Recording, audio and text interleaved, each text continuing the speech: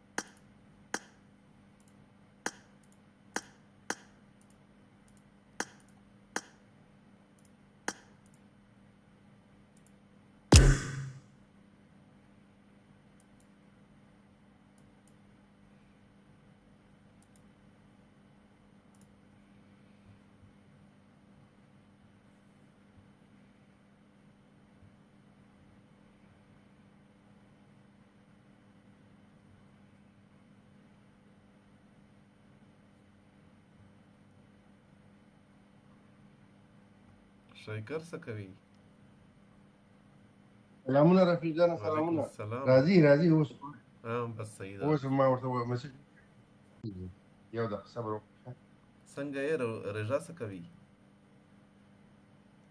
ولا اوس خو روژه ده نو په روژه کې خو کله اپ اند ډاون کېږي نو زه ډېره دغه یم په اندېښنه کې یم تاسو خواته څنګه خبرونه څنګه حالات قسم دو حالات صحیح دي گذرا کو مش خو کار د کور نه دی ورک فرام ہوم دی سباره سپاته وی لګي به بيد بعد نو راکټ ماکټ نه راغلی د وای لپاره نن بیا شوی دي درې سلور د مکه خو وزونه راغلي دي پته شتانه تاسو خواته خو ان شاء الله آرامي ده کنه کوم مشکل خو نشته چې کوم ځای کې میږي الته وسګیا نشته تاسو د خپل نړۍ د ملټری ډیټا د قانون اواز کټ کیږي او چې تاسو چې ژوند کې کنه د میدانونو او د ملټری بیس تاسو لري یاست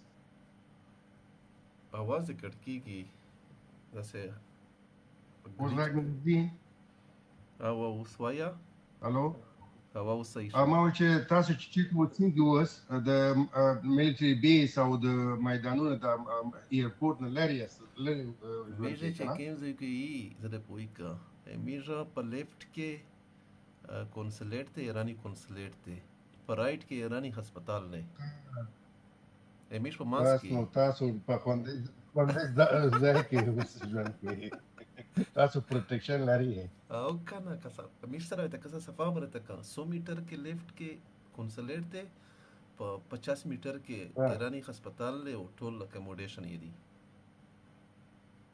پس نو دوی خزان نه وژني کنه ځکه تاسو پر سم پروټیکشن ایمونټی لري کنه شکر الحمدلله بیا هم د باندې مو ځکه د باندې هر څه پازل وخت قسم وخت حالات سره ګډ وډ دي او نو پس په کور کې کېنه او د باندې مو ز باندې څه خو ګرمي ده کنه اوس ګرمي شروع شوې ده اوس گزارا دی یا ما ګرمي نشته دی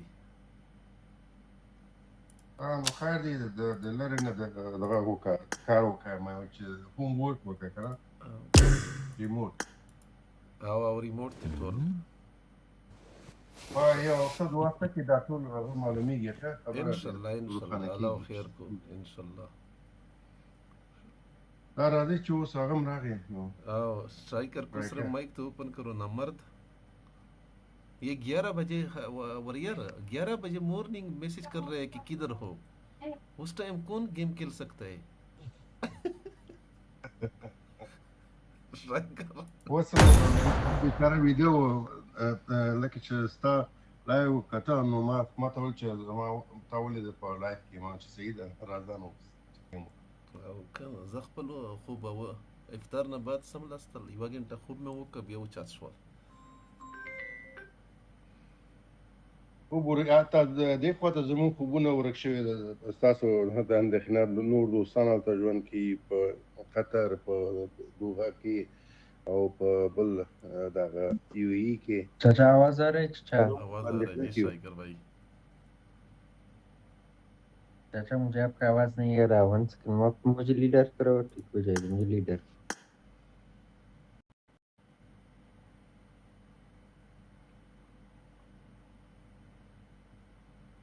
अभी बोलो शाइकर।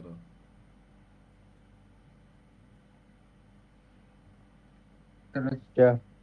जी शाइकर अभी आवाज आ रहा है। हाँ अभी आ रहे हैं, अभी आ रहे हैं भाई।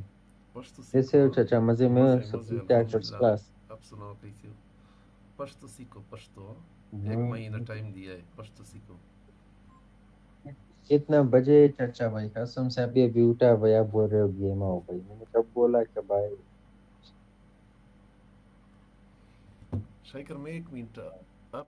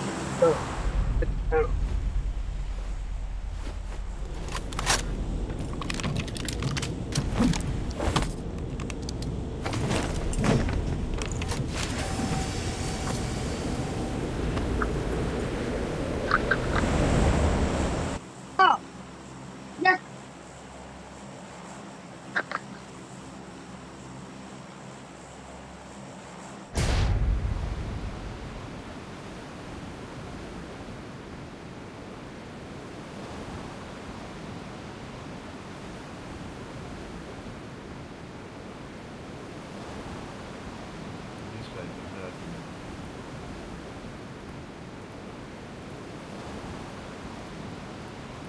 शाइकर आवाज आ रहा है यार। Okie dokie.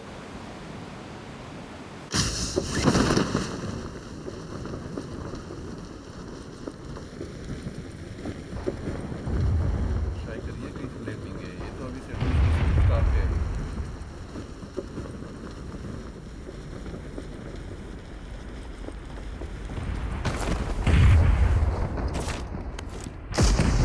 Help!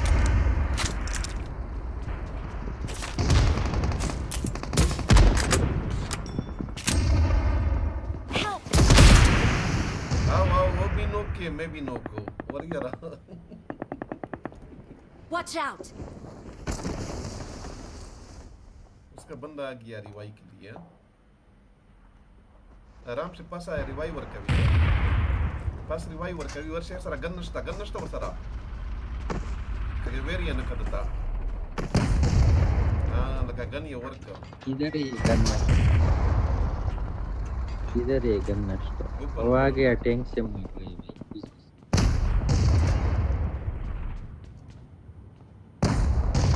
तक क्या मुझे तो किस जाओ चर्च टीम को गेम कॉल स्टार्ट कर ये हमारा चर्च ये पे लोड है। भाई मैं अभी उठ रहा हूँ चाचा, ठीक से गेम नहीं हो रहा। मैं तो फिर बड़ा करता हूँ भाई। हीटर हीटर में बड़ा अच्छा नहीं है अभी। किधर भाई, ये किधर था? इसका हवा निकला।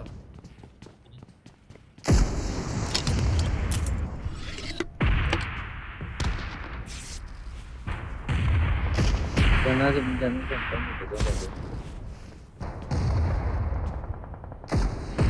टैंक हवा निकला, टैंक से वन मोर रॉकेट मारो, इसका हवा निकला।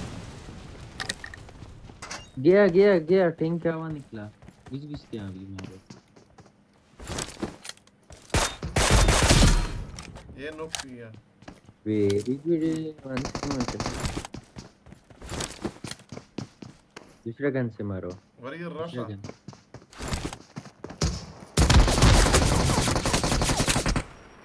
इसने मुझे मारा था, कुत्ते ने मारा मुझे। इसने भाई इसने मुझे मारा था कुछ यार। इधर बंदा है वरियर।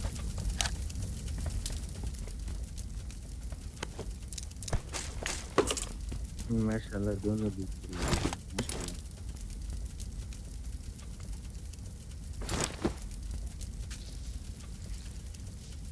स्ट्राइकर को किसी सलाम।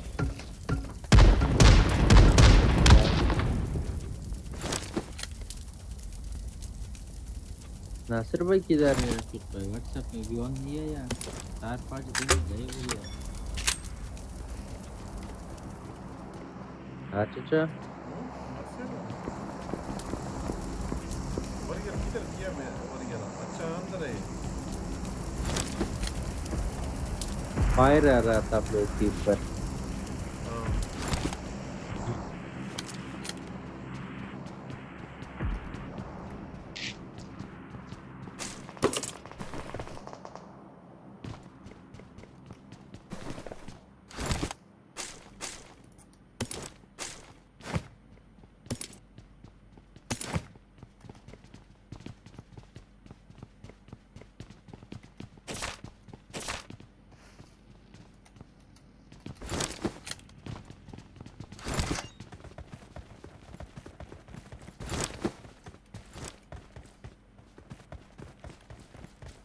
गाड़ी लेके आप हमें रिकॉल मारो लोगों की साइड।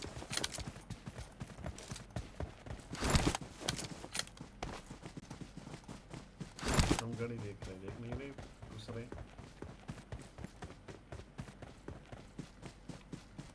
भाई यार ये भी सही बोला।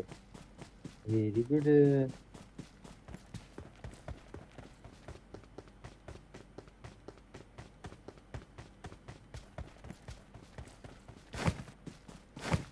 वेरी गुड चाचा, गाड़ी ले रहे हैं चाचा, रिकॉल के लिए जाने वाले। फर्स्ट टाइम है आप रिकॉल के लिए जा रहे हो। स्ट्राइकर मुझे की बात बताओ, तो बंदे ने मुझे नॉक किया, मैंने भी नॉक किया। दोनों एक साथ पड़े थे। भाई मेरे ऊपर दो टैंक आए थे और एक जेट आया था, किसे बैठ गया भाई। एक कुत्ता मेरे साथ बैठा था, उसने मुझे चाकू से मारा भाई। लाइट मत करना।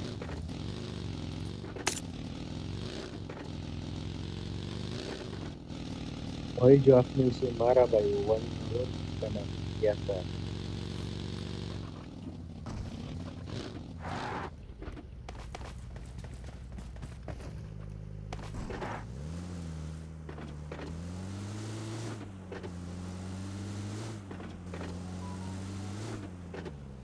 Watch out!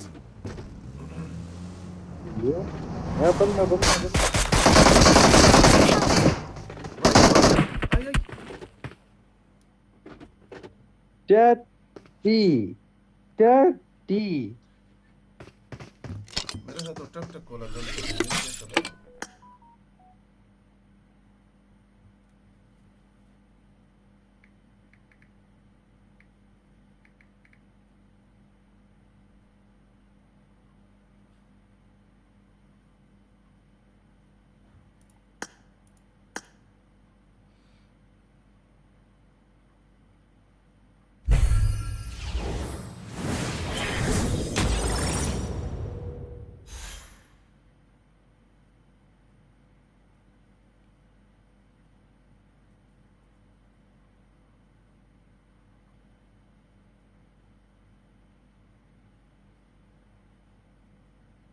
चाचा आप लोगों को ऐसा मारा भाई, ऐसा मारा, ऐसा मारा।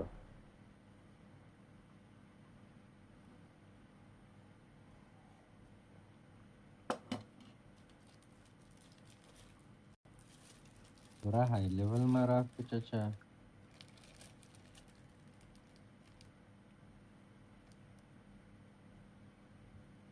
क्या करे भाई, ये तो होते हैं।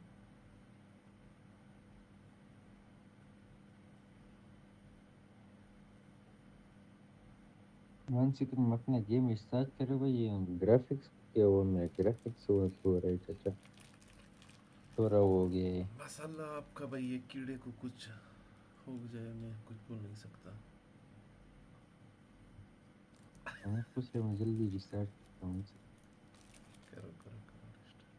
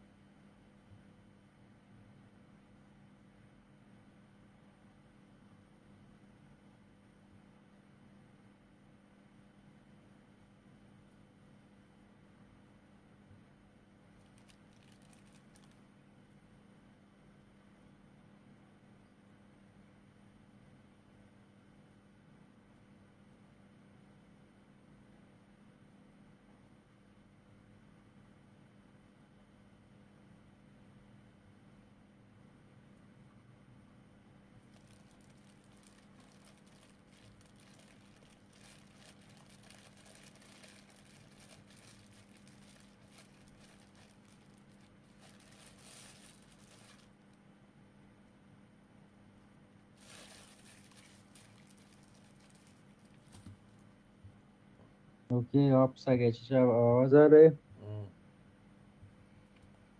आ रहा है आ ओके रहा है। Very good. चाचा आपको ऐसा मारा, आपने भाई उससे नहीं मारा, रैकेट से नहीं मारा, और वो क्या बोलते हैं मशीन गन से जो गाड़ी में मिनी 14 से मार रहे थे, वो निकल के आपका टट ही निकाला, मजा आया।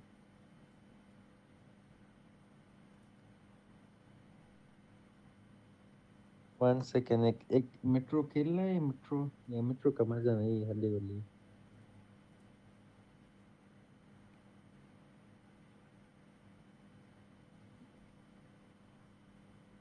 एक ये खेलते हैं भाई, बहुत टाइम नहीं खेला, ये मेरा फेवरेट मैप है।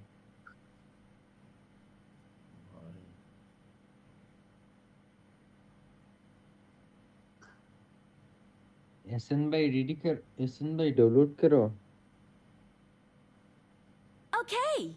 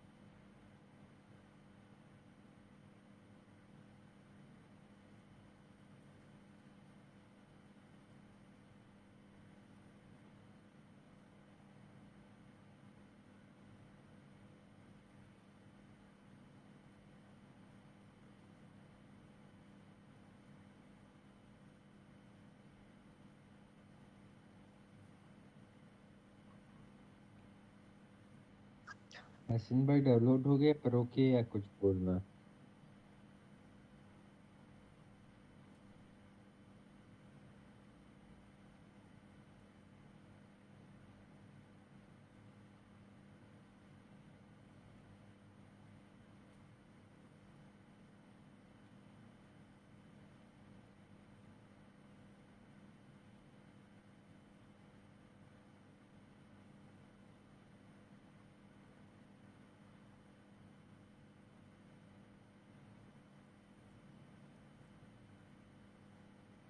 ट्राई करो, वही पेलोड अच्छा था भाई माड़ा।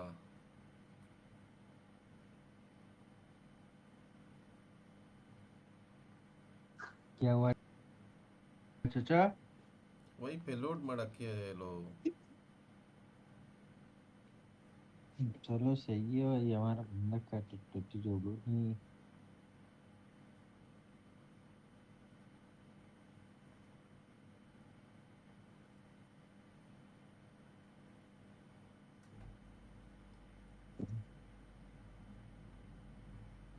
ये किधर गया भाई? ये डाउनलोड हो रहा है, इनका नेटवर्क चला गया। अभी फेल हो गया चाचा। क्या क्या डाउनलोड हो रहा है?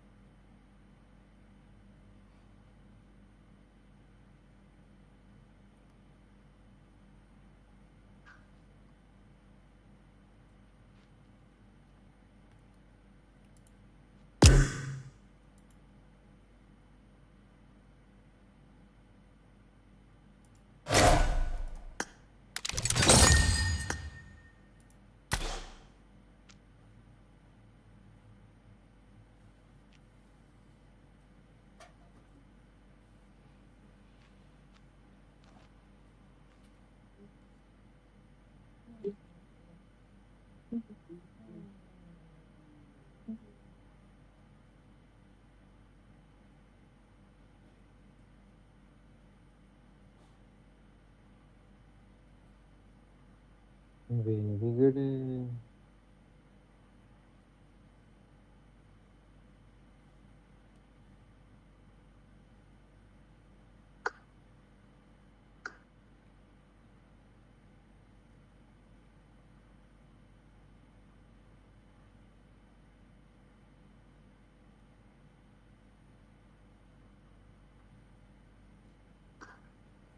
चाचा ये बंदा भरा है मेरे। आओ तब तक मैं वॉरियर के साथ एक 1v1 खेलूं चाचा, आप देखो आओ। ओके ओके आओ।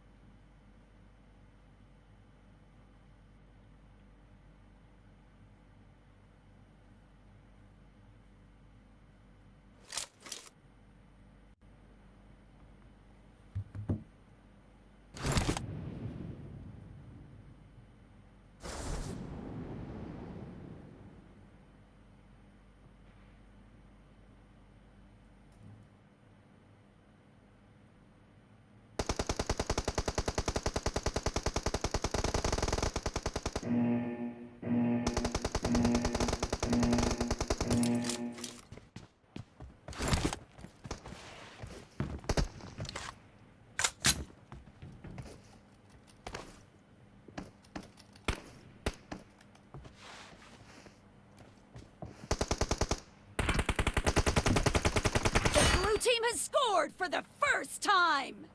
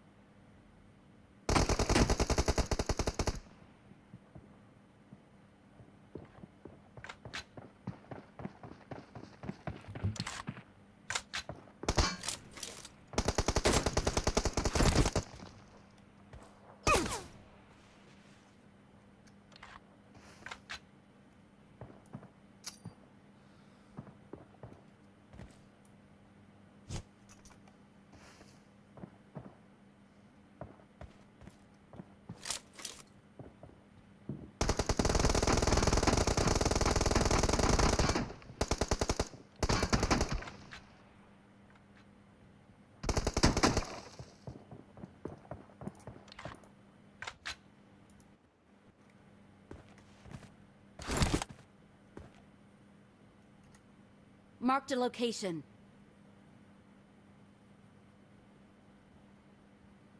Okie dokie.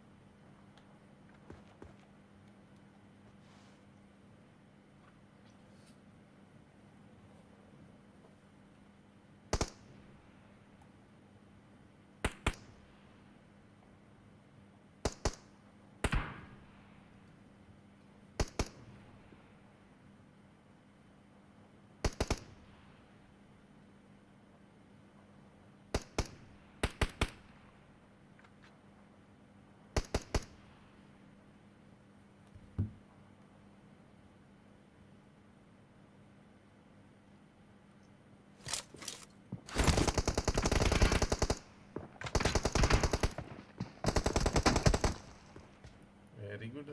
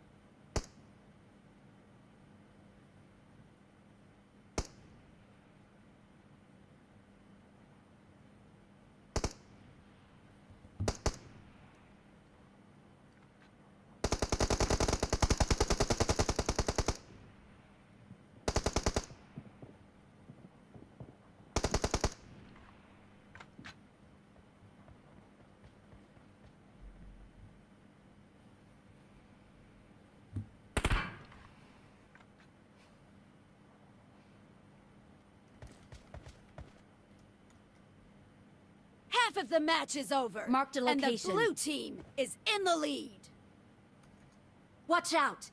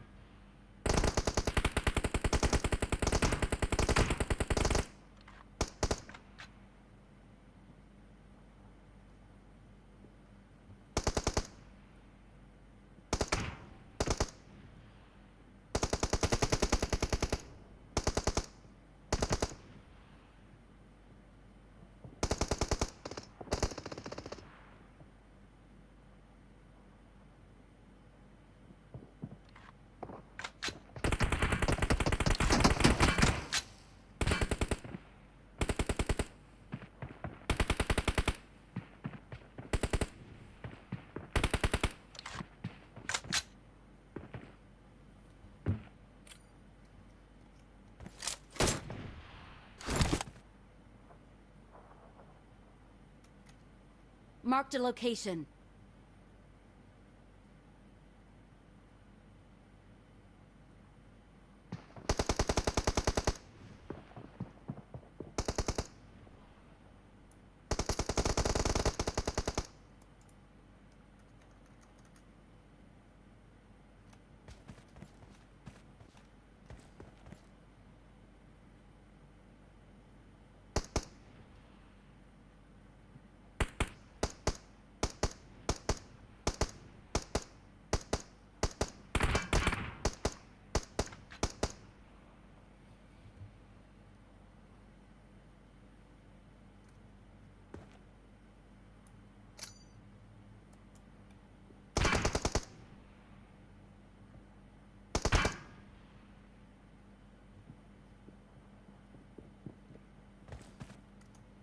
Marked a location.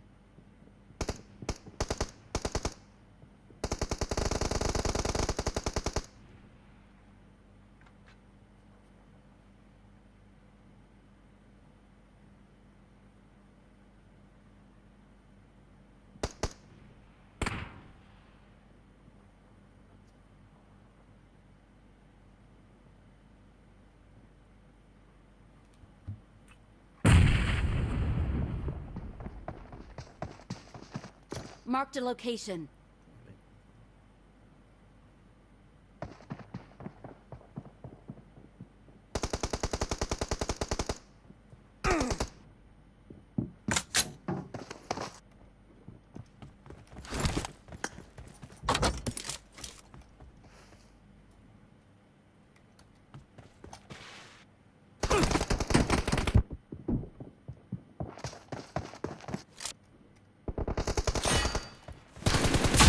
Team leads with 30 seconds left.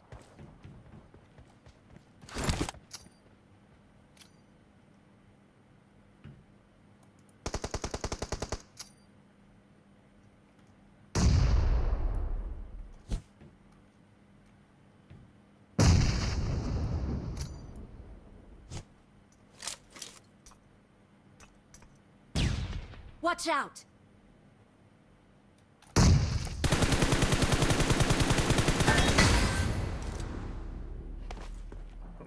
Striker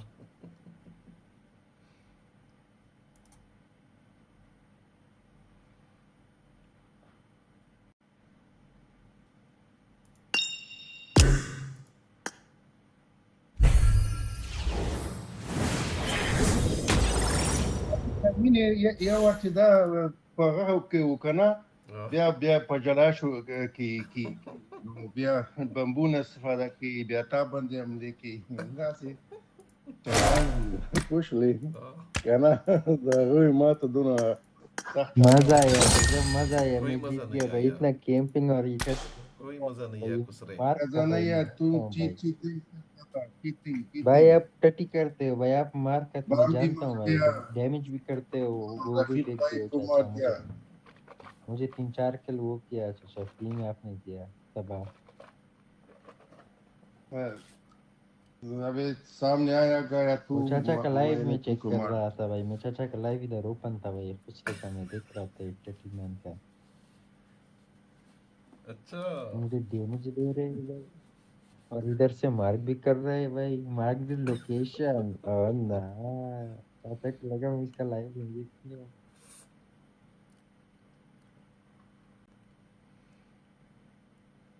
बड़े कुसरे स्ट्राइकर ये तो पकड़ लिया आपने चाचा मार कर रहा था 1 सेकंड से बोली टैटी मैन रंगे हाथ पकड़ लिया तो मुझे मैंने भी वेट किया भाई लास्ट में दोनों को मारो और दोनों का मजा निकालो यार एक इमोट तो करना पड़ेगा कौन सा इमोट करो 1 सेकंड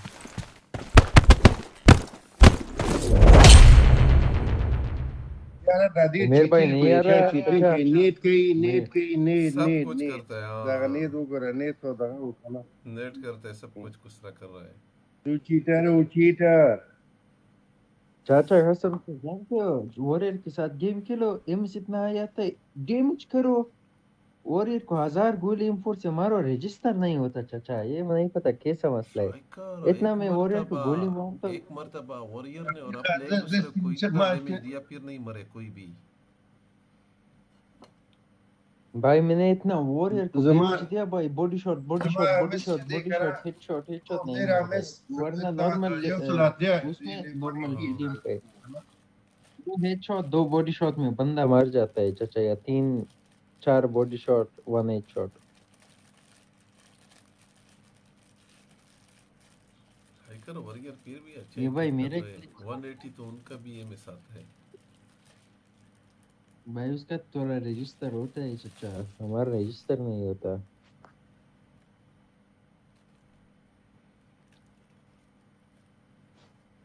समझ रहे हो मुझे कमेंट में से जीवन से उमेर कि भाई व्हाट्सएप किधर देखो। उमेर भाई ना स्टार्टिंग निकाला था ज्यादा बात ना करो उमेर ने कब कटर स्टार्टिंग निकाला रफीक कौन सी क्लास هغه में کې یو متل دی जब पहलवान हार गया तो उसका धोती तंग था हाँ, नाच न जाने अंगन न टेढ़ा।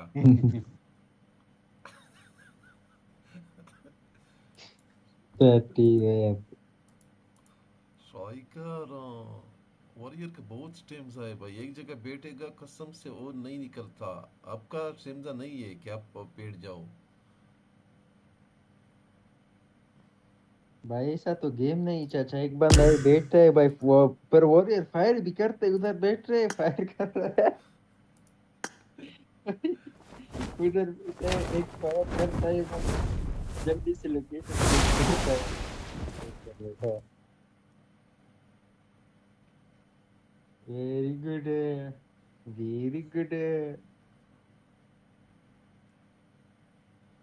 उमेर भाई आएगा उसने बोला वेट किधर है उमर? व्हाट्सएप में मैसेज किया बोला वेट अच्छा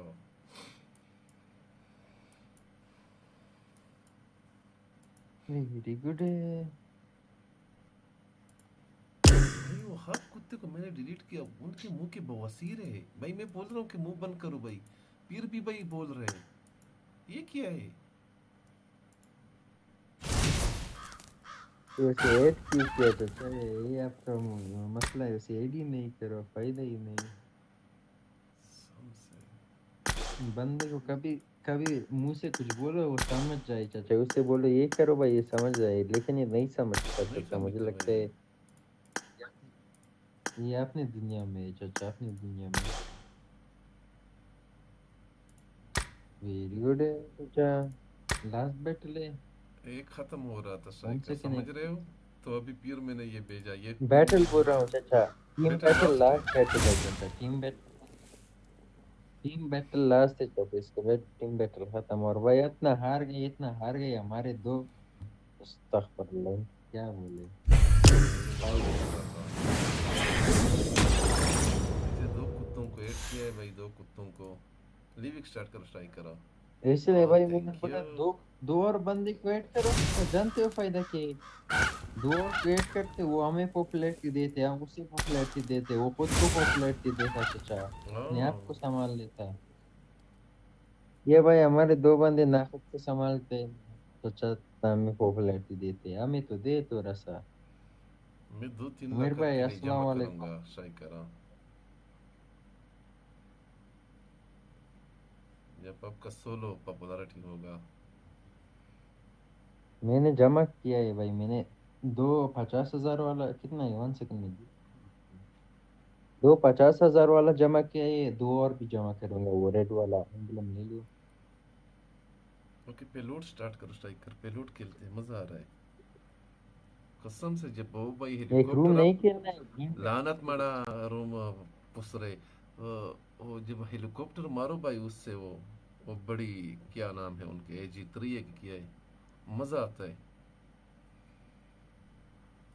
हाँ अभी एक रूम के लिए चाचा मजे उसने स्नाइपर के रूम बनाए मुझे पसंद है वो स्नाइपर बड़ा मजे के हम पेलोड खेल के आते हैं आप भाई एक रूम खेल के आओ उस टाइम तक हमारा खत्म होगा आपका खत्म होगा पुसरे न मर्द। चलो पर चलते भरोसा टट्टी में उमेर भाई दिख रहे हो कितना तबाह है ये आपका टट्टी मैन उमर भी नहीं इधर सुनता। भी कैंपिंग करता है ये भी अपना ही उमेर फन भाई करता अभी ये है। चला गया है कॉल के लिए इसका इसको ऐसा मारा भाई ऐसा मारा कभी कॉल में नहीं जाएगा ऐसे ही से मारा रिकॉल से इसका दिल तोड़ दिया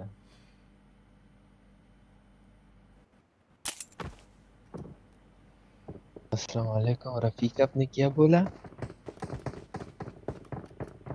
वालेकुम सलाम। जब बात एक मरतबा था तो मुझे फिर नहीं रिपीट होता। यह असूल दिमाग में रखो। ओह नो, ये देख रहा है शायद तो मेरा चलता है ये वाला।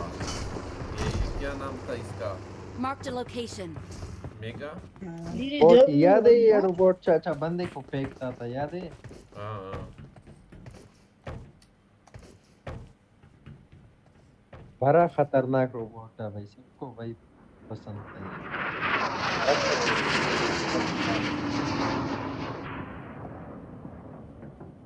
तो मेरे भाई का आवाज आ रहा है या माइक बंद है आवाज तो अभी आई थी।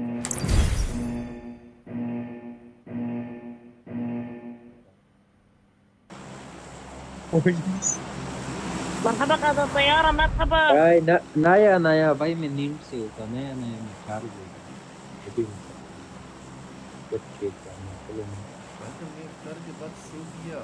फिर एक बंदे ने कॉल किया, उठा, उठ गया एक घंटा।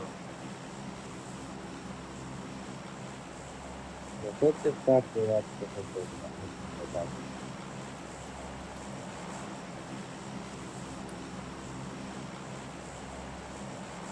यासना बीवी टैंक के ठीक भाई की जेट बीवी को टैंक छोड़ो, के हमने कभी जेट नहीं उठाया ना, अच्छा वाला लूट किया है भाई। जेट जेट किधर है ऐसा जेट के ऊपर ज्यादा बंदे आते हैं ये साइड जेट होते हैं ज्यादा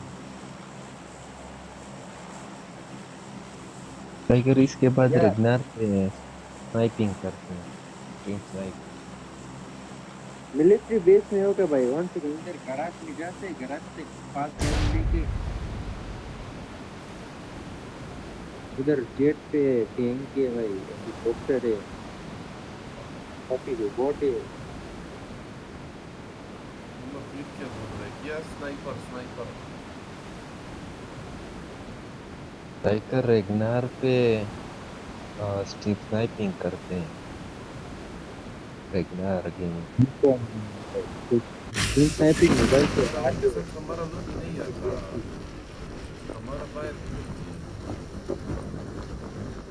आता है इसमें वो वीपीएन लगा के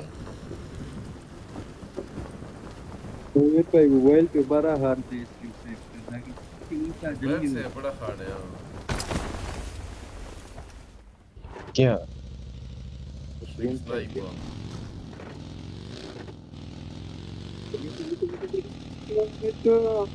क्या मोबाइल को ने तो लकी ना खाली गेम को तो कंप्यूटर को देखिए स्नाइपर।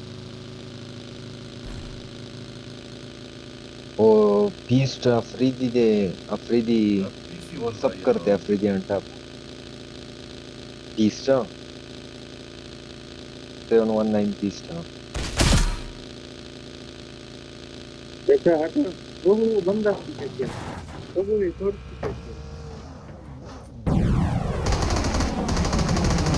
ऐसे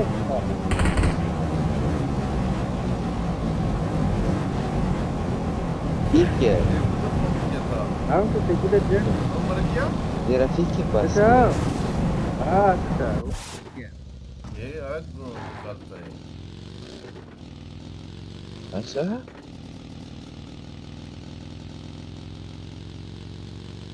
चाचा ने एक क्या तो जला दिया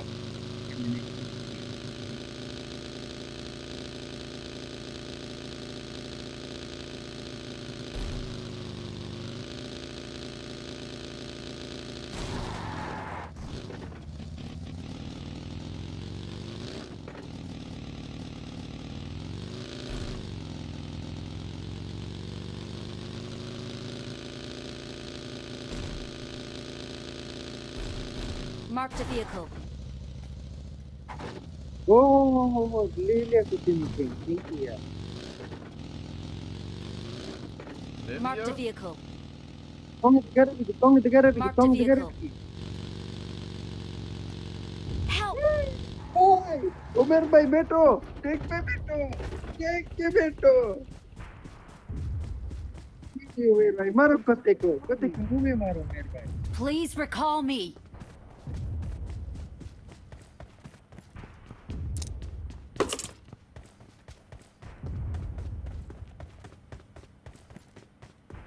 Help! उमर ने चाचा repeat भाई किया। चाचा एक टैंक सिर्फ एक टैंक है भाई हमें भी मारा जेट को भी मार रहे हैं भाई एक बंदा भाई सबको मार रहे हैं टैंक के बीच में हमने तो जेट क्या कुत्ता पाया स्ट्राइकर भाई? मैं तो फायर भाई भी उस नहीं कर टैंक सकता था। आपने बटन दबाया उमर भाई जो गन से फायर करते हैं वही फायर टैंक से फायर करता है मैं ऊपर टैप ये कर रहा फायर था। ये देखो ये निकल गया ये आपको मुक्के कर रहे हो ना चाचा टैंक से निकल गया स्नाइपर मारो उसके मुंह पे कैसे मारो कुछ नहीं है स्नाइपर। उसने भाई टैंक भी फाड़ दिया भाई जेट को भी मारा भाई इतना बड़ा कुत्ता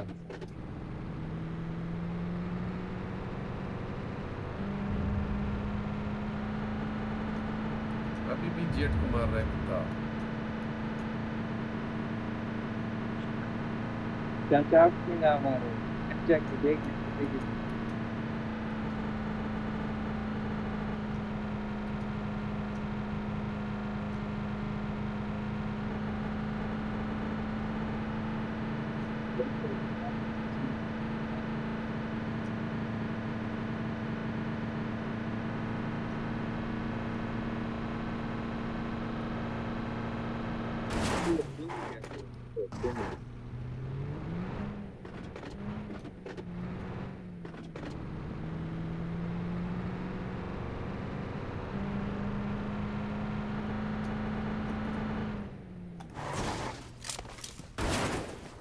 very good I'm recalling a teammate.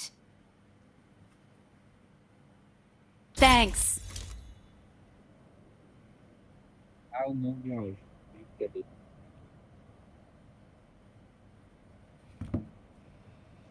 तो यार पे जिले ले पुलिस का टच नहीं करना और छोटा सा हेलीकॉप्टर चाचा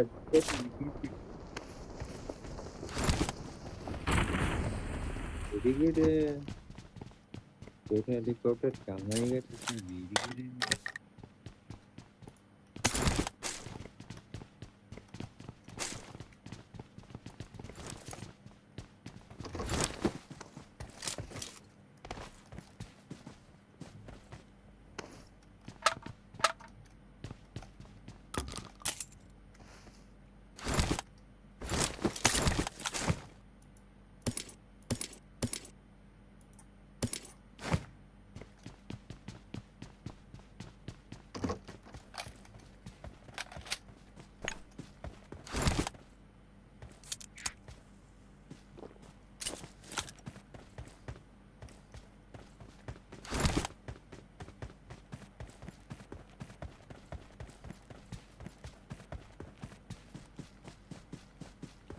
तीनों का टोटे निकाला एक बंदे ने।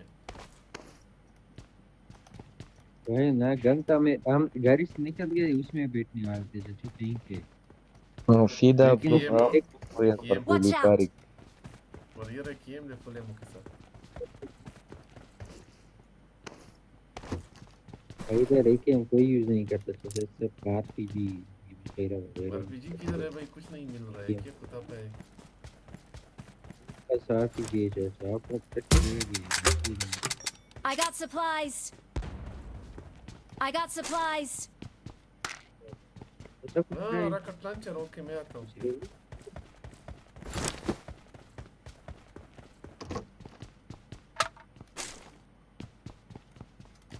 راجع رفيق قدرت براتة دي واو دي رحمة. وهيدا يكور غورا. वॉरियर भाई इतनी सालों से आपके साथ खेला, सालों से नहीं मतलब मंथ अभी आपकी आवाज सुन।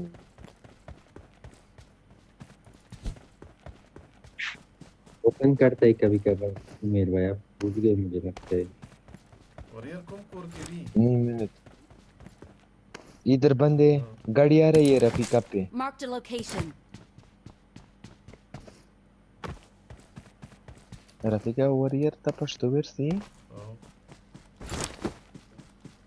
और आपको पश्तो आती है या सीख लिया है?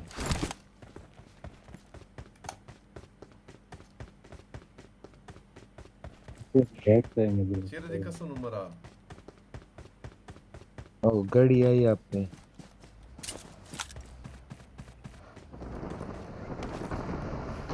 कर देखा वॉरियर में तीर मारी। कभी इसका कभार Watch कुछ नहीं out. चल रहा है एमएस वगैरह कितने का अस्तगफुरुल्लाह। Don't give हाँ up. क्या करता Your है teammates can still recall you. जल्दी करें। ये मेरा नहीं चल रहा था या उनका नहीं चल रहा ये था भाई। ये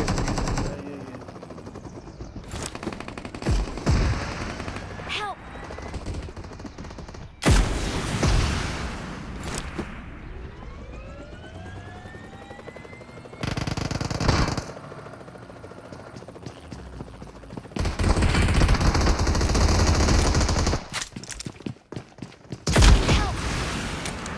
उसका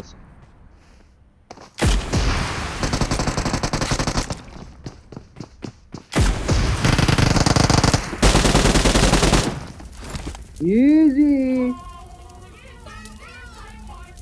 Please recall me. वेट हम रिकॉल करते हैं चाचा, पैसा जमा करो इनकी रिकॉल मारो। अच्छा इनको कर सकते हैं फिर रिकॉल। हाँ मुझे लगता है ये छत के Watch ऊपर जाओ out. चाचा, मेरा हेलीकॉप्टर वापस ले लो इनकी रिकॉल।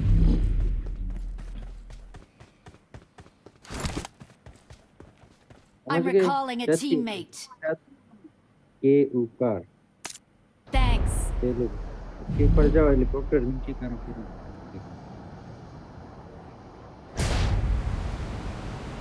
So मुझे तो ड्यूटी हो गया 9 AM to 9 PM।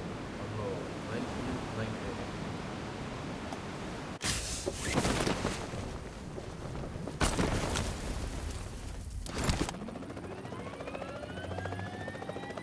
वही करो। इधर मेरे पीटी में M416 है मेरे पीटी में। मेरे और पीछे जो आपने बंदे मारे वहां पर जो आपने बंदे मारे मन से पैसा जमा करे भाई, 40 रुपये जमा करे, दोनों की रिकॉल मारो। ये होगा रिकॉल। वॉरियर पर रिकॉल करो। पैसा की जमा करे, पैसे से रिकॉल होता है।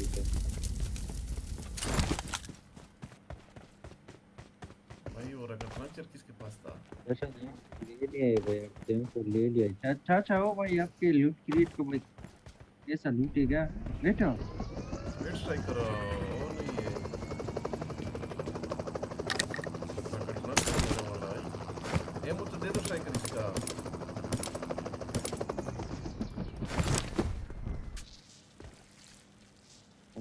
क्या ये लो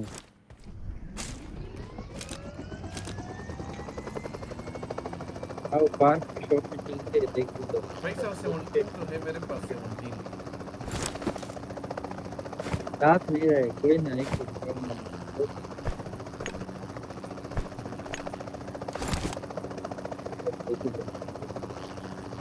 ये अच्छे है भाई, इसके देख कितना फास्ट है भाई, कितना फास्ट है।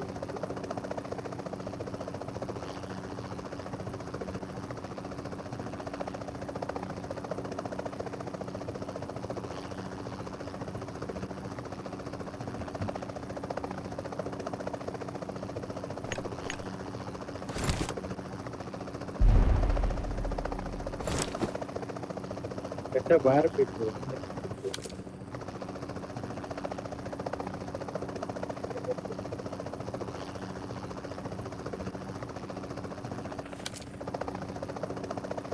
स्ट्राइक करो दुआ करो कि रफीक गिर जाए।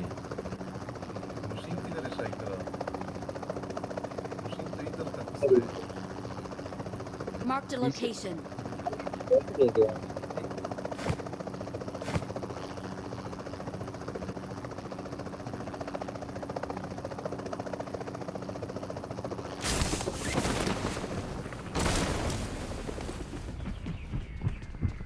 पैसा दे दो। दे दो ये लो। Thanks. ये और रॉकेट और और ये पे तो हो कितना गया, और मिलता है? पैसा घुमो।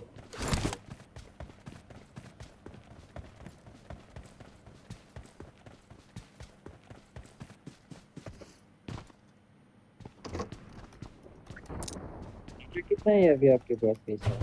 4। ओके जमा करते हैं 6 हो गया। और रॉकेट एक मैंने जमा किया।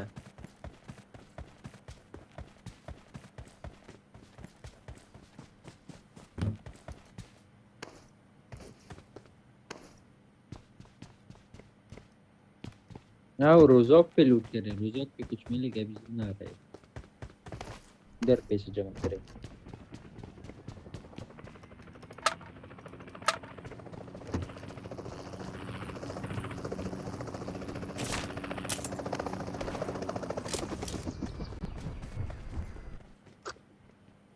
7 हो गए मेरे साथ। एक तो लेकिन मेरे कसम से पास है। किसी पायलट से कम नहीं है उस राइट।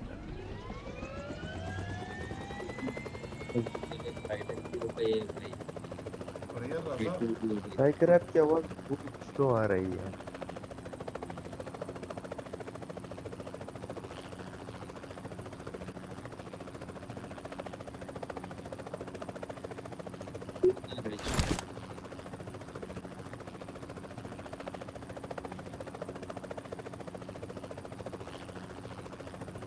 रोज़ोक में जाते चाचा उधर लूट करके इधर कभी Watch कभार out. ये ऊपर टैंक होता है क्या वो ले लेंगे।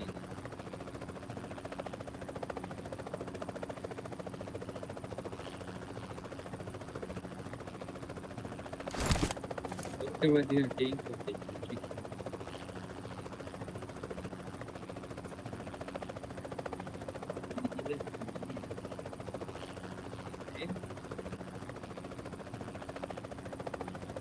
टैंक ये हाँ नहीं ये टैंक का। ये टैंक इधर लूट करते हैं, इधर आओ। Watch out. इधर से मिलेगा गैन, जोन आ रहा है। चल के एक और मारते हैं।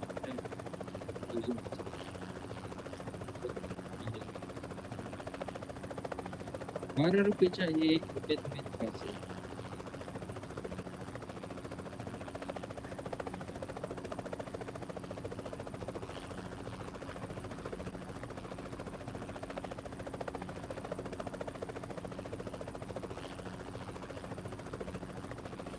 इधर घुमा रहे हो भाई, रसोक जाओ। इधर जा रहे हैं क्या? है क्यों नहीं?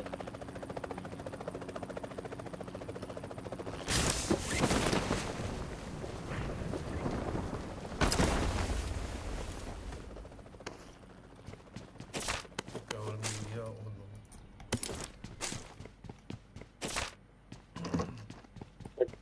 बुढ़ा लाइक का भाई, बुढ़ा नासिर भाई आया, नासिर भाई हम लोग कैसे मजे में।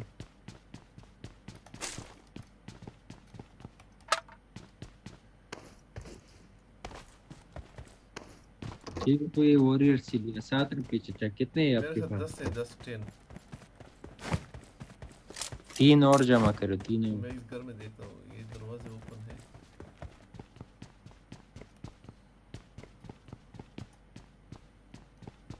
Not big fan of striker because कल से इस 13 TTM सलाह। हाँ नासिर, इसने एक सट्टा टिकिया में बस बहाना बनाया कि इसका मज़ा नहीं आ रहा इसको गेम का, समझ रहे हो, कि थोड़ा सा इज्जत बच जाए।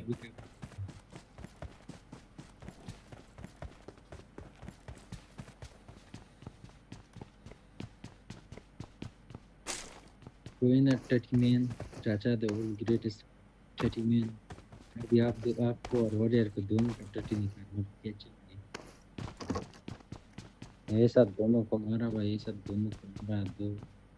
9 रुपए हो गए मेरे पास। वो प्लेयर 30 पे बैठता हुआ था, सेम लाइक क्यों नहीं Nasir, same like I got supplies. Striker बोला कि नासिर और वॉरियर जैसा बैठता है ये बंदा। एक और मिल गया, 11 हो गए मेरे पास। दे दो फिर हो गया, दे दो एक और मिल गया, 12 हो गया।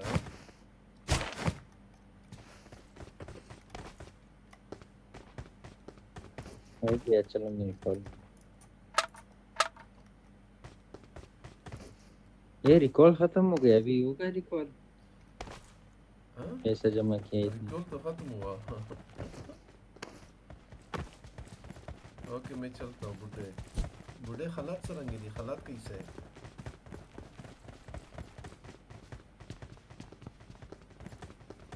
होते स्ट्राइकर का नहीं होता? नहीं खत्म, एक्सपायर हो गया। Nasera tam ševerta tu sveda sadim letard kai šeх nadai pachara. चाचा एक्सपायर हो गया, टाइम एक्सपायर हो गया। बड़ा डिलीट किया अपने लिए ना। आओ करो ना सर, मैं middle of work from home ले पानी है कड़ा ये। लेट्स गो इधर कोई गाड़ी खड़ी है। Marked a vehicle.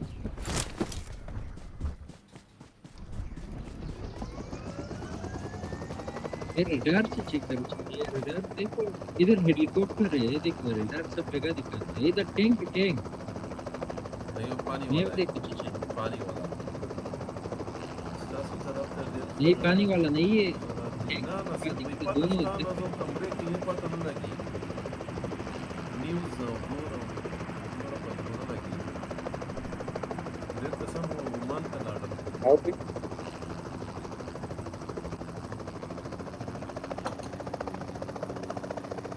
चेक करना चाचा, जाओ मैंने के Watch out. Rafiq Playz der ख्याल सुता गप मालेगा हुई है, गप लगा इधर सब सीरियस हुई है।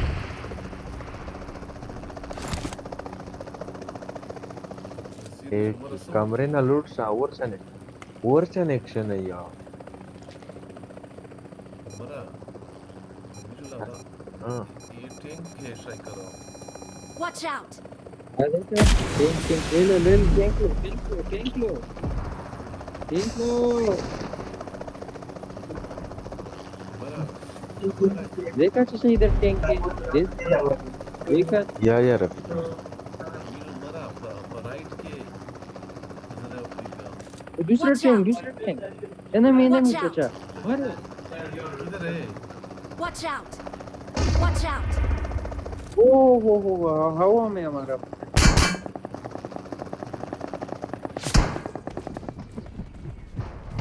अभी ये टाटी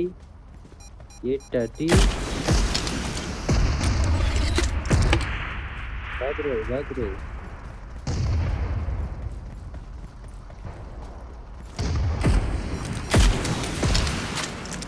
मैं किसके पीछे लगा बैठो चाचा, मैं वो में जाता हूँ, आप इधर से मारो। बढ़ जाओ मारो। क्या कर रहे हो भाई ये हेलीकॉप्टर का? Our vehicle is smoking.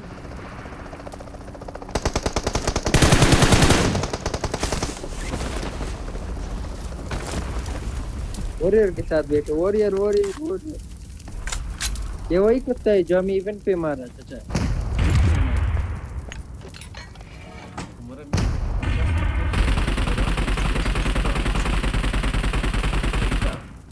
Metre से रनी अस्पताल ले फाउंडेशन Buka daukte Saudina कमर defence system ar seina udale Israel ta. Badaila makshana che tu غاده امریکا د حفاظت کی سعودی نه نه ورلنی سپین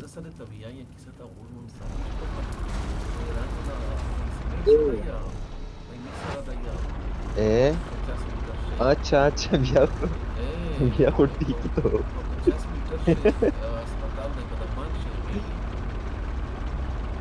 अच्छा ओके बात जा को ठीक सही system Ne Saudi ne Watch arse out! iudal pata u idar tarafika. Arse zane iudal. हाँ Saudi ये वड़ी क्यों क्यों बंदे किले स्टार्ट करिए कि वो तमीज का पता तो सो सेटिंग करे इसके इसराइल ते और ऐसा हुआ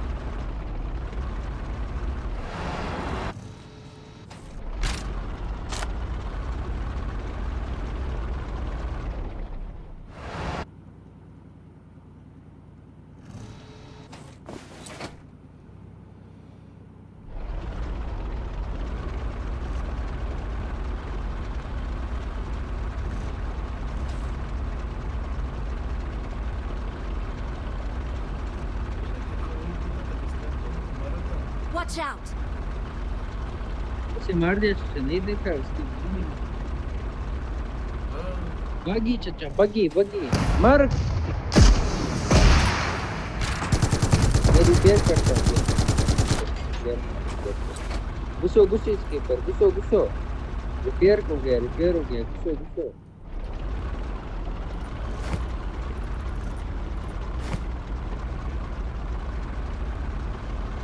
wait wait wait wait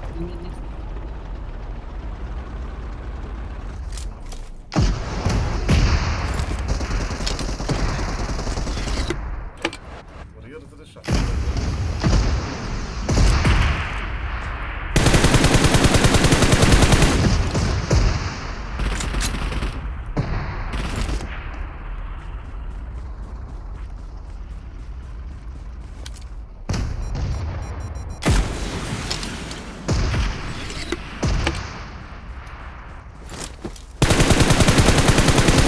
عندنا يا عندنا Watch out!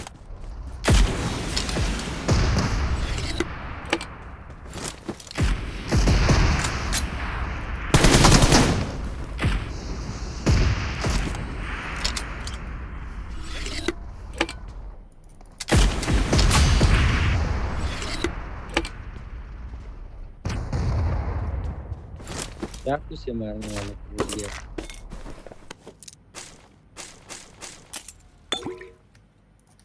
ओह ओह ओह ओह और यार भाई माशाल्लाह ऐसा लूट किया भाई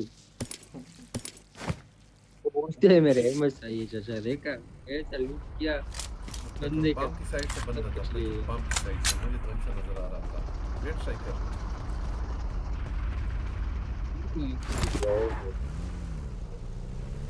यार ये चेक करो चाचा क्या मिला ये चाचा गड्डी में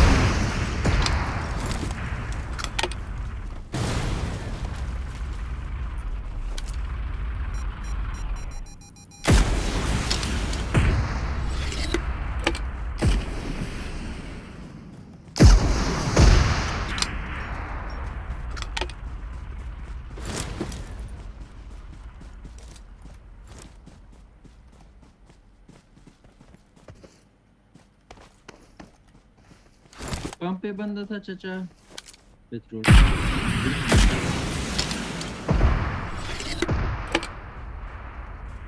मर किधर बंदा है فين आएगा तो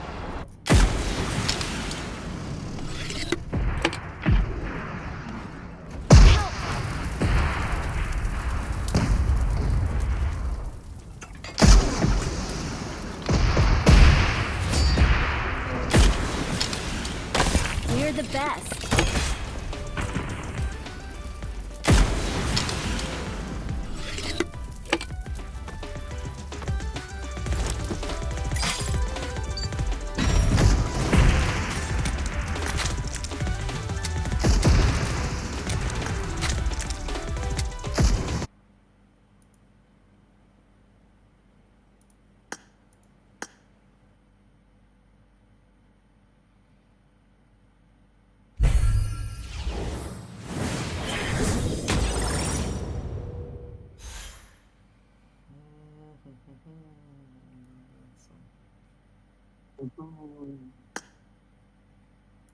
चाचा ये वही मजा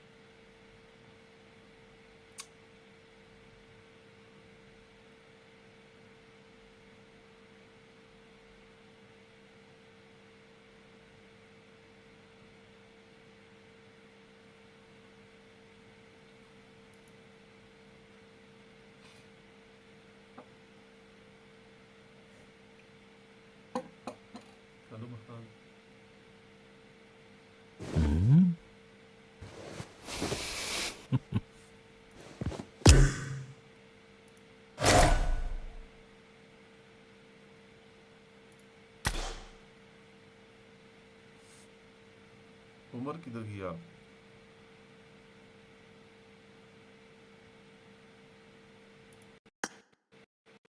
उमर किधर गया शाइकरा? आवाज नहीं आ रही शाइकरा आपका तीरा। वरियर ما आवाज درزي اوكي وكا يسوكا. Okay. اوكي شايكر आपका मसला है भाई. Yes, No. Mama, how are you? I'm asking you 100 times. Are you listening?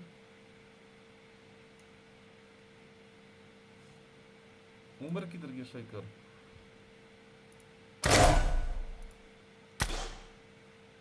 आपका आवाज नहीं आ रहा है शाइकर.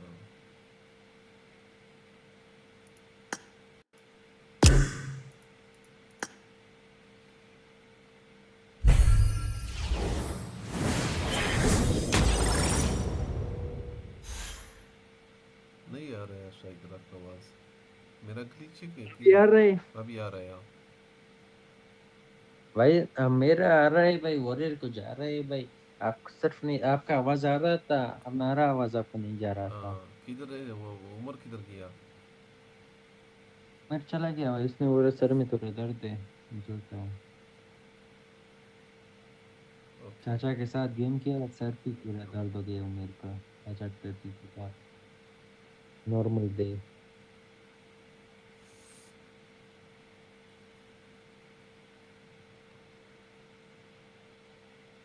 और कौन ऑनलाइन में?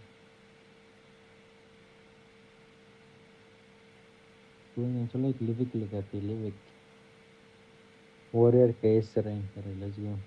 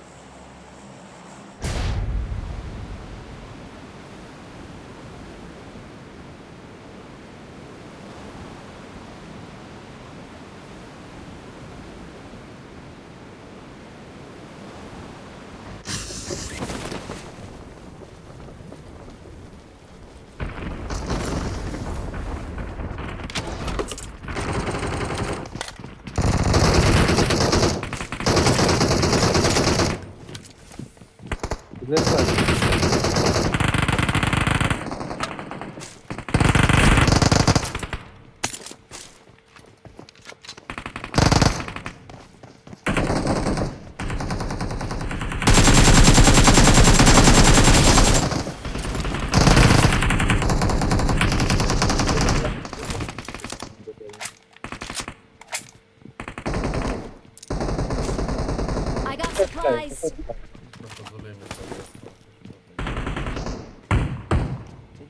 I got supplies.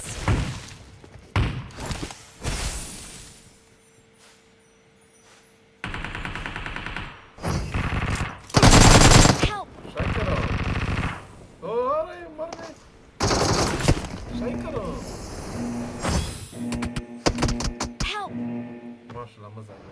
दूसरे पीछे भी बंदा है टैटी मैन मुझे नहीं पड़ी वो भाई बड़ा कुत्ते वाला एमएस आया है, बहुत कुत्ते वाला। Help! उसके साथ गेम खेलते हो चाचा कर दे रहे नहीं नहीं भाई, अपने उसने स्टार्ट किया।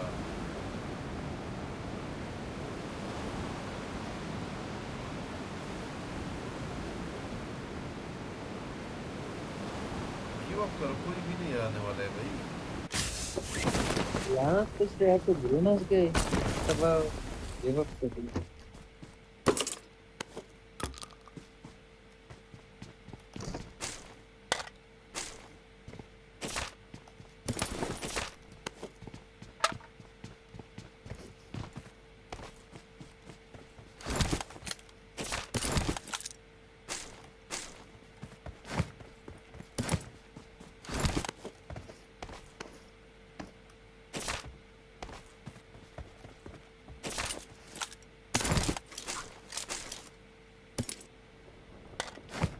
ये चाचा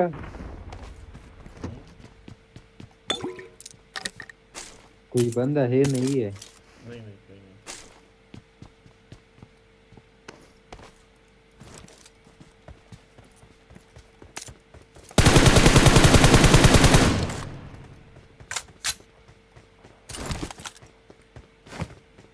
दिल का जो प्यार ना करो कोई आएगा भाई बंदा घुसाएगा M416 पड़ा है। I got supplies. और 16 ले लेंगे लेकिन आके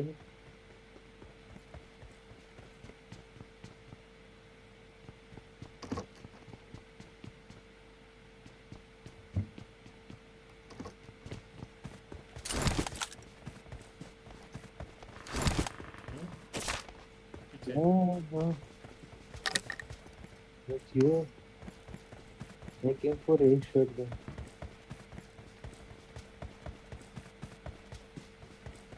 I got supplies.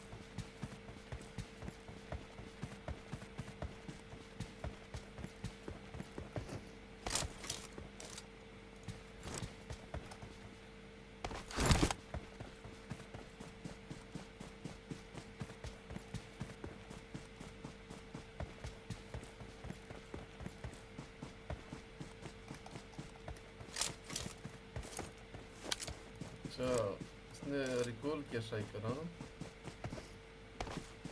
मेरे दिए तो गट नहीं Help! Watch out! ये ये कट्टा फिनिश के लिए आ रहा है भाई इसका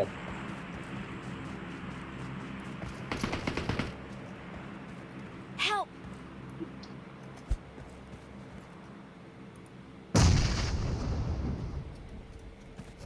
Please recall me.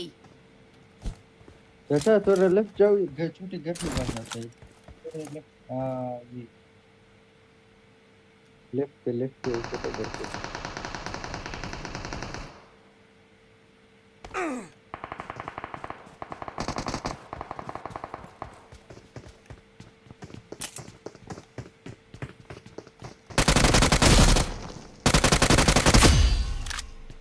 ये डिगेट Awesome. आ रहे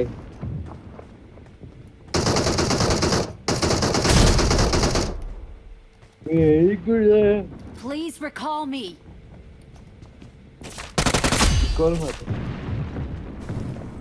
एक कॉल मीटर में पीछे भी है बंदा। Watch out. Awesome. और ये नेक को मार दिया इधर बैठा था नहीं दूर दूर से। Help! I'm recalling a teammate. इस साइड से फायर आ रहा था। Watch उधर out. से पूरा आ रहा था। खेल Thanks.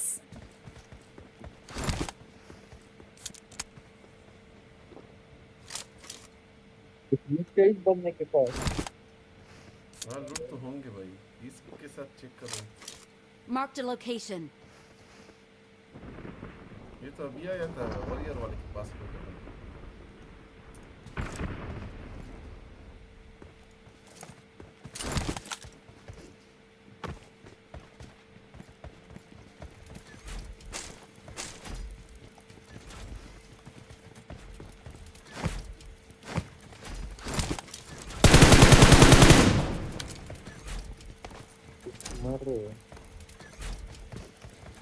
रिकॉर्ड चेक कर रहा था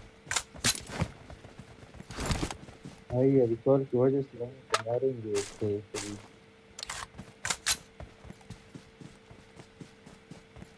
डैडी मैन रिकॉल चेक करते डैडी मैन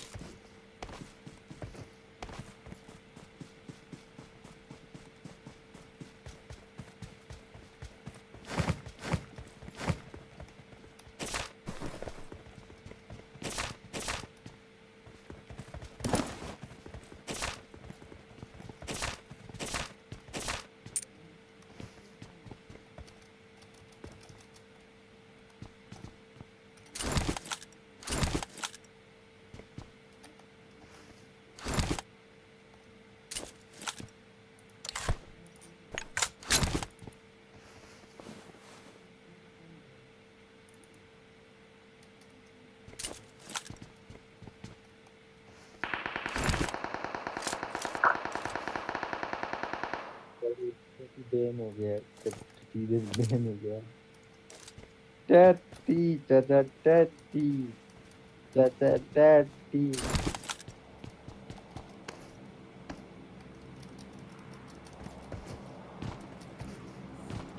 साइड को दूसरे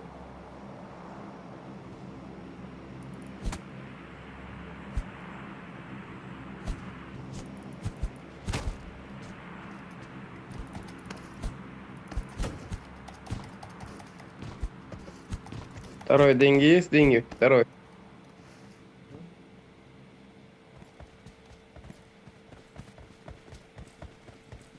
Алло, алло, второй.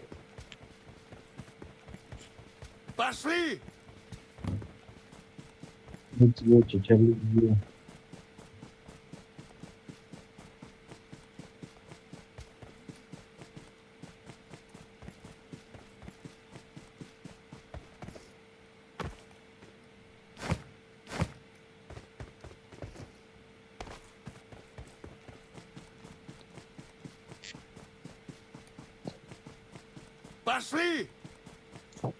Подожди, подожди.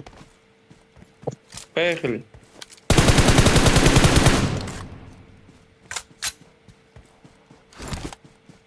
कसम से चाचा ये रिकॉल चेक करके आज फिटिंग करोगे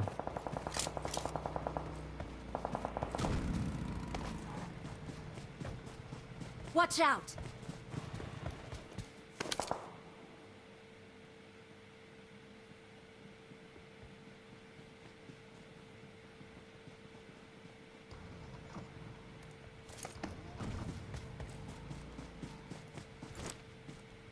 ये हवा से आ Watch रहा है out!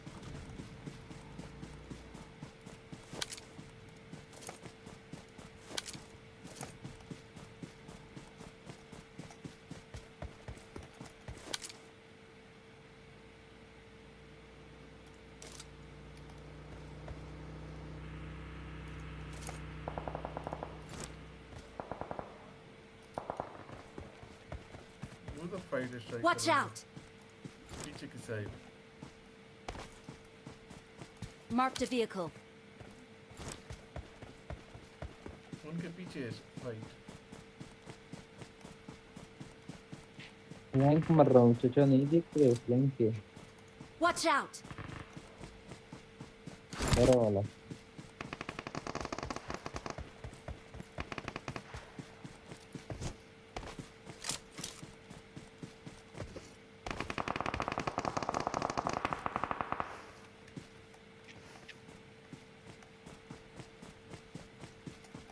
Watch out! छत्ती की बंदा Watch out!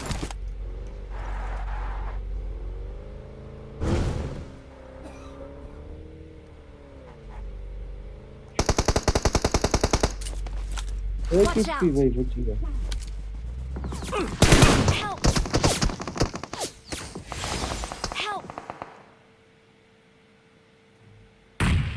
बस की कहता गरी का साउंड सब ये फैटी मैन क्या करते हैं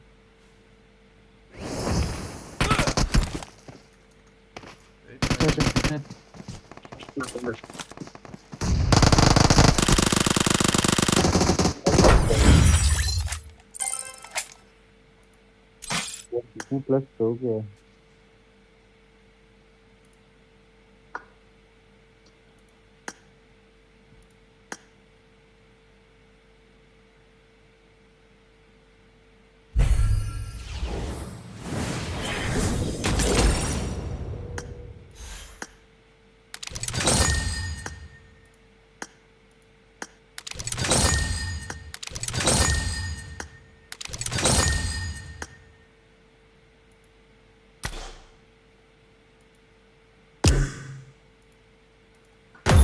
अच्छा मैं चलता हूँ भाई, थोड़ा देर सो जाता हूँ, फिर सीरी में वापस आते हैं। क्या ये ठीक है? सीरी मैं में भी ये बात ठीक है। Warrior okay okay.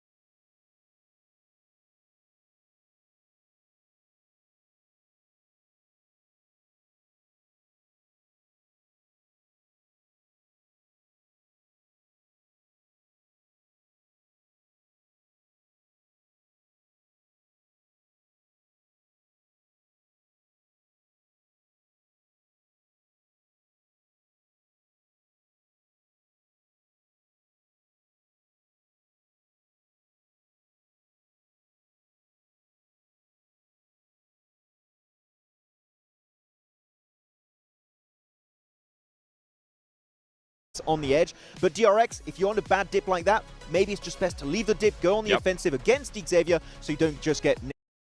You have everything now to prove. Painted scars and past mistakes. We stay strong and refuse to break. You know to break. You know the way. Amazing results during the league. That's right, RA, the aggressiveness out of this squad has been insane. We see them not being, and the reason why I say that just before I continue on is because MENA teams are usually not this aggressive at a global stage. In the region, yes, they flare out, they can be aggressive, but when we come to global, we usually don't end up seeing that from MENA teams. And this RA team is just starting to break the habit, and I absolutely love it. I'm hoping that we get one match where they maybe end up getting blessed by the circle, collect more points, and move up the leaderboard, because honestly, with the way this team has been performing, they were the champions of the Gauntlet. They've been able to just get a lot of eliminations here. Don't be scared of fights. I want them to be rewarded with the top 5. I'm actually going to be a little bit more critical on RA. I think that they're, and I don't know if you would agree or not, I think they're overly reliant on Amori. Yes. Every time we see him clutch up, we're not seeing the typical IDA clutches. Yeah. Prestige, Damar, Skuton have not been really playing so far. So I want to see the other players kind of get these big elimination games, but so far, Mori's been the one pulling a lot more of those compared to his teammates. I would actually have to disagree with that one. Oh, really? Yesterday in Marth, I mean, against Regnum, he was able to pop off. He ended up getting eliminated, but he knocked 3 players there from Regnum and was able to showcase those skills. So, but I know what you're saying. You want to be able to see more players more frequently. consistently. Yeah, more frequently be able to do it. You know what? With that, yes, but I want to continue to see what Marth was able to do yesterday, too. Yeah, you know what? Speaking of Regnum Karya, right? We've seen them go crazy, right, at certain points. But also, you know, they're not at the top of the leaderboards. What do you think is, like, their big, like, glaring problem so far here? I don't think there's a glaring issue so far for them. I think that their playstyle is really good. The circle sometimes shifts away from them. Like, especially the Alpha 7 win right next to the northeast side of, well, there are 2 of them actually, northeast of George Pole. But the one where Regnum Karya were in the open, you still have a full squad remaining for Alpha 7. They have a ton of smokes to make that transition to push themselves deeper in the circle itself. And despite the really good setup, because it was a good setup, they had 3 off angles, which normally that would win them the game, but the amount of smokes Alpha 7 had were just मुझे कहते जी आपकी जान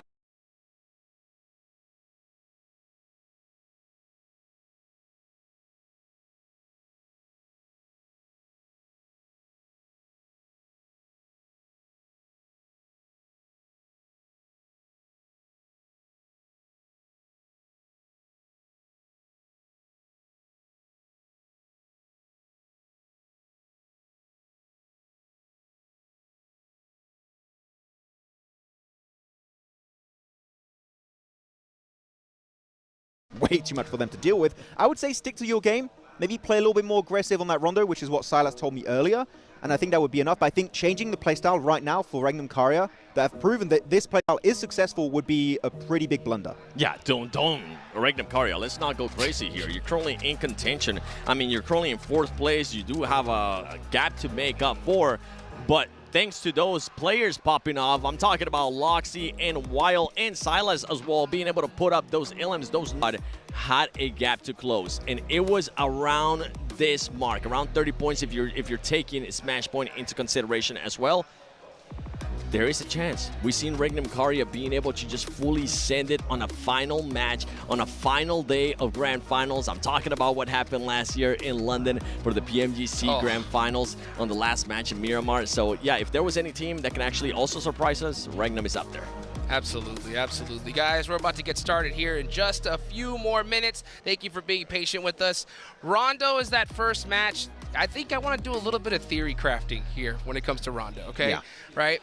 We didn't see the crazy Neox Factory hot drop. We saw it in Danqing, though, right? We saw 3 squads go there.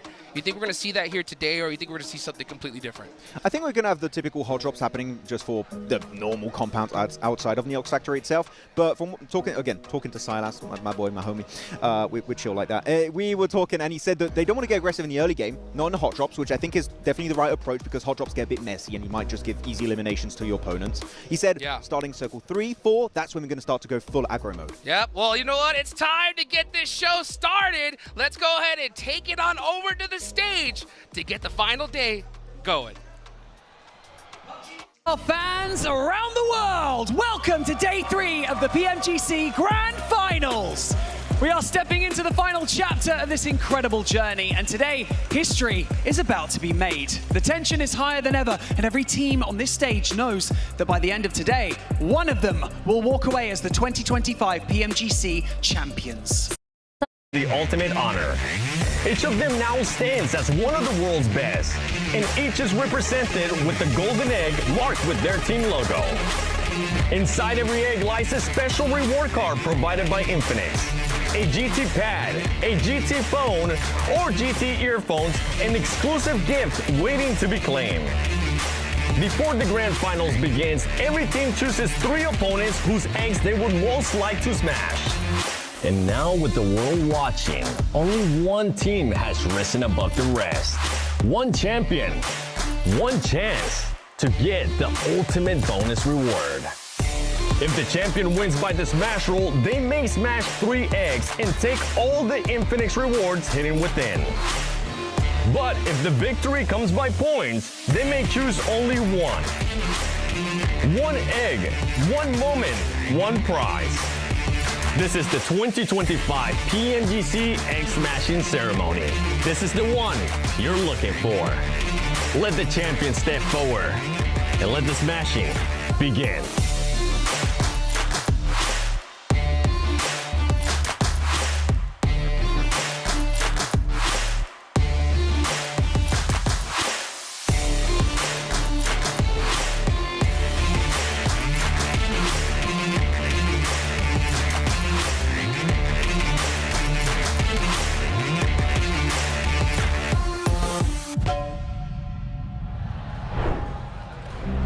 And now, with all 16 finalists on the stage, the last and most crucial matches of the entire championship are just moments away.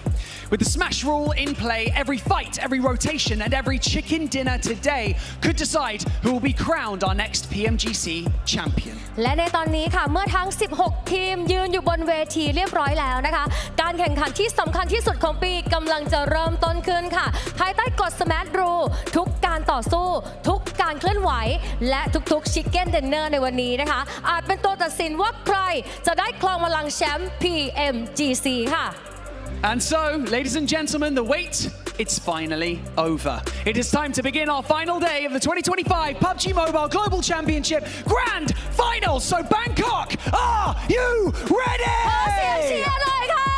It's time for Championship Sunday to begin. ไปชมกันเลยค่ะ Let the smashing begin! Here we go. What a start to the show, guys. Of course, we got to get this started by giving a big thank you to none other than the Infinix GT30 series, the official gaming phone of 2025 PMGC. Engineered for precision, performance, and victory. Go and get yours today so you can outplay the rest. Also, guys, you want to make sure that you log into the permanent Polar Party skin, get in the game, and get that Mini 14 skin as soon as you possibly can. You have today to do it, so get that as well. And you got a couple more days left to get the Rev It Up emote. I know you got them all. Oh, I got it. I got all the stuff PMGC related. I even got all the old skins I was missing. So I'm decked out, full esports mode. Oh, let's go. Sorry, I was trying to get the rewards. But then he asked me to log into my account and I forgot my password. Stop that. It happens. It happens, guys. Well, you know what? We got to talk about these teams that we got going here into the final day. Now, two squads that we're going to be taking a good look at. It's going to be Xavier and Alpha 7, Max. Oh, like this head-to-head is like the best day one for Xavier, where they were gifted by the Circle, and comparing the second day here for Alpha 7 on the right side, which was an insane day for these guys. Back-to-back chicken dinners on Orangle, up northeast of Georgeport area. You couldn't ask for a better setup for them. But the comparison is, despite being gifted Circle in some scenarios right here, 7, Alpha 7 capitalize, are aggressive, zoning teams away, get involved in the conversation with these other squads, and here to get 34 eliminations on that day. What a banger performance from the Brazilian team. Yeah, the big question mark for DX is what would happen if you weren't able to get the zones, because the elims on that day were just 21. And I mean, we got an answer, especially yesterday for DX, and for Alpha 7, it would be, can they actually do what DX, but do it better? And boy, did they with more eliminations. And now we're having a head-to-head. Earlier, we were talking about that Porsche. Who's going to be the MVP? These two players are just performing lights out. You got Rosemary from Alter Ego, and you got Revo from Alpha 7, Max. I mean, you're looking at that survival time of Rosemary. It's crazy. You pump up those numbers, he's over the 2 average elimination threshold, which is a very big statement to make in a lobby like the PMGC Grand Finals, right? But then, of course, you've got Revo, which is just a trial and tested player throughout every single era of PUBG Mobile Esport, and he's still on top to this day. He's always been shy, so close to being an MVP. This might be the time for him to make it happen. An absolute legend in the making for sure. Already a legend, to be honest. As we take a look here at Alpha Gaming 7, their day 1 performance versus day 2. Yeah, I mean, we're going to be looking at the placements. I feel like that's definitely the biggest one. We know that this team can definitely frag out. You can see it right there on your screen. Day 1, 37 eliminations. Day 2, they were able to get 35. But the placement points, Max, I kept talking about it yesterday. Yep. I felt like I sounded like a broken record. They were only able to achieve just 3 placement points. If this team wants to challenge to become the champion, if they want to improve and pass Alpha 7, those placement points need to be there. here, and they need to be playing, keep playing like how they've been playing, compact and working supportive, with Doc being supportive as well. Actually, it makes sense. They have Zyol, past IHG player. We know what they did, a few years ago back in PMGC. They hated the placement points, only focused on eliminations. He's going to do it once more, but I would agree with 7. Placement points is it's not too bad to have. You definitely want to get as many as you possibly can. Yeah, absolutely. Speaking of placement points, Max, D Xavier, right? They got a whole bunch of them in day 1. Coming into day 2, they didn't get those circles. Do you think they're going to make some big adjustments coming into the final day? I mean, hopefully. I hope they were looking back at their day 2 performance. Like, we're not gifted circle and we're not making anything happen. It's time to prove us wrong that even when a circle is not going your way, you can get some eliminations. You can get in these fights. Get involved. Try something, D Xavier. It's not impossible. You can make happen today here for Vietnam on day 3. Eliminations, D Xavier. That's all I want to see out of you. Eliminations. We know that you can definitely get in the center of that circle, but we actually went back and look at the overall leaderboard. That is the squad with the least amount of elims out of almost all the teams except for 14th place, 15th place, and 16th place. Which makes sense. So just to put that into perspective, we need to see you be able to frag out. Gotta get it done. Gotta get those points the hard way for sure. And we know Alpha Gaming is one that could definitely make it happen, 7. I know that is one of the teams that you predict to end up winning this thing here today. Yeah, I definitely did. And I mean, that's what we were talking about in regards to them earlier just now. This team just needs to make sure they find a way to get those rotations down, early too, because they do end up landing military. Now we're on the final day too. What happened in Last Chance last week? Guess what? JNG ended up just camping inner circle. Those 2 squads are currently not here, and right now we're just looking for first place, and I don't think it's gonna happen. Well, it's time to get this thing started. Let's go ahead and take it on over to our casters, Blank and John Allen, for game number 1. It all comes down to this. Today is where you need to make your mark if you want to take Alpha 7 off that top spot and deny them something they've been on the hunt for so long. Time's now. Let's get things going. Today, not tomorrow. Today. Obviously, for Alpha 7, this is a crazy turn-up for them, but we've seen them in this position before. Quite a few times, in fact, over multiple years. 2nd place, coming into 1st place on that day 2, and falling out of favor with the lobby. And I think that this is the moment they're waiting for. I'm looking over. Okay. It seems a little serious. I want to say a little serious. There is some smiles, and Revo smiling, which worries me. But it's Guizhou and Obscure. They're in now. And I think that these guys can do enough on their own to kind of drive forward the rest of the team. And it was nice to hear from Barney yesterday. I mean, we didn't really talk about it all that much, but they were saying that we're going to be together forever, which sounds like a Disney story to me, personally. But with the amount of times Alpha 7 has just kicked that player that doesn't make sense, even though they did so well in their tournaments off the team, that's a promising statement to me. Hopefully they'll be able to keep that promise to this roster. This is so many daps. I'm not entirely sure what the ritual is, but let's hope it works.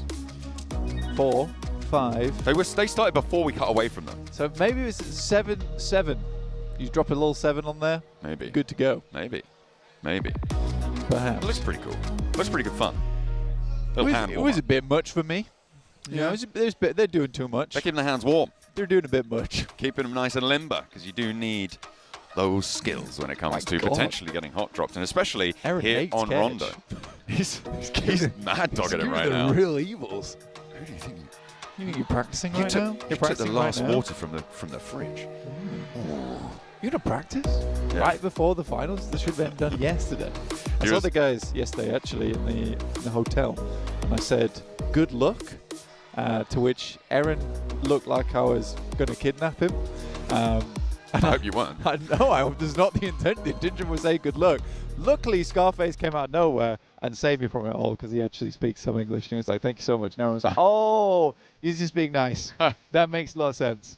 But yeah, I can see how it could be somewhat intimidating. I don't know, actually. I feel like I don't look intimidating. You're a tall guy. That's about it. You know? Yeah. I got a very happy face, I would say.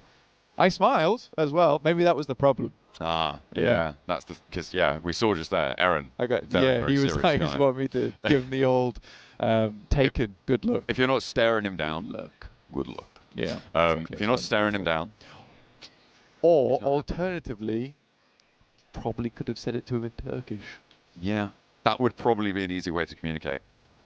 If only I spoke Turkish, or if you spoke Turkish. Yeah, I should should speak Turkish. No, but I could have pre-prepared. Maybe. Wow. I knew they were on the same floor as us. That is true. Yeah. That is true.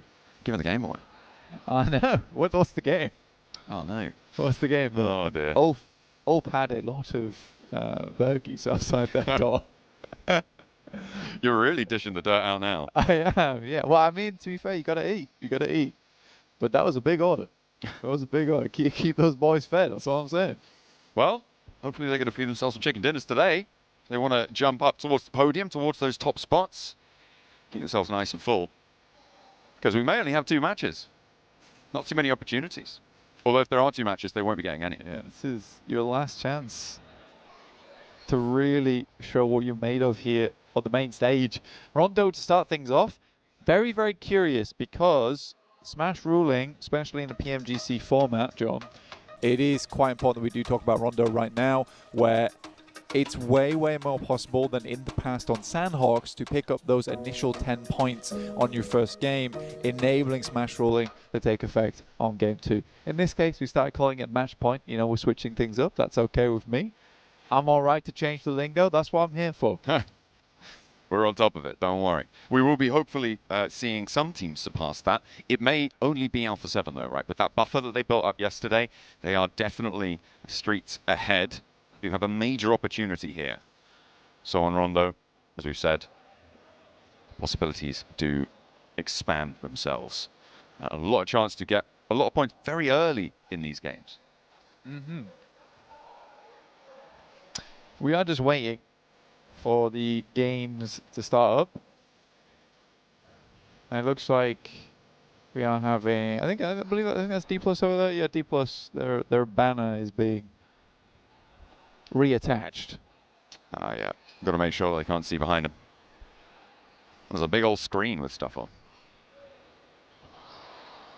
Keep them nice and cozy inside the booths. Nice and warm.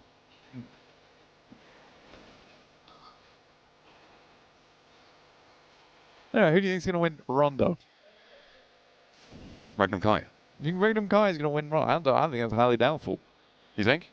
Yeah, I don't think they're a great Rondo team personally. I think they're a Erangel Miramar team. They like go middle. They Yeah. sit middle. Yeah, but it's like you go middle, and the big benefit you get from going middle is you get to be 4 players. But on Rondo, not really the case, because you can easily be 4 players even if you did take multiple fights out on the edge. I think Magnum Kai needs a little bit of spice. They got to take after that Porsche and sprinkle a little cayenne into their gameplay. I mean, Loxley's a pretty heavy candidate as well for that MVP title. I think that even though Regnum Kaya themselves aren't doing super hot, Loxley's kind of up there. But when we get into Rondo, you're going to have to ignore that Wild does have one of the highest scorings on that map, okay? You got to trust me that I don't think they're great at Rondo. Which in my mind is true. I think Wild was getting the majority of the damage done, but that was because of certain situations arising. But look at this, 40 seconds on our clock now. We are getting into match number 1 here in Bangkok, Thailand, 2025. Who's taking his first game? And is Alpha 7 able to put up those 10 points?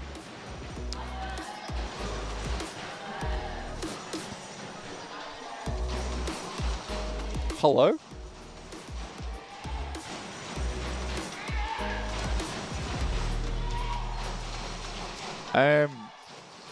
Well,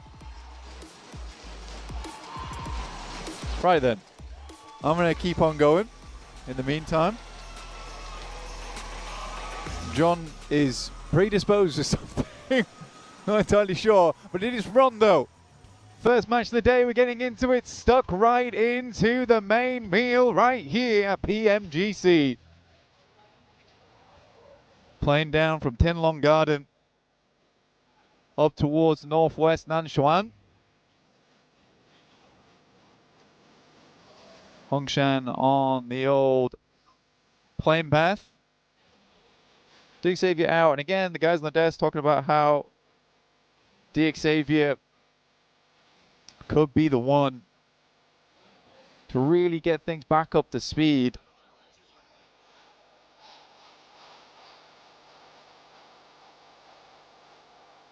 E-Arena over on the east side dropping out, but not really the team that we are looking out for. DRX as well doing fantastically for South Korea. Alter Ego on this map with 10 elims over on Rosemary. Wild with 8.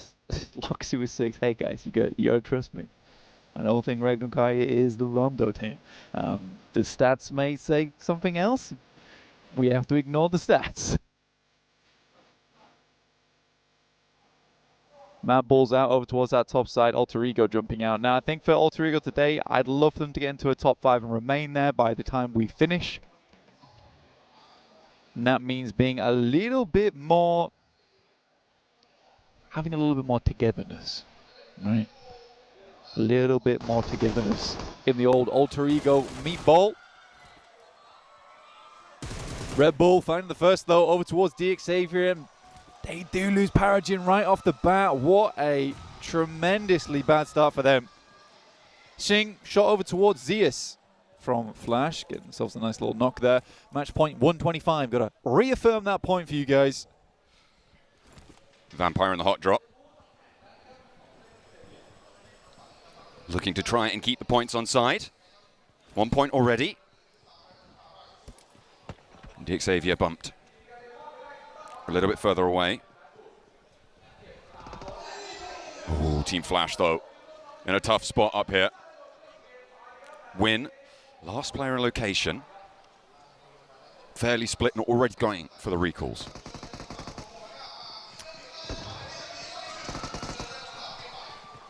Thunder Talk. VJ. Onside.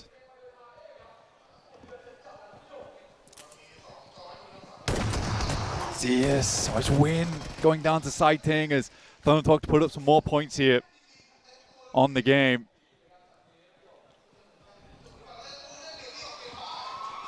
Sighting looking for a little bit more. His Vampire's getting a little bit of points right now. It's DXavier losing even more right here. They have one player still going, but it's Levi's probably the fall here versus Meowla. A good shot, and there is some chance from the crowd. Extremely pleased how this one's going down. The arena, though, it's a bit on tie action there.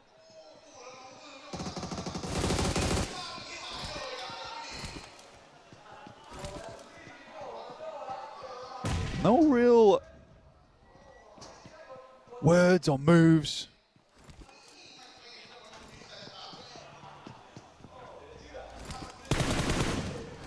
Kara looking over towards R8, and R8 taking a tumble there.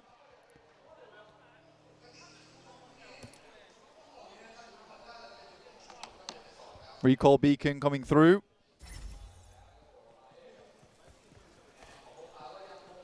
Gets right back into business, though. Not really making too many mistakes, most of our teams.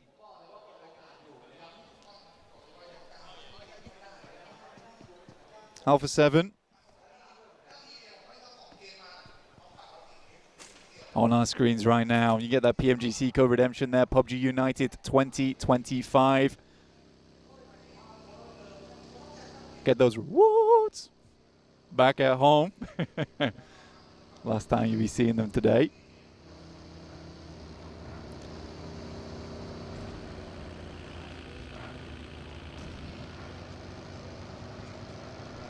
And D+ here again. And I think we can be pretty confident that D+ is likely not going to grab themselves another chicken dinner here on Rondo. It's outside of them usual behavior, right? Which is the last game that we get into. And I have my boy Hot Jukes. My boy Hot Jukes on the cast right now. Let's go, dude. Hey, stepping in the mix. I am so excited. Hey, we're in this, baby. Let's get it. Rondo action. Oh, man. You know what? This is so exciting to see. I'm shocked. I'm shocked that we're not seeing that crazy, like, Neox Factory hot drop here. Sure, this is what I was saying by myself over here, obviously. You know, just talking to myself, talking to the guys at home. It's been quiet. It's been real quiet so far. And I think most teams are just looking to get those points pumped up a little bit more. Honestly, if you are any team inside this lobby, you're looking to stop Alpha 7 dead in their tracks, though. That's really important. So you sort of coming to this agreement early on in the game. It's like, we kind of don't want to give away points early. Yeah, I mean, if you're every other team, you got to have a serious eye when it comes to A7. If you even hear shots and you notice them in the feed, like, you need to be heading that direction, to be honest. Yeah, because, I mean, even if you're a team that, let's look at GOAT, 9th place, 69 points, all right? They're going to need some serious points here to step themselves up in the prize pool. They don't want this tournament to end any earlier. You know, trying to get first place is going to be tough.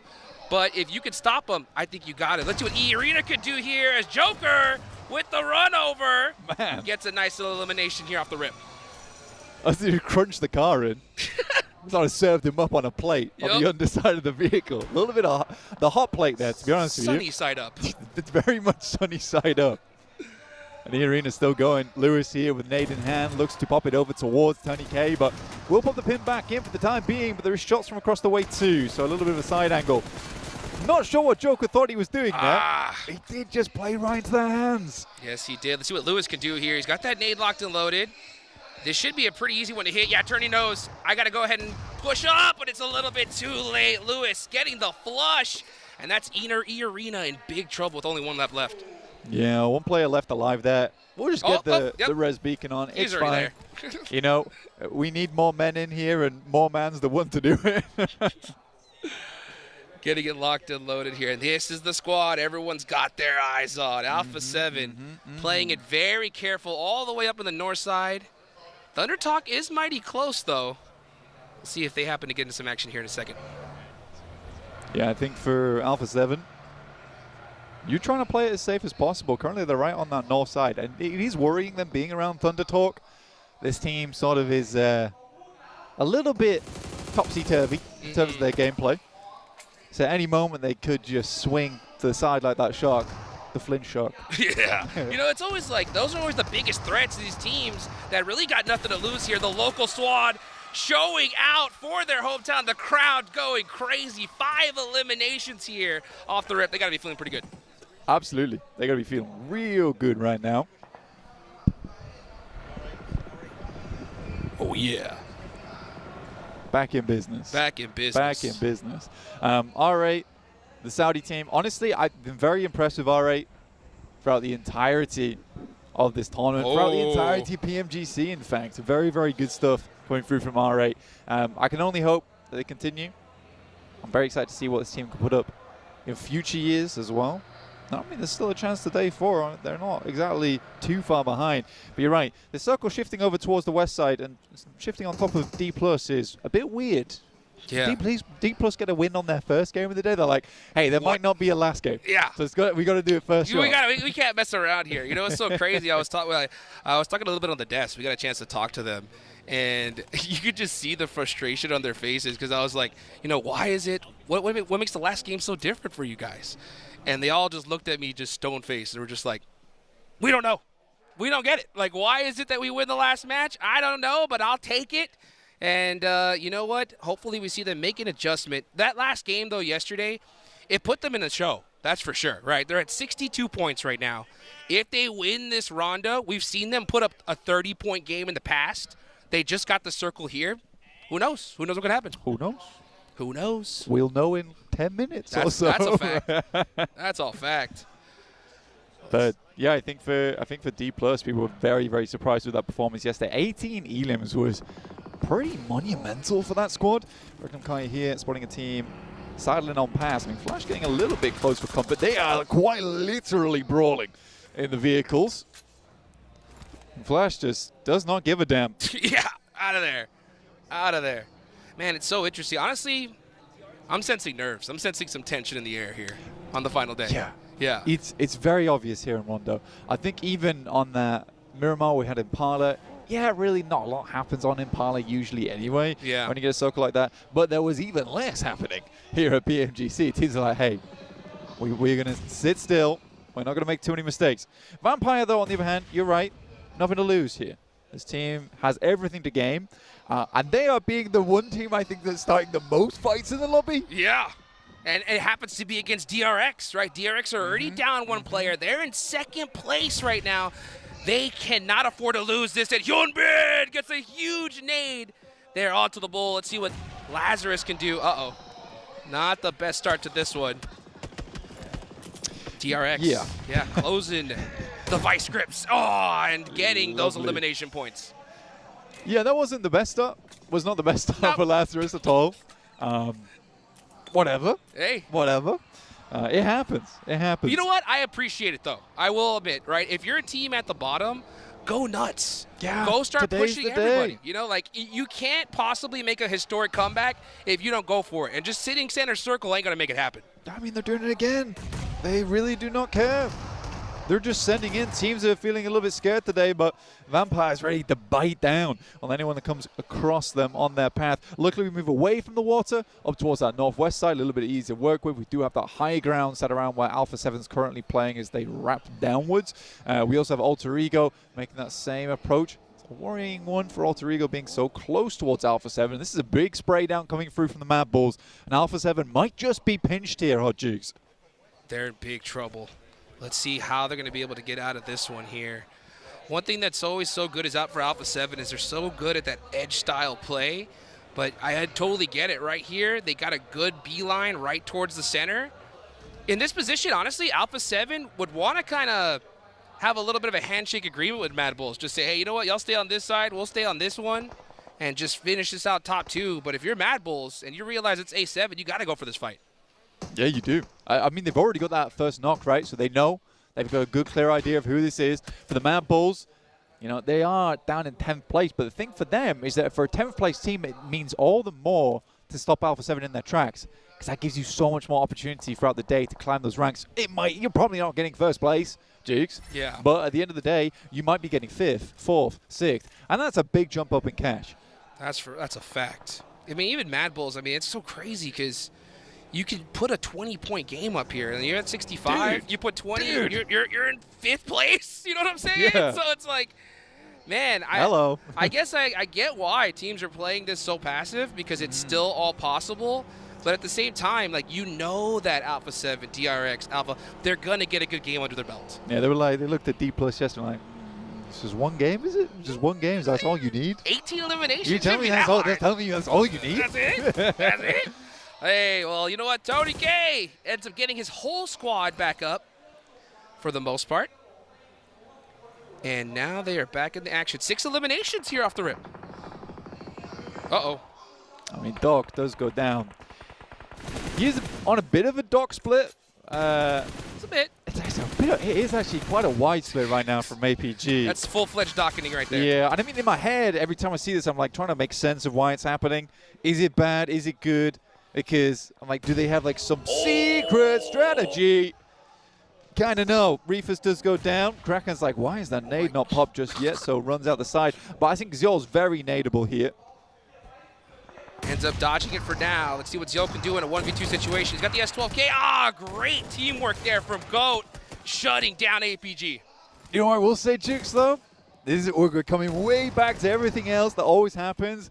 If Doc goes down, everyone does not need to die for Doc to live. No! Save the Doc! Save the Doc! We don't need to save the Doc. He's not the goddamn medic on the team. He's not. He might be called Doc, but he is not administering any help. Maybe that's the problem. Yeah, Maybe he needs a name change. You know what I'm saying? I think so. Let's see what happens here, though, as we get moving on here. Team Flash, right here on the edge of circle. They are way far out of the zone, especially considering Ulf is going to be gatekeeping them, so they want to get this fight done as fast as possible. I mean, Alpha 7 still staying up in this game. I mean, they are on 3 players, but they are living, and they have a spot to play with, which is nice. I think most of the teams coming through on that northeast side, the ones that are going to struggle a little bit. D+ have had their compound cut out. Thundertalk taking shots over towards Bose, and I mean, Bose, as well as the Flash, are kind of visible on this lineup. Yeah. For Kara, it's been the most annoying for them. They've dealt with Vampire, and they've dealt with Flash coming over here as well. And they're just struggling to leave.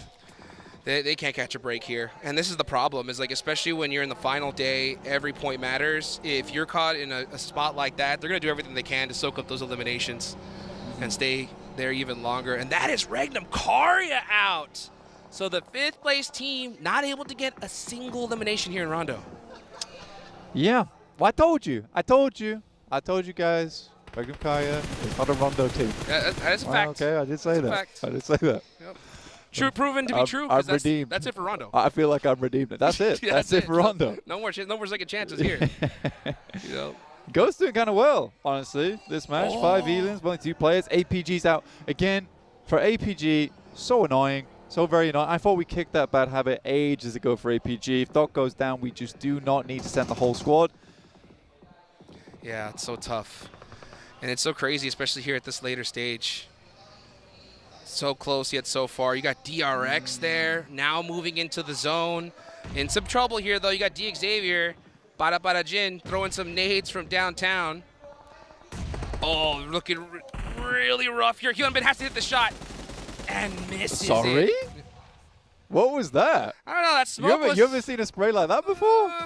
Maybe he thought he ran into the smoke on the right, but his teammate runs right into a nade from Nade T. And Hyunbin, oh my goodness, these nades are devastating for DRX.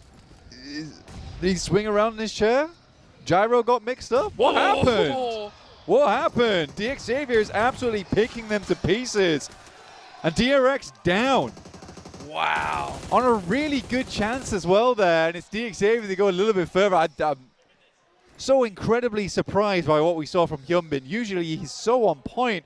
He had vision for so long. Yeah. I don't know what happened over there. Just missed the shot. That's so unfortunate here. I mean, this is the pinnacle of PUBG Mobile esports. The nerves are at an all-time high. Well, I felt like he missed the shot on purpose. Yeah, it's like he saved his life. Yeah, he did. I don't think you can call that missing the shot. He was like, I'm going to give you a pass. There you go. Just, hey, survive. Survive. And honestly, for Xavier, that's best case scenario. It's huge. Right? It's they take out DRX. They get 4 eliminations. They heard the desk complaining, say, hey, it's about time you put some points on the board with eliminations, not placements. So that's a great start for them. But how are they going to finish here as we're about to reach the next circle? Where's it going, Blake? I'm going to call Southwest. We're going Southwest on this one. Center. We're going to keep you going center? Center, dead center. Okay, Make it toxic. Wide open field. North! Oh, northeast. Okay. It does keep D+ in. I mean, D+ very happy about this, and we are going to go from the technical back-to-back here. Right you are. D+ on the north side, trying to get the first win of the day rather than the last. And they got 4 points so far, 66 total. This could be the craziest, it will be the craziest comeback in esports history if D+ were to do something they're crazy. just like, yeah, I don't feel comfortable losing. Yeah, you know what? The Death said it was impossible for them to come back. Maybe we just make it possible. Yeah. I think that's the thing. They're playing a mental warfare with us right now. They're saying, hey, we can only win on the last game on Miramar. No one's afraid of them. They're like, then they bring out the special, day 3. The zone even goes their way. Everything's lining up perfectly for it. A7 got into the circle. No elimination so far. They're playing it very careful. Oh, my God. Amori with the stiff arm. Crazy stuff going through from Amori there. I mean, the way he just stepped out as well, that's confidence. Dude. That's confidence. He's one of those players. He's just one of those clutch factor players that's going to make that big play. Let's see if he can do it again, though. Sitting. Uh-oh. Oh, my gosh, he does! The heat-seeking missile from Amori keeps his team alive a little longer. Now Sitting is out with Barajin coming in for the third party. Damn. He wants that Porsche Cayenne. He does want that Porsche Cayenne. He wants it real bad. Bad.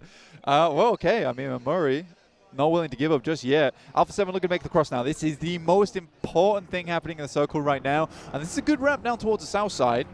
But it's not far enough. They've got to go further than this. And Xavier wrapping around in the wings there, down to 3 players. Guizhou lines up the nade, knows he's on the tree. That's nasty. Whoa. Alpha 7, the teamwork coming in here clutch with the run over. Xavier having to drive away from this one. They are in the zone though. Now gonna have to switch focus on trying to gatekeep A7, but A7 should be able to make a wide wrap to the south. Xavier getting peppered though, trying to find a spot in the inner circle here. Yeah, I think they could easily make a wide wrap down towards that south side, over towards Amori. I think that's 100% possible. But also it's Amori, so I don't know. We'll see if he goes for the 1v3. It's very hard. If he gets this 1v3, oh my goodness. It will be legendary. Will actually be legendary. He needs to get that Porsche Cayenne, and what do you think the first song he plays? Yeah. It's got to be That's Amori, right? Yeah. That makes sense. Let's take a look at Alter Ego, though, here. Finally, all 4 players up in the end. Let's see. You were saying a big chicken dinner pie in the sky? Is that what we're going for? That's Amore? Yes! Okay. I get it now. I get it. I get it. It seems on brand. Yeah. I think it is. I mean, we made it on brand. That's right. Great nades from D+, though. Ulrigo pretty tightly knit at the moment. That's a lovely circle again for D+, but they got to win this fight.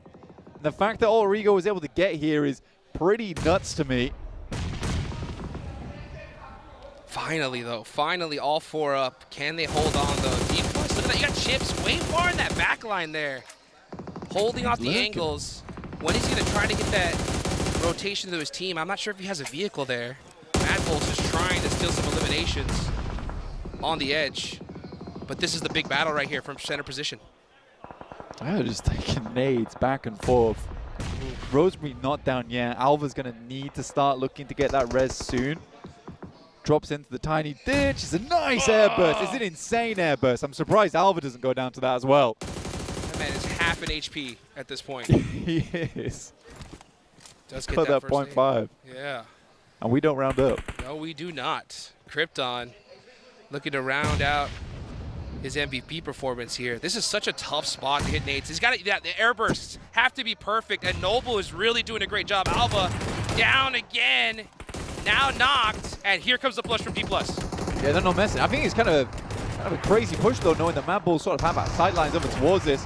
Amuri somehow runs himself over. He's like doing a wink-wink, nod over towards the Porsche at the moment, but it's Alter Ego to go down, and D+. Uh-oh. They'll lose a player, but they maintain control over the center. And they take a knock there. 8 elims, though. This is a pretty good start. This is a really good start. The big thing, though, I'm looking at, though, is Alpha 7. They're still alive. Remember, guys, the Smash rule. The Smash rule comes into effect. If they win this game, that's 10 placement points. They are officially in that Smash zone. Yeah, I mean, Amuri eliminated himself. So they didn't even have to worry about wrapping down towards that south side. It's fine. He didn't want Alpha 7 to get the point. That's true. That's what he sensed. Alpha 7 nearby. It was like, oh, we cannot let this happen. I'm out of here. I can feel that spiritual presence. That's right. The pressure. The spiritual pressure. Alpha 7's reality is pretty high right now. It is true. It is true. Oh boy. The calm before the storm here. Stage 6. Everyone's just waiting for this next zone. This is that planning phase. Right now, all the IGLs telling their teammates, hey, zone goes this way. We're going that way. Zone goes on us. Shoot at everything that moves. I mean, for Madbulls getting themselves up towards that point on the side, or at least having an anchor there with Lemon is big. Squeeze out goes down, and he is absolutely unresable. But it's second place for elims. That's the 10 points. That's them on match point, right? Yep. Do you know what? For them, they don't even care about this chicken dinner right now. They just care about hitting 10 points. That's the goal. That's the goal. If they can do it here in match 1, they have 5 more matches where all they got to do is the same thing. Even if it's a 0 elimination chicken dinner, they're champs instantly. Yeah. And hey, I mean, America is one of the few regions where we actually did see Smash happen. Sure. So that's a big experience that they have above, amongst everybody else. They saw how the Wolves were able to get it done. Like, they just play passive? Survive? Like cowards? Yeah, look, we can do that. I'll do that for some free, a bit of the free meal. I'll wipe my cowardly tears with $100 bills. Yeah, you know what I'm saying? Right, so right.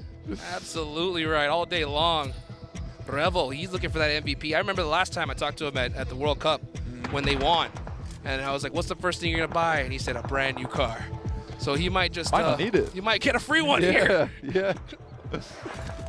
No matter, brother. Every time I've talked to Revo, super nice guy. The best. Super nice guy. It does remind me that the other players I'm trying to talk to don't speak English, but he'll talk to me in English as much as he can. And I'm like, thanks, bro. I appreciate that. Let's go. Yeah. Let's go. Spread the good word. Let's see what happens, though, here with T+. 9 eliminations. The big threat again is A7. They're outside of the circle. They're on the south side here. We'll have to see what kind of utility they have to be able to get in this next zone. But honestly, if they just wait a little longer, there could be a fight that rings out and they get third party. A lot of emergency flares going down right now. The top they're tiers are in full effect. But some good usage of the nades here to create small craters for Alpha 7 to get up, but time is running out. Absolutely, time is running out. But they just want to get up towards this tree, right? Once they start getting towards these trees, life becomes a little bit easier. Kind of curious on the smoke situation on that team, though, because they do need those relatively soon. Carrillo goes down. I think prospects for Revo aren't looking too good right now. This is tough. Yeah, once they realize it's A7, the whole lobby's not going to stare here. Yeah, Revo running, gets into the dip, survives a little bit longer, but I don't see any other team even looking in any other direction. They're like, Alpha 7's there, we got to stop them. Come on. I mean, yeah, no smokes, no nothing. She's going to have to do it whatever he can. Straight back down. Oh, my God. Zone, it's coming. He's got nowhere to go either, I don't think. He's going to be right on the outside. He just needs other teams to fight one another. That means being in this next circle. It's not going to happen. I'm telling you. He's going to have to make the run of a lifetime. Every player, every player is staring just like, no, you must go out, and then we'll figure out everything afterwards. Yeah, 4th place, I don't think that's going to be enough. It depends how many Elims Alpha 7 were able to get this game, but we'll tally all that all up over on the desk when you head back over there. Yeah. Make a little shimmy, a little shuffle on over there real quick. C+ though, top 3. That's big. They already got a good amount of eliminations too. Let's see what they can do against the Mad Bulls though. Mad Bulls definitely have the advantage here when it comes to high ground, but this is out of sight of the circle. Oh, there you go. D+ are out just like that. It's Mad Bulls versus Ulf. Ulf with a lot more to lose here. I think Ulf so far, they won yesterday's Rondo, right? Yeah. Yeah, so they're looking to make that number 2 today. And Ulf, the util looks pretty nice. I think both teams like kind of are starved out a little bit. They've got enough grenades to work with. I think with that circle moving over towards the east side though, it's feeling like the Wolves going to be eating good again at the start of the day. It's possible. The thing is that they have the positioning, they got the cover. The problem is they're so separated. If one gets knocked, there's just no res coming out, especially for Solus there on that off ankle. So Solus just needs to play this very quietly, wait for the zone to push Mad Bulls, and just not get knocked. That's the big key for Solus here. He's got good coverage here with this dip. Really does. Pusher's making a hell of a move out to the side. Catch catches it. He's not letting that happen. Not one bit. For Mad Bulls, that drops us down to a 3 versus 3, which is infinitely easier to handle. That is a long lob on the net. Oh my goodness me. What a barker. You can see his player cam. He smiled after that one, hitting a nice little headshot. Dude almost runs right into the nade though. Catch on the drive up, gets the headshot, and now it's just Dulika all by himself. Dulika on the sidelines. Catch this. As Catch will find himself an unreal finish. Some insane bravado towards the end there. Coming through from Ulf. They didn't want to play that one out slow. They just wanted to go. And they find an incredible win over at the start of the day. That's going to push them up by quite a bit, guys, as well. I think we got to take into consideration a little bit of that. For Alpha 7, I don't think they got enough points there to make sure that they got over towards match point, but who knows? I was kind of focusing on a lot of other things happening in that lobby where D+, get a few points on board, they're pushing things up. Mad Bulls not able to make that push. I feel like Mad Bulls had some decent rotations during the majority of that. Unfortunately, it does just all go to pot in the end with kind of an aggressive push from, I mean, no less than Pusher on their squad. But yeah, I think that did look infinitely better for Mad Bulls than recently. Let's take a look at what the desk has to say about that last match.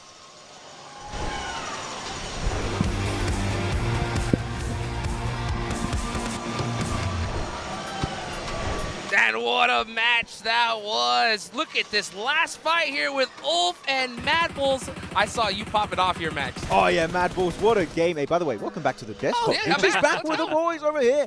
No, what a game from Mad Bulls. And there was one pivotal play here that I know that Me7 were talking about that allowed them to get in a game-winning position for Mad Bulls. It was to make sure they coexist with D+ Kia. But all of that, anyways, does not work out because Ulf are the true kings of Rondo here, going into PMGC Grand Finals, back-to-back win.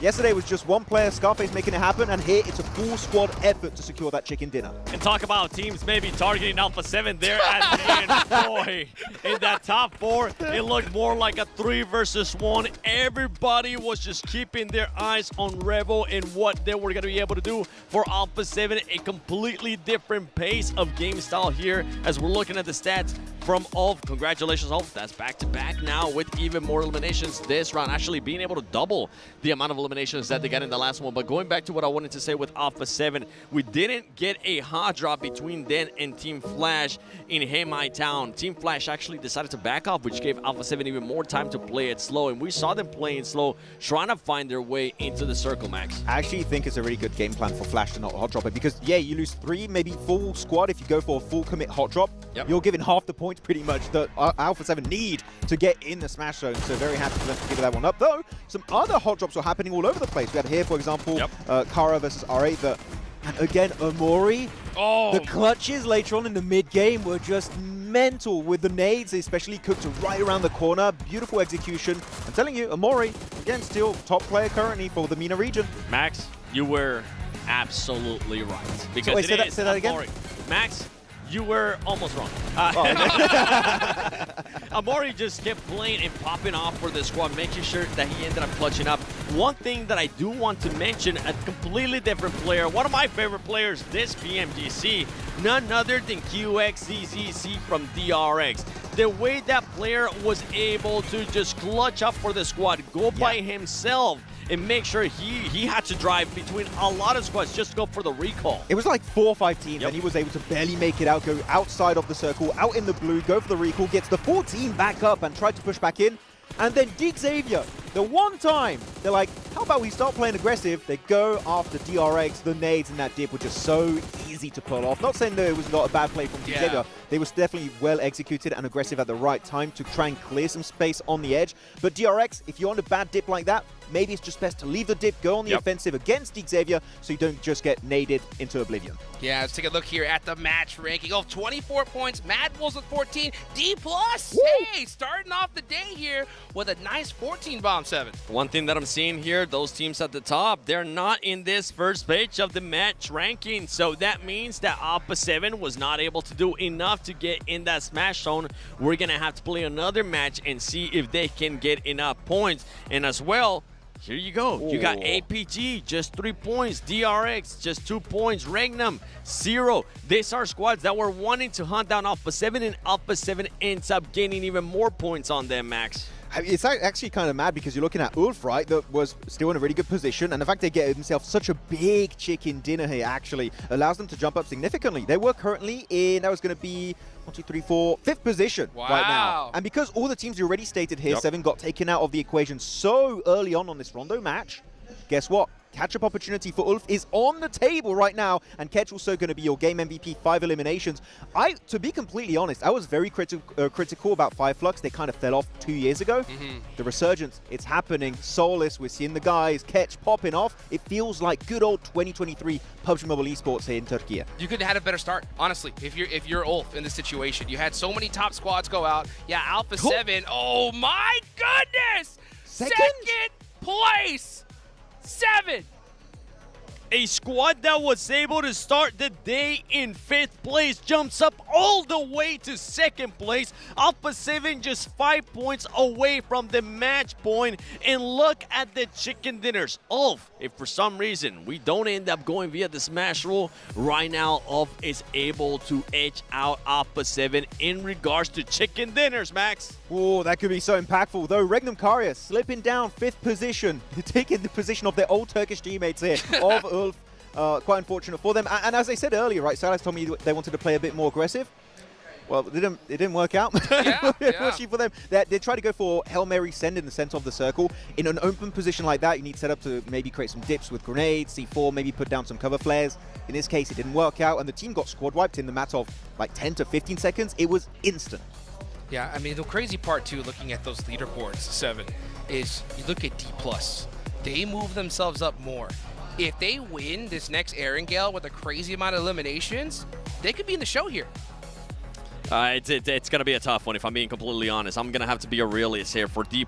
Yeah, they will not only have to win this match, they would have to make sure they win back-to-back in Erangel to even have a chance. And I hope that Alpha 7 doesn't end up getting those 5 points that they need a match point and stop them from getting the win. So yeah, a lot of stuff is going to be out there for this squads, but I see what you're saying. You're there with me in regards to you want to see possibly a back-to-back champion like what we saw in the past with Nova Esports. But for that squad, I mean, D+ playing like they got nothing to lose.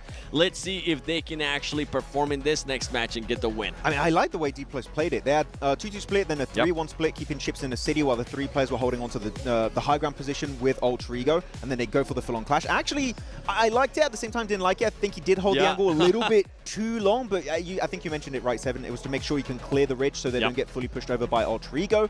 But then when they have the fight with Ultra Ego, eliminate that team, and Mad Bulls push up. They both understand, we work together, solidify the position, eliminate Revo that's playing hide and seek on the edge of the map, and then we can easily both make it into a podium position on that Rondo game. And that was one of those things for Alter Ego. You kind of feel bad, right? Because it's such a good position that more people are going to want it as well, that you're going to have them crashing onto you. D+, as you just mentioned, Max, wanted to be there close to them. Another squad that just kept peppering them, Mad Bulls from far away, and they just couldn't really focus on one fight because that terrain too.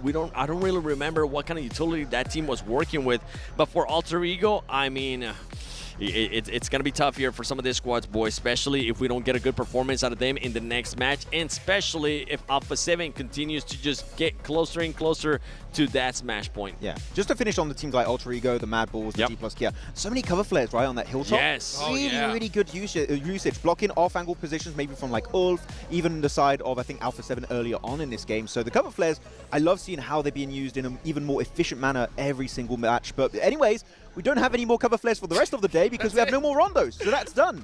That's it, just like that. And it was so crazy, you know, hearing Blank talk about Regnum Karya not being a rondo team. It's officially true, right? With this one, 0 points, no more rondos left. Regnum Karya are going to have to make it happen in Erangel, Max. Yeah, definitely. I mean, they are looking like a good team. They drop center. They drop Rozok when it comes to Erangel, which is, rotationally speaking, just like Xavier, very good because you're dead center of the map. And if there's any map they're going to do well for me, it has to be that one. They don't strike me as an amazing Miramar team, unfortunately, for Regnum Karya, so you better make them count. 3 matches, and then I think Regnum Karya are going to have a really hard time to make that climb towards the top. Yeah, for Regnum Karya, I mean, I felt like they tried to do a little bit too much with zero scouting for that squad. They tried to split 4 teams in the previous rondo. It wasn't going to end up happening, especially when you try to send it towards the center of the circle too. I would have loved to see Regnum Karya play a bit more of that edge and see what you could do with the amazing fragging power that this squad has been able to showcase, but that wasn't the case. Now we switch focus over to Erangel. Just 5 points for Alpha 7. Can they do it? I personally believe they can. I'm just hoping they become a little bit more aggressive. You're not going for the win on this one, Alpha 7. Definitely get as many points as you want and as you can. But remember, you just need 5 points. So in that third match, you can end it via Smash. Well, we're seeing adaptations in the lobby here, right? We saw Vampire all the way at the bottom. They got nothing to lose, pushing everybody, which we like to see, right? Because why not at this point? And then not to mention, you know, when the team saw that Alpha 7 were there, there was not a single shot rang out on anybody. It was just all eyes locked on them. Yeah, actually, that reminds me of the Sertani pep talk we had back in the PMGC finals back in Jakarta in Indonesia. And he had with his team one of the biggest comebacks on that day 3 despite a really poor performance until then. Is that going to allow them to get in the middle pack? Winning is out of the question anyways for Vampire, right? But you know what? Maybe a middle pack position, extra prize pool that, again, could win a big portion of that $3 million prize pool in PMGC. Hey, a big push up in that last day is still a very nice thing to see from Vampire if they can keep it going. Well, guys, let's get going into the first Erangel of the day. Alpha 7 only need 5 more points to reach that Smash Zone. Will they get it? We are about to find out as we take it on over to our casters, Blake and me. Well, thank you very much, Jukes, and I'll see you in approximately 5 seconds, indeed, as we head over towards Erangel now, our second match of the day. No Smash ruling in effect just yet. Just yet. Not yet. Not yet, indeed, but it could happen right here, right now. 5 points honestly shouldn't be a real sweat for Alpha 7 to get here, but they are playing a little bit differently, right? We heard 7, he was talking about how Alpha 7 kind of went full passive mode, which we get. Hey, right? Yeah. It's not them though, is it? It's not them. Nah. And that's the thing, is that when you adapt your playstyle here at such a big stage, man, you can get in your head so easily, second guess yourself on pushes, and that little hesitation at this high level, I mean, that could make or break you. For Alpha 7, I mean, they're a team that loves to just play their own game, right? They want to take that position in the circle. They're going to go for it. I don't think they really suit that passive play style. I think once you hit that, I think you just got to play, get out of your head right now. Yeah. Once you're on that match point, sure, you got time. You do absolutely have a little bit of time to work with. We're going down from the southwest over towards the northeast. Yaz is in play. We're going to straight back down towards the southwest on this one. So it's going to be a little bit of a late drop for teams over on that northeast side and a late rotate down. But for squads getting out early like Vampire. Oh God, it's Vampire who's out early, isn't it? Okay, so they're going to get looted and start getting shooting over towards some of our other squads. That's rough. It's rough at best. See Alpha 7, you know, not going to their North George drop. It was a little bit too far from the plane path, so they go on that east side. You can see them looking to possibly even wrap into Yasnaya here, try to get some loot, and then head on into this next circle. DRX, dead center in the zone. D Xavier as well. One thing that's so crazy to me, though, Blank. Oh, wait. Prison? I don't get this. Prison? Yeah, I'm also confused. And it had to be Rosemary, right? It had to be Rosemary. Always. Oh, Rosemary always getting caught in crazy situations. Man, Alter Ego is that one team that I look at, and it's so hard for me to get a good grasp on them because they have these crazy pop-off performances from single players, great opportunities, but then you just see these weird tiny mistakes that just make them fall apart. It's funny because, you know, we've been talking about this on the cast quite a bit, where for Alter Ego, they're a team that is fantastic, so much potential, but like you say, they're clumsy. They're kind of like, they're a bit of a Velma. That's kind of a good way to put it. You know, they're a bit of a Velma team. You know, it's like somebody lost their glasses, or there's some kind of communication issue, or something that's causing it. I've tripped. Yeah, I've tripped, I fell, or like, oh, hey, oh, wait. I fell in Alpha 7. Was that? Oh my gosh, the turn. Oh, he has a pistol. Rebel with a pistol. Can he do it? No way. Can't. And that's Alpha 7 down 2 off the rip. There's no way you whip out the Mini 14. The swap. Yo, it makes no sense. Max looks so surprised. You got the Uzi in your hand. That's not the close range weapon, dude. The Mini 14 is not the close range weapon. Literally doing tricks. I'll tell you one thing, right? Alpha 7 may have the fact that they have Alpha in their name, right? But with those players down, they ain't saving them. Unlike when it comes to Doc, you know? That's true. Yeah, for Alpha Gaming, they would have absolutely just sent it towards that gas station. But yeah, we ain't sending it now. Amori with the highest elims in the lobby. Followed close behind by Loxy, actually. You know, I think Loxy has had a step up of the year. I think he always in the past was very, very good for Regnum Kaya, and you could always rely on him to be like the fragger of the team. But I think this year he's just set himself so far apart from the rest of the squad. No, that's a bad thing. I think the rest of the squad is very, very good. It's okay to have a superstar on your team. And again, they all provide different qualities, which is something quite rare in squads, honestly. Yeah. Where you get a player like Wild, who is your de facto survivor in the team. You got Silas, who scouts. You got Zed Wolf, who's the off angler, and then you got Loxy just on these really, really good clutch moments and just being that central pusher on the squad. So cool, honestly. And I don't think that roster is going to be splitting or changing around for quite a while. You can quote me on that. Yeah, they shouldn't. Yeah, They should. They should clip me on that. Yeah, no, clip me on that, but they shouldn't change rosters. They should. They should. Yeah. Oh my gosh. I'm waiting for the time when they do change the rosters, and it's my voiceover, which will be completely deserved, by the way. Hey, you know what? I'll tell you what. There's been some superstar players that we've seen here in this PMGC, and the one thing that's the hardest thing to teach is clutch. You can only get it with experience, more reps at such a big stage. And, you know, Amori has proven himself, right? That, hey, you know what? When the lights are on, the crowd is roaring, I can hit the crazy shots. He was born in the clutch, man. 100%. That's where he thrives. That's where he lives now, too. That's right. Let's see what Doc could do, though. Alpha Gaming on the move when it comes to Ulf. This is starting to get a little bit scary here, you know, because it's shockingly close with how crazy all these squads are. Yeah. Almost anybody could put up a 20-point game, right? 7 was talking about this on the desk, actually. Yeah. With Inner Circle and Gen G. I can hear you, yeah. Yeah. Yeah, he was talking about with Gen G and APG in a circle. And then he kind of like lost his point a little bit. And then, you know, brought it back.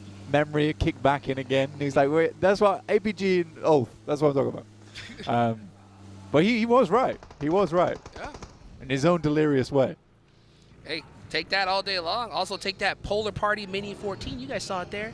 Get in the game and get it as soon as you can. As we're looking at Ulf, feeling good, man, after that game one. 106 points in total. They are definitely positioned to be a huge threat to Alpha 7 now that they're only down to 2 players.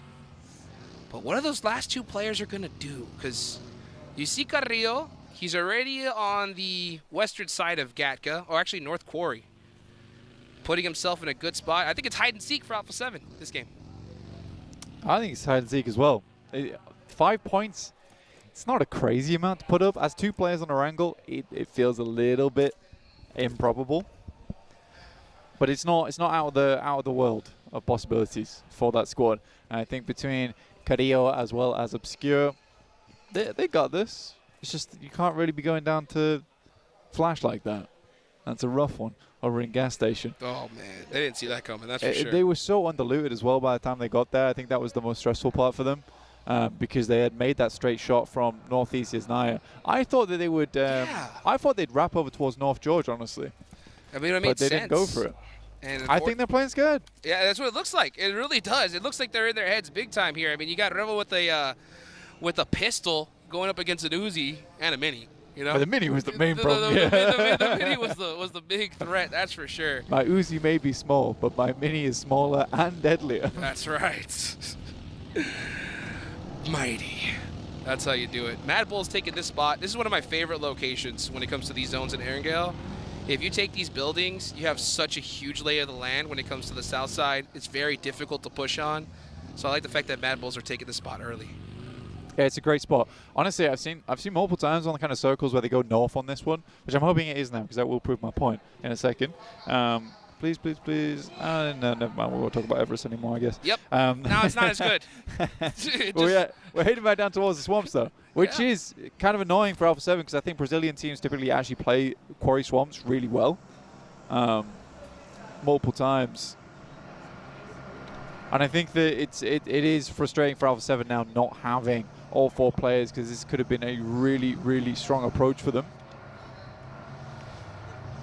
Take a look here as the rotations are starting to ring out here. You got Alpha 7 just hanging out inside a quarry. Definitely a lot of nooks and crannies they can hide in there. Hopefully try to steal some of the eliminations. They only need 5 to put themselves into that smash zone. But everybody right now, the calm before the storm, just trying to find a spot in this next location. E-Arena, all the way still in North George blue. They're rotating in super late here. Yeah, also annoying for Alpha 7 seeing E-Arena just totally squandering North George. It's like, God damn it, guys. I mean, we could have played that.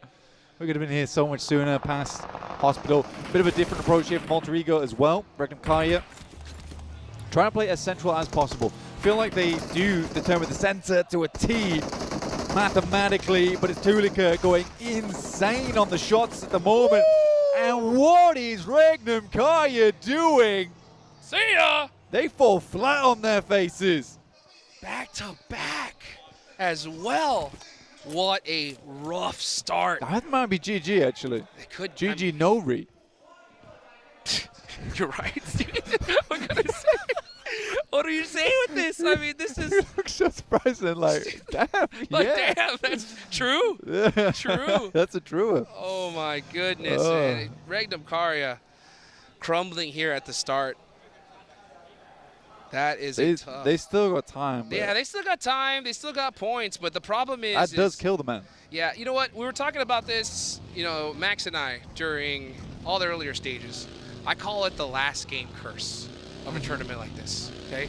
The last match of the day is never as you expected. There's squads that know they got no chance of making it, you know, into that first place position. They start pushing people like crazy. Were you saying like a lich casted a spell on Magnum Kaya today? I'm telling you, it's like the last game of the day is so wild that you can't depend on it to try and get like a 20-point game or something like that, because it's just not the typical esports PUBG Mobile that we see. Yeah. So if I'm a coach or an IGL, I'm like, yo, we got to make something happen here. And now, oh, nice little vehicle switch there from Zeus.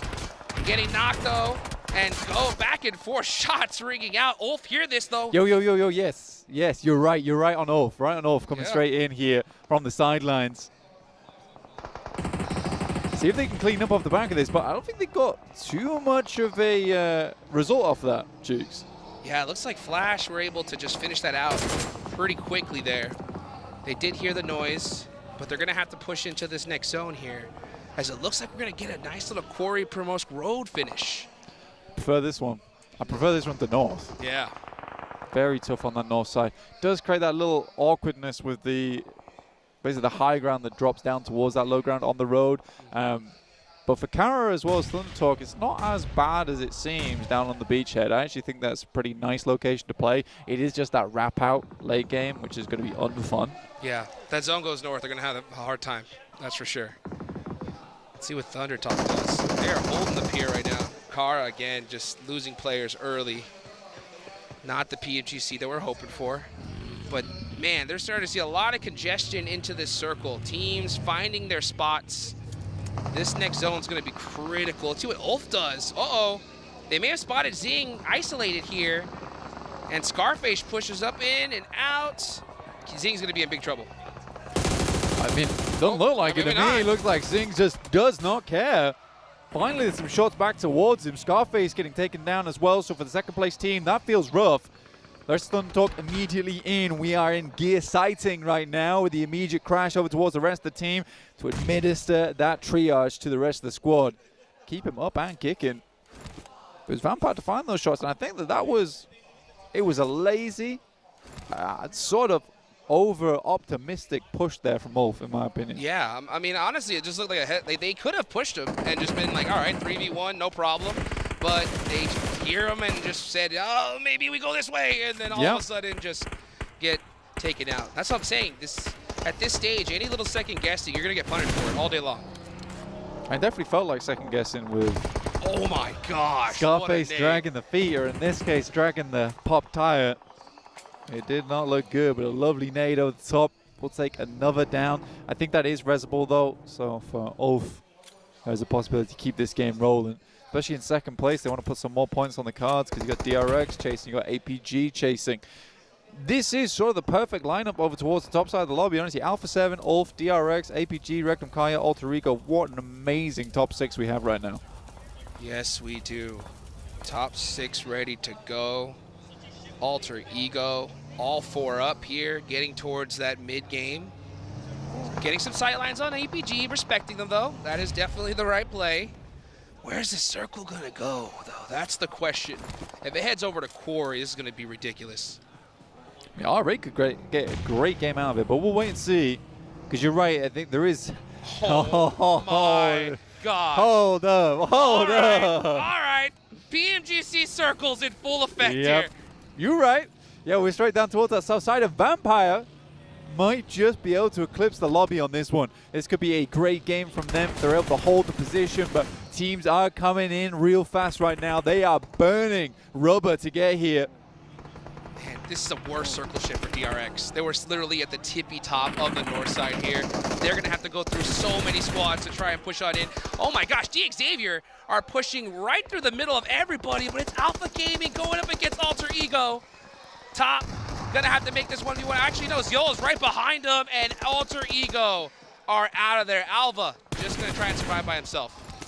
Yeah, nice clean finish there coming through from Alpha Gaming. 3 elims now. Refus getting res by Ziol. That was a fairly nice hold there coming through from APG, but you do have D+ waiting in the wings at the moment. Breathing down the necks of Alpha Gaming.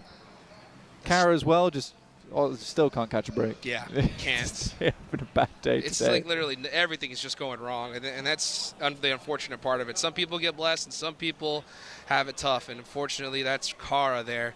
That was a big, big fight, though, for Alpha Gaming, right? 3 eliminations. They take out Alter Ego there. They are now inching closer to DRX. The prize pool jumps significantly here in these top 3.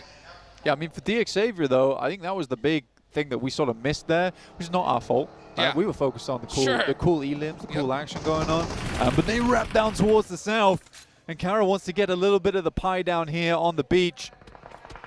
They'd like to get underneath the parasol alongside with Parajin and DX Xavier.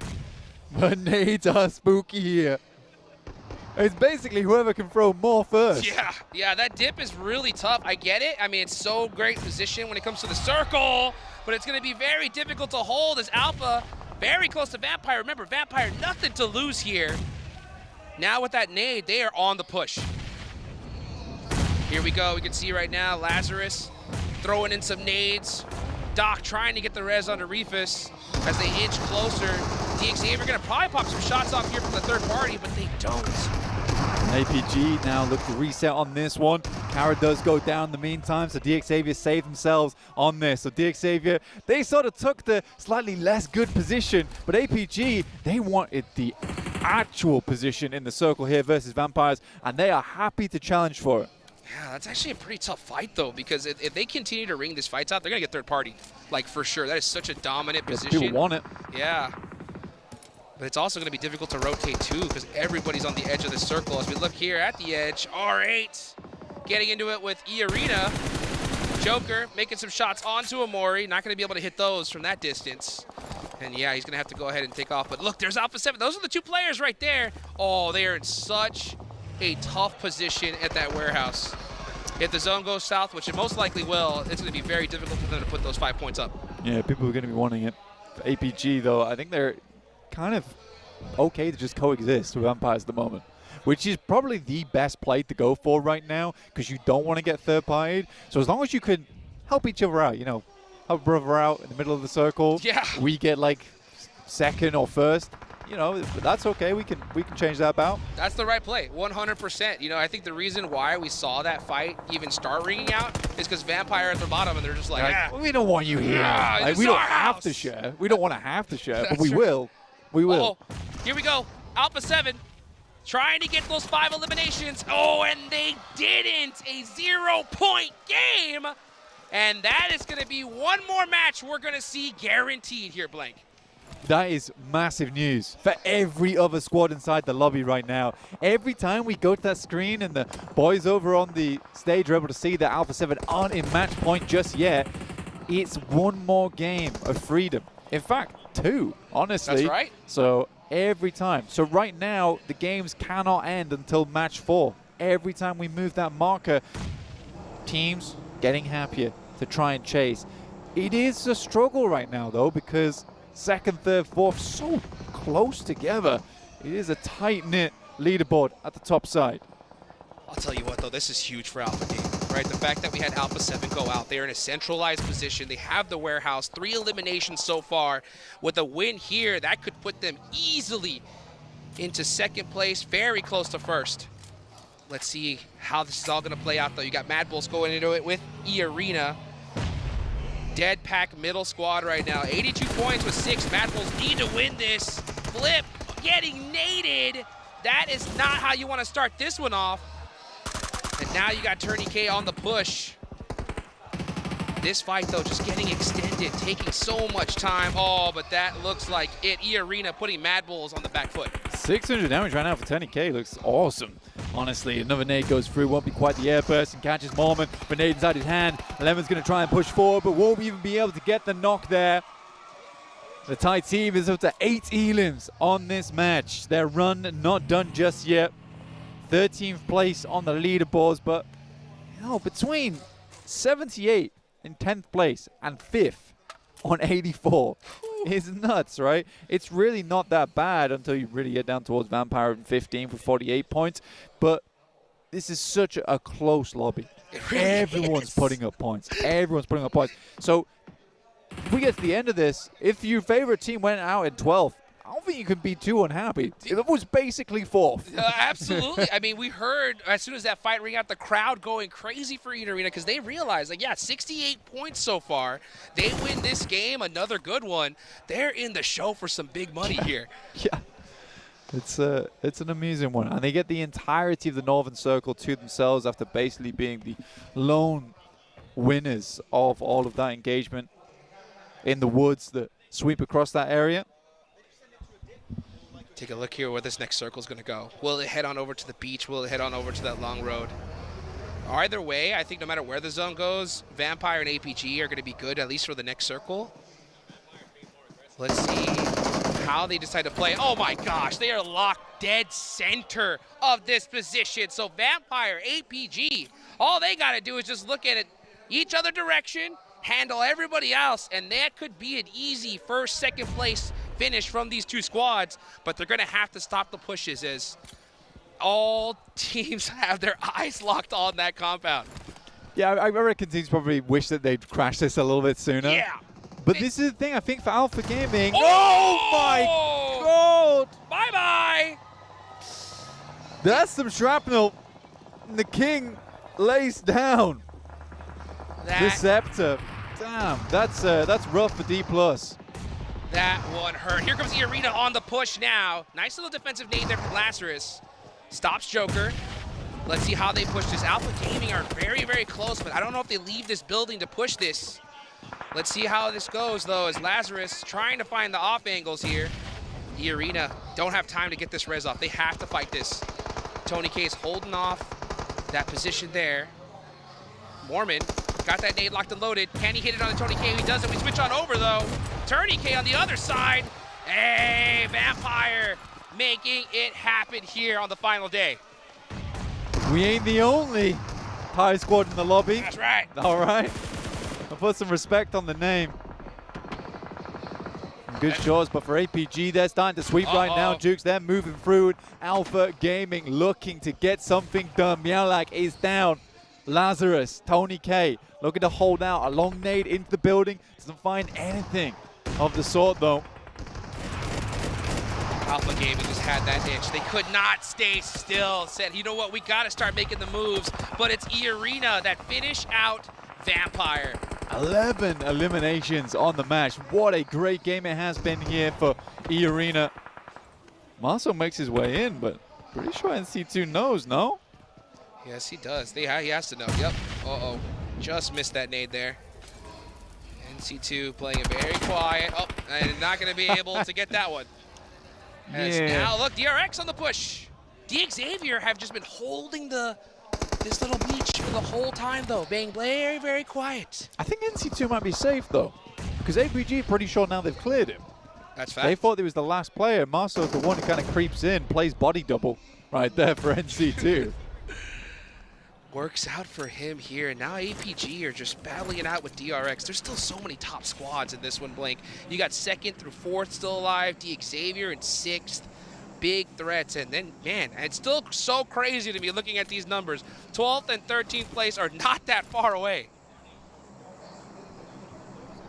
71-72 at the moment. Thunder Talk, after all the good they did over in their PMGC, clearing away one of the most dominant teams throughout the league stage, just have not been able to truly transition that through over towards the grand finals. Can we even say that with how close this lobby is? I think we just have such strong teams here. Alpha Gaming, though, I was going to talk about this earlier before we started getting some fighting on board, is that they were the only team with the balls to make this move. That's right. All right? Yep.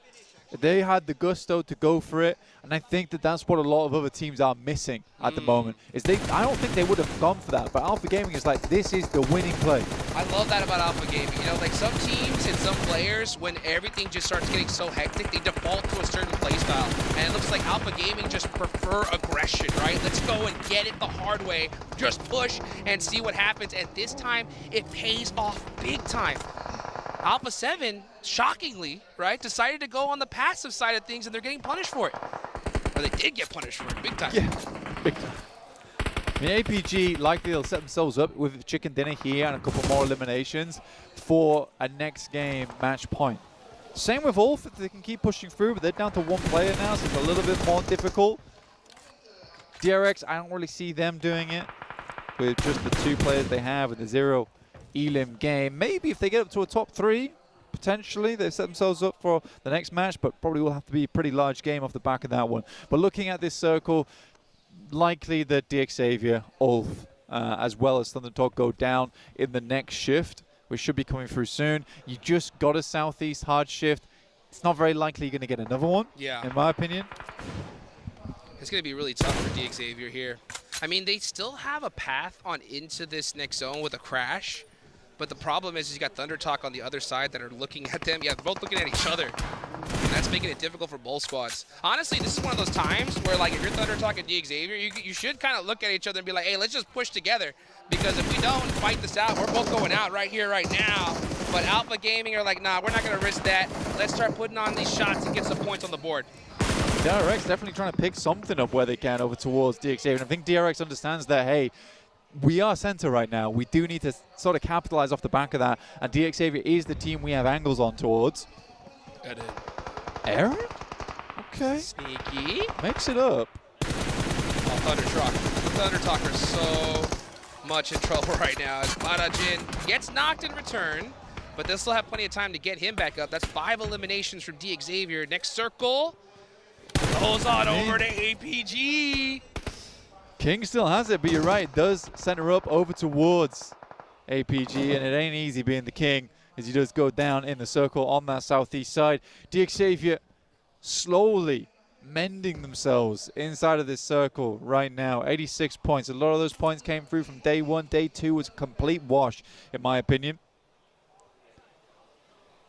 Absolutely. But this is a big APG game. Huge game. Huge game for APG. They just broke that 100-point mark. Currently sitting in 3rd place. Oof is still alive, though. They're going to be able to sneak away some placement points here. Aaron's actually in a really good spot on that ridgeline. I definitely think he's actually going to get some pretty serious placements. But this fight's going to ring out at any moment. And honestly, it's going to be deciding on who fights first. Like, if you're DX Xavier, what do you do in this position? I think you just kind of wait it out, hope for a fight, and then finally make that push. I mean, to be honest with you, they sort of control center right now. Stage 9 is where it's all at. And there's not an unlikely possibility that DX Xavier could win this game if they play it slow enough and they set it up well enough. But I think this team is battered and bruised, right? The vests are shredded on this squad. That's the X factor right there, though. Doc pushing on out, gets knocked top, though, really quick on the res. I'll tell you what, man, if Doc gets knocked, the whole team goes crazy. No. Aaron! Oh, yo! Aaron takes the shot, gets the double! Oh my God, I felt it. I felt that. I felt that. I just got quiet because I was like, I know, this dude. is crazy. I know. I actually saw that happening. I mean, with Aaron, you kind of really can't count him out from making that happen. But for APG, this is terrible news. Now this makes their next game that they play, because getting the chicken dinner now, it's not certain. They haven't had the time to set up going into this Zone 9. They've had to get themselves back up to 70% HP, and they haven't had those stims rolling. So none of them are 100% right now. Yeah, good thing for them, though. They have that site cleared out now that Aaron's gone. So I mean, look at that, though. Like, that's a lineup. Right? That is. You're about to get gunned down. DX Xavier, oh my goodness. So set up here with this ridgeline. So easy. This is definitely not an easy rotation. He's going to go out, and Top's actually going to take that point. Yeah, nice steal indeed. Top. 11 elims is great. I mean, even if they go down now, it's a 17-point game for them, but I think they would love the chicken dinner as well as all of these elims. Because yes, you lose out on the 4 points from not getting the chicken dinner, but you also lose out on the 4 points right here as well on those players. This is a cheeky angle, a very cheeky angle with a nade on top as well. Paragin's very low, and suddenly DX Xavier running scared. Another nade sent through, and it is perfect and on point. They're stuck. They're completely stuck out. Reefus with his off angle is looking too good. That nade locks and loads it. It's all up to Levis by himself, and that is it. Alpha Gaming get the chicken dinner right when they need needed it. It's a massive win for APG. It looked deadly. The two solos almost ruined it for them. Aaron able to find a double and then almost find top of the window.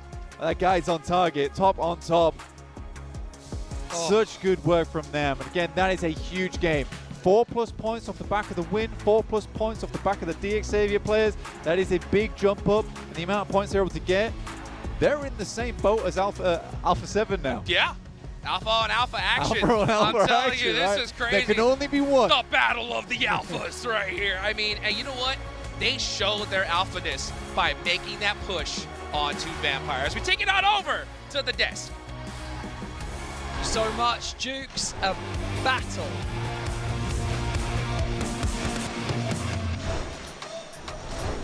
Thank you so much, Jukes. A battle by the beach finish on our Erangel, first Erangel of the day here, day 3 of the PMGC Grand Finals. And it's getting spicy. Battle of the Alphas, as Jukes said, Max. It's maybe not Alpha 7, but I know that here's 7. He's hyped. The Alpha Gaming win you've been waiting for. It finally happened, and in a very interesting fashion here for Alpha Gaming. The team that I ended up picking to be my champions for 2025 PMGC finally waking up. And to be fair, I gotta give them props because this team was able to adjust. I even mentioned at the beginning of the day, I was scared that some teams were going to bridge camping. That ends up happening with Ulf ends up backing up. They delay it, and then Alpha Gaming. We finally see the aggressiveness. We finally see the fragging power, Max, from all these players, even with Dogs. 603 damage is still able to perform for the team, but there was something that happened at the end that we were a bit of scratching our heads. The docketing came back for one game, and Aaron almost got himself a double onto not only Doc, which he did end up flushing, but almost got also the knock and the flush onto Zyol, trying to go for the final res and saving Soldier Doc, but it did not work out, luckily enough for APG. They keep 3 players alive and even play the roof angle, which I was screaming at the end at DXavier, just deny the points, don't give it for free, but this is why you want to hold on to your utility until the very later stages of this game, because guess what?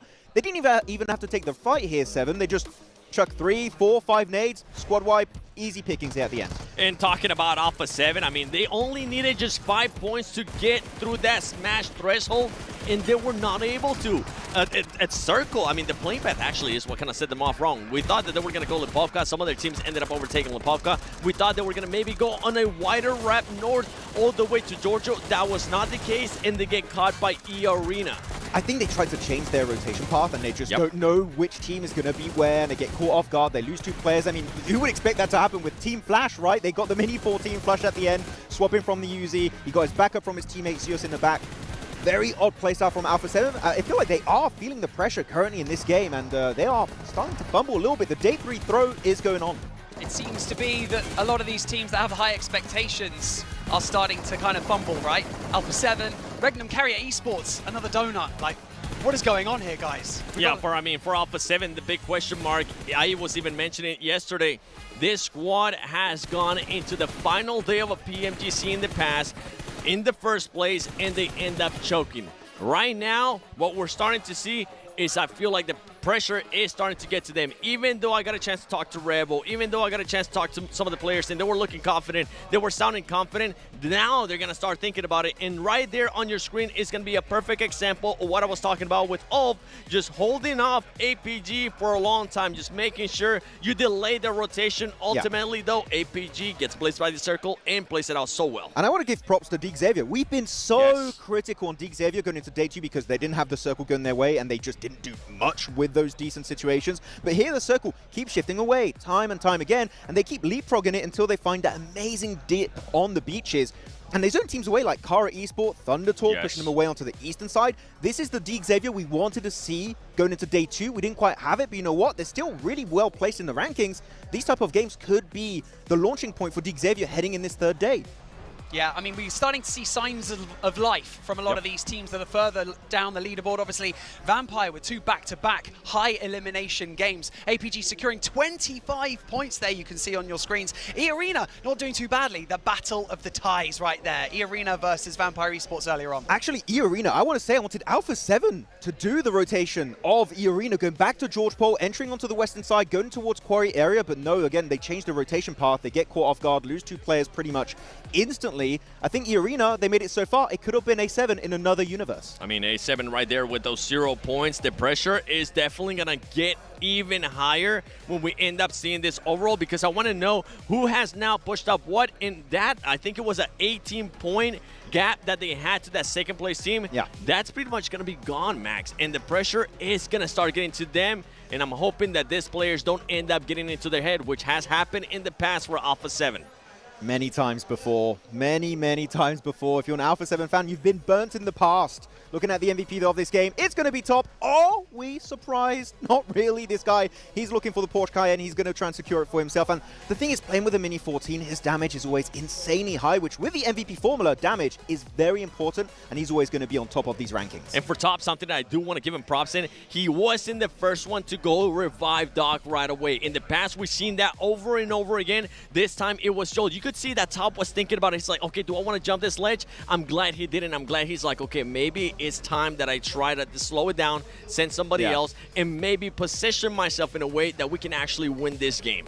Possible good communication skills as well from Top. Watching over, but look at that. 120 for Alpha 7 and 117 for APG. We talk about teams that have that potential to climb that leaderboard super quickly. Those high point potential teams, and it's always going to be Alpha Gaming that comes out of your mouth first, right, I mean, Max? exactly. It's so tight towards the top right now. First game, they dropped from 3rd position down to 5th, and now this game, they go from 5th position back up to 2nd place. It's all over the place right now, and now we have only 7, a 3-point difference. That lead you were talking about, it's gone. Alpha 7, you don't have a free start anymore. You don't have a free push into the smash zone.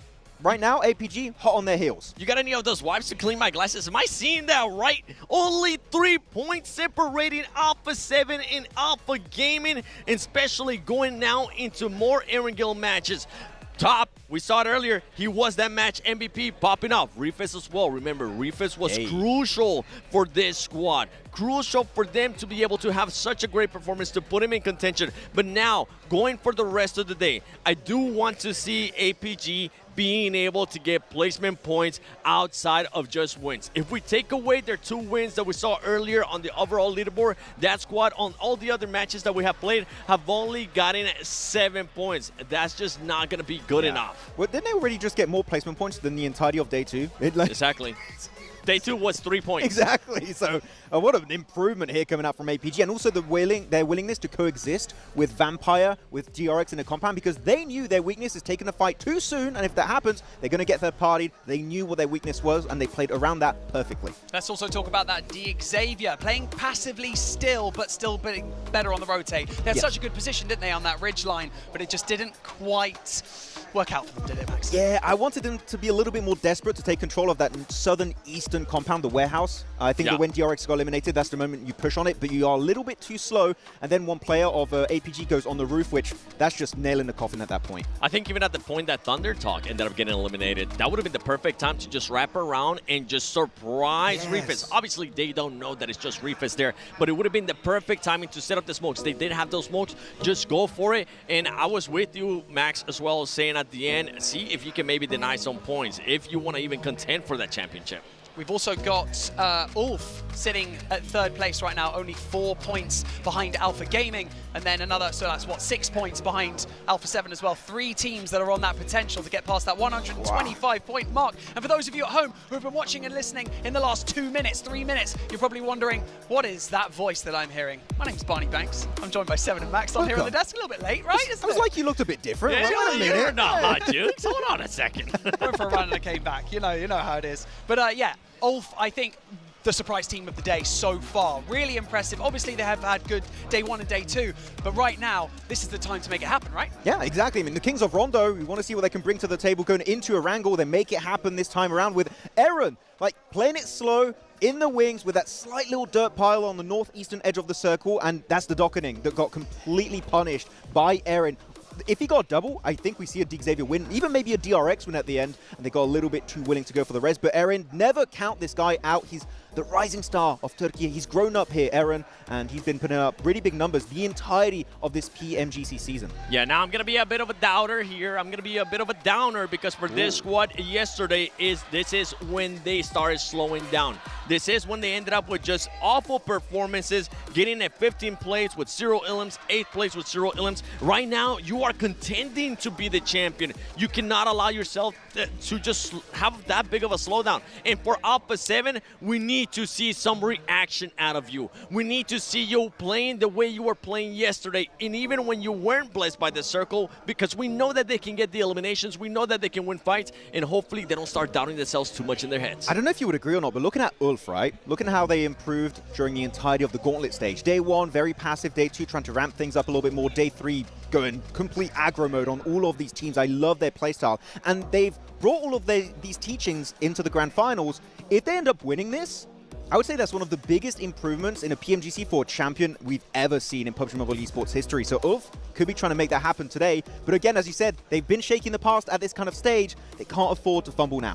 I mean, just keep an eye on those top 5 teams. Who's going to be staying alive? I mean, in Circle 7 of the last match, we had 4 teams being alive. And those 4 teams, guess what? They were hunting down that first place. So in this one, who else are going to be targeting Alpha 7? Are we going to be maybe seeing more of that? Because they want to stop them from getting to that match point threshold. And you mentioned it earlier too, Barney, and I'm glad that you brought this up. Vampire Esports, they have been fragging out more. That team has absolutely nothing to lose, and I think it's because of something that you mentioned, Max. Yeah, the Sir Tanny pep talk in the hotel room. Like, guys, we kind of sucked. Let's initiate the comeback here. Vampire trying to get to the middle pack. They can make it happen, maybe, on this Erangel match. It's those teams that are showing that signs of life that are dangerous for the teams that are sitting at the top of the table. Vampire Esports, they could spoil it for some of the teams that are sitting right at the top. Alpha 7 really need to watch out because they are the demons on Erangel. But speaking of Erangel, it's time for our second one of the day. Over to Jukes and Blake.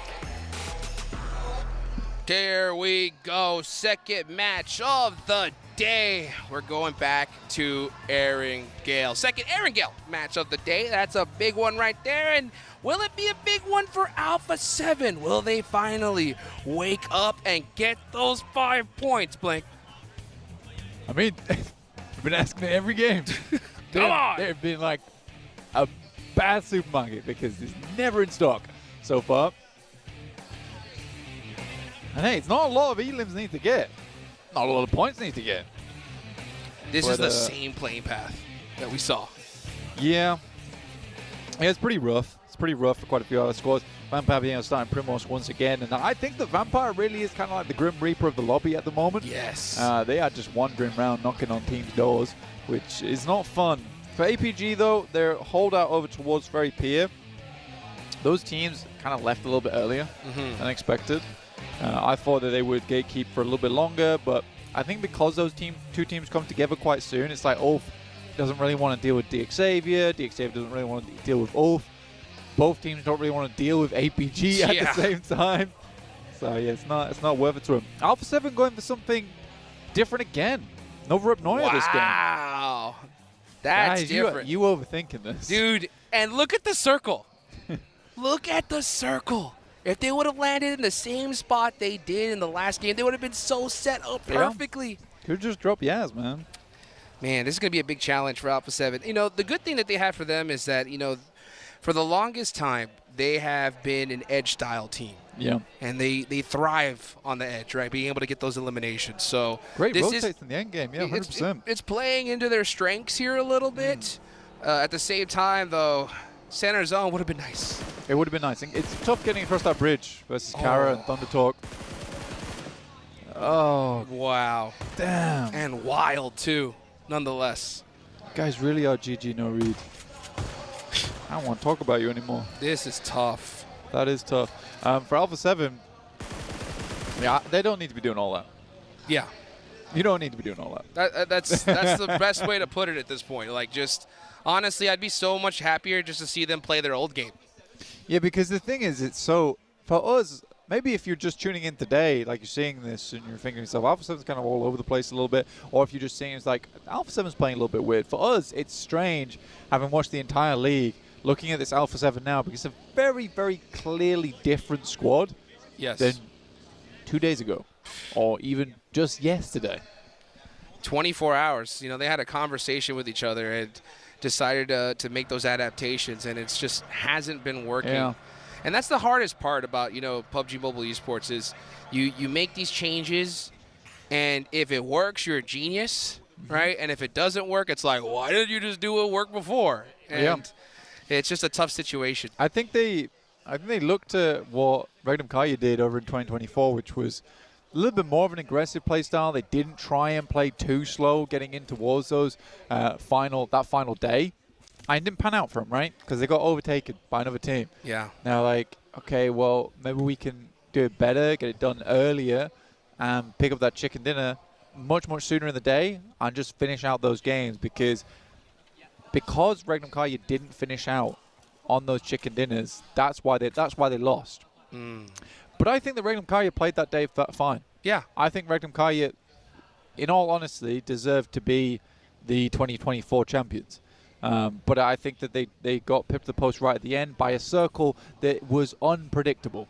It was actually unpredictable. Yep. And it is against a team that is literally the last game of the day record holders, like the best team ever when it comes to the last Miramar of a day of a tournament, because D+ just don't lose for the most part when it comes to that. So it's just it's so tough. It's so tough to lose some kind of weird tradition. Yeah, a big, such a huge title in that fashion. And we'll see how Alpha 7 does make it happen here. What do you think about this? I'm starting to think after that Rondo match, because we're talking about like adaptation and like getting in your own head. Yeah. I think with the whole lobby focusing on Revel at the end, I think that got in their head even more. They're like, everyone's out to get us. Like right literally. now. Yeah. You're like, Stark, no way they don't shoot at each other right now. Yeah, but that's just the way you have to play the game. You do paint a big target on your back. You have to realize that. But at the same time, just because you've got a big target on your back doesn't mean you're no less of a team. True. Because there has been multiple times where teams have tried to hunt them down, try to take them out, but they have turned the tides on that so easily. So I think for Alpha 7, whatever talks they had last night, I think they were the wrong ones, personally. Yeah, it's a tough one. It's a tough one to break. Now they're going to be getting gate kept by Kara, of all teams, on that bridge. I think once they pass 125, though, we're back in regular viewing. Yeah. For Alpha 7. That's for sure. But the thing is, are they going to cross 125? I mean, they're already taking damage. Crio's down. And thirsty. Yo. That's it. This is the worst thing. I mean, 7 yesterday was like, stop smiling. Stop smiling. Rebel, though, gets a knock in return. That could be that 1 point there. They do have the hovercraft. Are they getting gate kept right now? They got one. Okay. That's 1 point. 4 more left to go. Carrillo is gone. But now they got Kara on the run here. Round away, they lose a player, but it's 1 point. It is 1 point. But that's, again, if they're not able to get much further than this, that's a whole nother game. And we don't finish till match 5 again. We're going to Miramar. I mean, I was saying yesterday, they're pretty sure we're going to match 6. Yeah, I mean, that's definitely looks like what it's going to be here. The big thing, though, here as well is, I mean, now you got Alpha Gaming, you got Ulf that are right there, too. They can easily hit that smash rule in this game as well. I think Ulf's slightly more difficult to make happen. It's what, 12 points that they need? Go take a win. Or even a high elimination. It'd be a high elimination game. Yeah. I mean, for APG, they just kind of have to sneeze when they get across the line.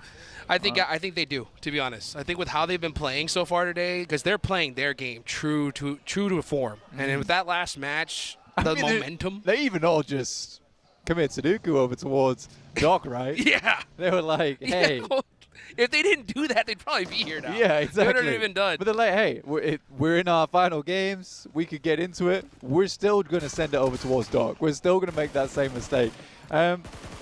Obviously, I don't like that. I don't enjoy that. But I respect that nothing can change how they play.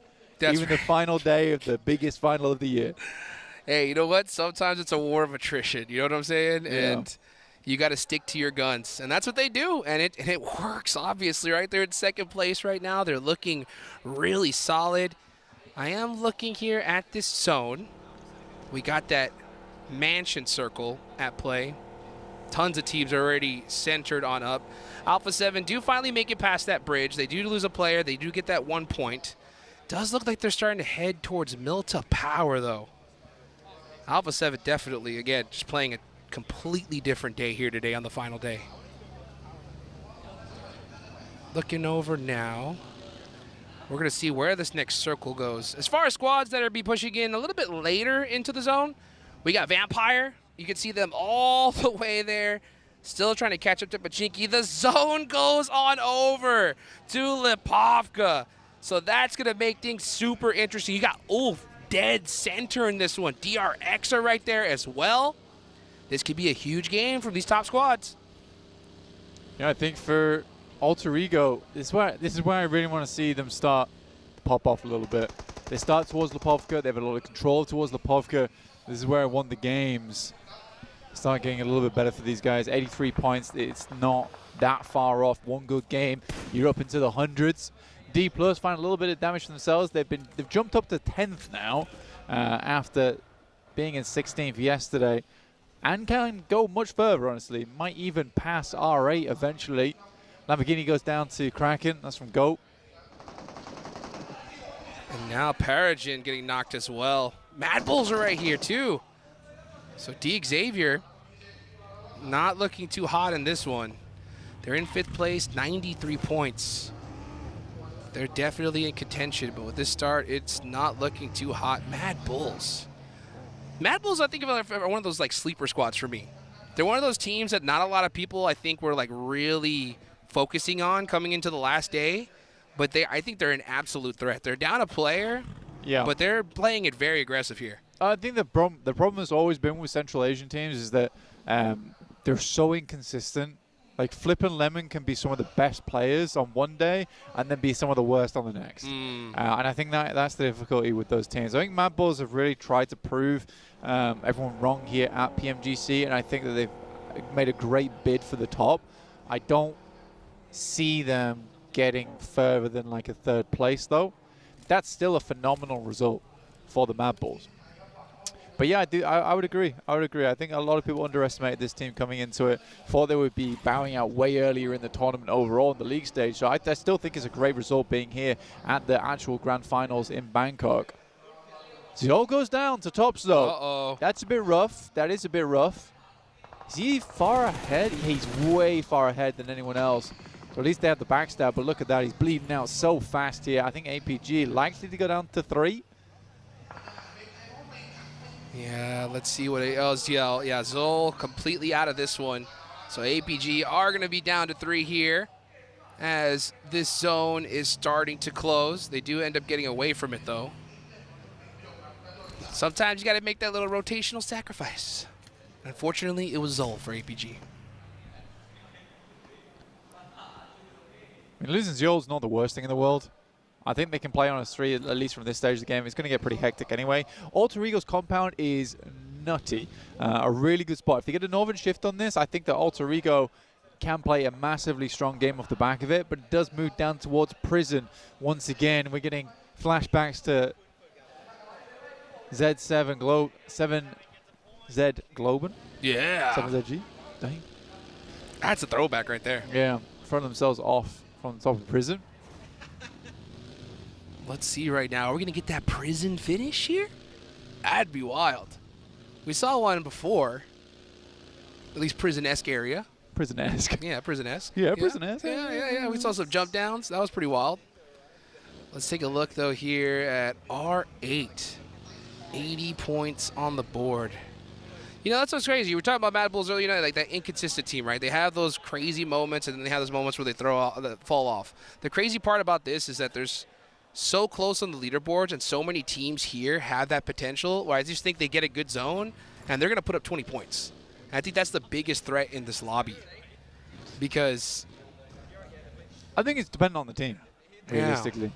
I think right now, if you said to me, Regnum Car, you get a strong spot in the lobby, this is zone 5, yeah, they're going to have a great game off the back of that. Am I thinking they're going to get a 20-pointer? Probably not. I think if you gave Alpha 7 a great spot, stage 5, and then, you know, a really good spot in the zone, I think that's a 20-point easy, yeah. Same for APG, same for DRX. and same for Alter Ego. For all 4 of those teams, though, it's so hard for them sometimes to get towards that late game. So difficult. Whereas Regnum sort of has the opposite problem, being center zone, strong spot from zone 1. Let's see if Regnum could put some points on the board, because they haven't been able to do it at all today so far. Let's see right now. Everybody just kind of getting set up in this circle. Alpha 7 did get another elimination, so they have 2. Here comes a push, though, from Flash onto APG. They have the numbers. Let's see what Doc can do here. He gets 1. That's a huge knock. Gets knocked in return, though. Top goes down as well. Reefus is way too far away, and that is Alpha Gaming crumbling here in this match. Well, they certainly sneezed, but it wasn't pretty. So they'll go down to 117 points here with just 1 player remaining. Win is trying to keep himself up. Reefus will find Bose now, looking to make this the 1v3 now versus Flash. Heads on in, spraying through the smoke. Cannot find it, though. And that's APG down to the rookie squad of the year in Flash. And Alpha 7, they find themselves another point, inching themselves closer and closer to match point. I do like that push, though, for Reefus. I think that was the right. I think that was the right play. I mean, he had a couple down. You just had to win that fight. He would have gotten some sick eliminations for his team. Because trying to survive and get placement points here, that's one of the most frustrating things for me. You see a player like, oh, down to 1, let's just go and try to figure out something. Nah, make that push. Try to make it happen. Unfortunately, it just didn't. And at a pretty tough time, too, because they had 117 points. They could have broken into that smash zone in this game, but just weren't able to do it. Yeah, sorry, I punched my mic. Oh. I punched my mic. That was the noise. Probably heard that at home. Sorry about that. Oh, it's all good sometimes. Yeah. I mean, it's it wasn't frustrating. out of anger. No, it wasn't out of anger. It wasn't out. Whoa! Okay, well, I punched my mic. Jukes fell off the stage. We're having a real day today. Well, we're out here. He's still got the headset on, though, which is impressive, even though he's in the crowd right now. It's sick. Dude, the crowd supporting my weight. Yeah. Here. He's like a fallen angel, and they pushed him back up. Victory. Feeling great right now. What a day. What a day, indeed. John's gone. So is the chair. Oh, boy. So is APG. It's all. Yeah, it's not roses and daisies. Yeah. Let's put it that way. Let's take a look at this, though. Hey, Car 98 from Silas. That makes me happy, but unfortunately, we're not going to be able to see him use it as he is getting shredded by R8. Damn, Silas looking more shredded than that chair, man. Oh, yes. Goodness That me. chair is deleted off the server. Oh, boy. All right, Ulf looking over towards Vampire at the moment. 4 players still up, 51 points, looking to push that a little bit more here at this stage of the game. It's definitely possible to go for, but I think for Ulf this means a lot to them.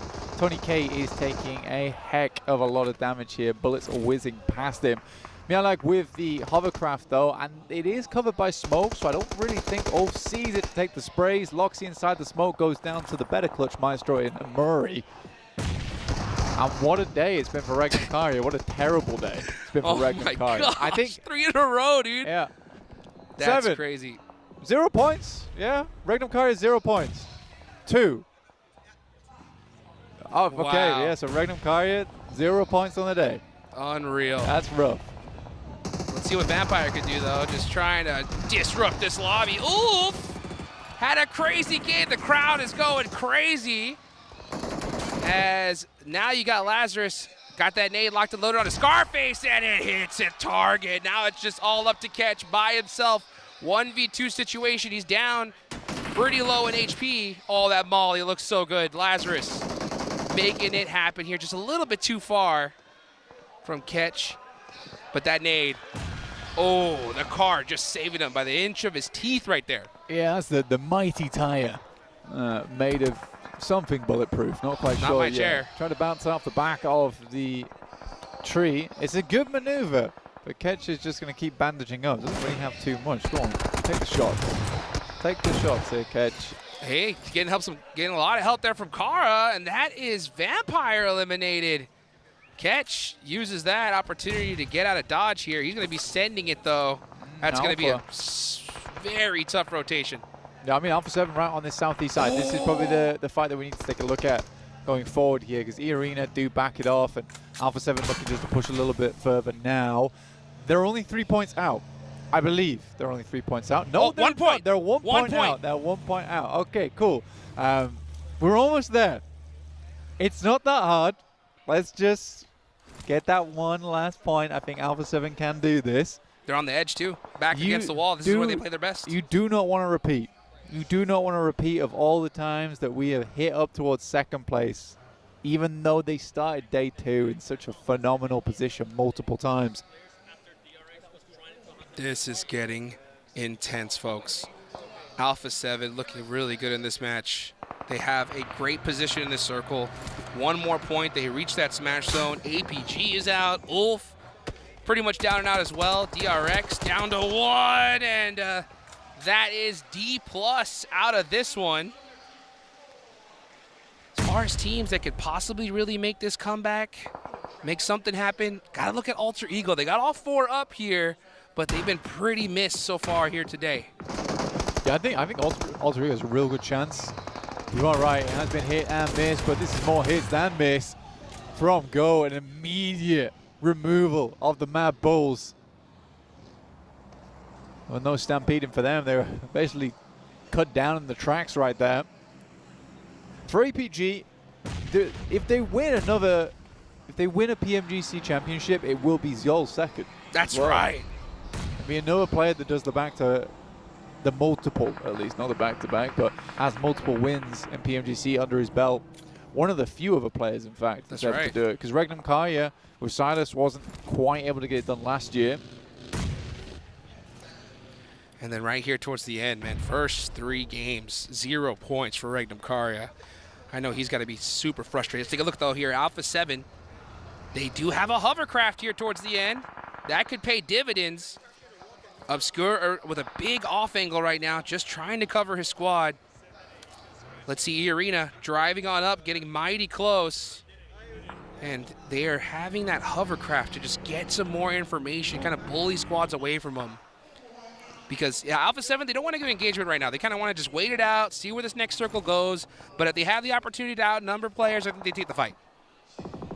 With 3 players, it is hard to find someone that outnumber at the moment, other than towards the center of the lobby where a lot of those solos have sent.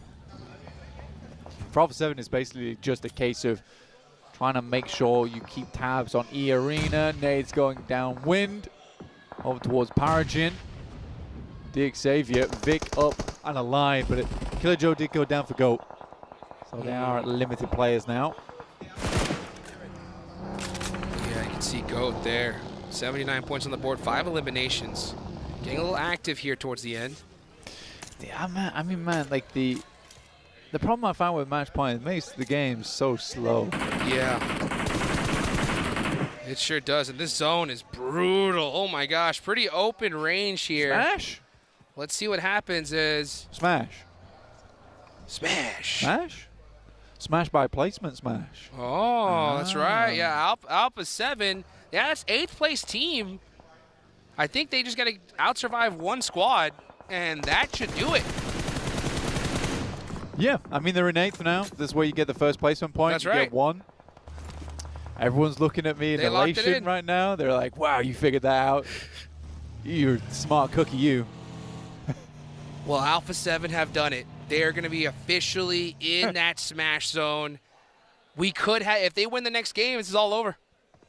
Yeah, but they still got to, it's 1 more game to win. That's right. We're currently in match 3, so we can do it in match 4 at least, which is nice. Gives them a couple more times to do it. And again, even Barney, who is now on our desk, was saying yesterday that for Alpha 7 it was a masterclass over on Arundel. They have one last time to show us who's Gordon and get it done. E-Arena, a lot of nades. Alpha 7 look to pincer now as well, Hot Jukes. They're getting active. Here they go. They sense the third party. They are on that hill right now. Joker with a nice nade onto win. Yeah, they're going to definitely push this one here, and Alpha 7 should be hungry for this third party. Are they going to make that push, though? Yeah, look at this. Flash just on the drive, trying to survive this, running through so many squads, and now E-Arena are getting into it with Alter Ego. Oh, no. I mean, Thunder Talk and DRX taking shots over towards Alpha 7. Again, why are we pushing into the circle here? That's like such a free fight to take over towards E-Arena. They could have pushed so much earlier, create some real issues. Instead, man, the coaches have got to stop talking to these players. Yeah. before the next day. This is unbelievable. Well, you saw it there, folks. They didn't have to wait for that placement point to be put on the board. They hit match point. AJ gets a knock onto Obscure, though. They realize it's Alpha 7 here. All eyes are on them, and that's Alpha 7 out. I don't understand it. I don't think it's good. But I mean, Magnum Kai has obviously been affected by whatever pep talk they had, and that's in quotation marks. You didn't quite grab that. I know I'm not on camera, but you could. I feel like you could feel them. Yeah. Feel those quotation marks. So. Yeah, I don't know. And those are bold quotation marks. They really were. They really were. So yeah, I think for Alpha 7 as well, the Alpha 7 I know would not do that. They would have pushed that. For sure. For 100%. Without a doubt. Because usually they would just clear space, take E-Arena out. Yeah, they might lose that fight, but the benefits far outweigh the negatives of just going for a push towards the center of the circle. You know you're going down, dude. Yeah, and it makes total sense, too, especially if we do end up going the full 6 matches yes, here. Because, you know, that could have been the play that decides first or second when it comes to points total, you know, so... Yeah, I mean, if someone's on your team being like, oh, we've hit 5 points, we've done it. It's like, you have not done it yet. You have not done it. Exactly right. Like, yeah. you need all the points you can grab. Towards the end of this game, you should have been looking to get more on board. And they could have. How did RCB lose last year? 2 points. Oh, boy. Will this be that mistake that cost them later on? They have reached the smash zone, though, so it looks like their playstyle is towards that strategy of making it happen here. Oh, look at that. Krypton switching the seats, trying to put Turney K in the blender. Does not work out, though. And now he's going to go ahead and get these flushes. E-Arena put some more points on the board. Nice shot, though, from GOAT with the third party. A lot of teams looking to make a big jump here. Look at the point difference from 6th all the way down to 13th. It's so close. Very, very close. And D+ actually was able to jump up to 8th after this game with 5 elims they're able to find. Ghost looking for some more shots here, but it will be Snape to find that one. You know, I would have preferred that Krypton, instead of jumping in and out of the vehicle, just shot the guy. It looked cool. It was ineffective. Snape's down as well there. It's taken out. Slight substitution going on there then for Alter Ego, with Snape being in. So I'm curious to see who exactly they did switch out on that team. Let's see what Xavier's going to do, though. Super quiet. They don't get circle here. Zone, hard shifts off them.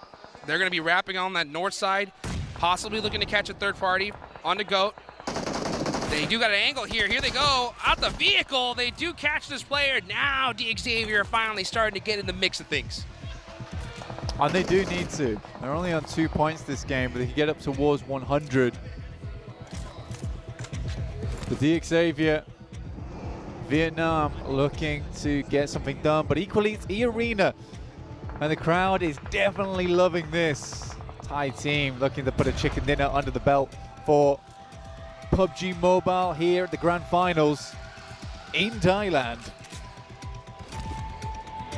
Crowd is making some noise. They are excited. They sense one of the local squads about to get a chicken dinner here. Joker throwing over those meds on a tourniquet. So let's make it happen for the hometown team.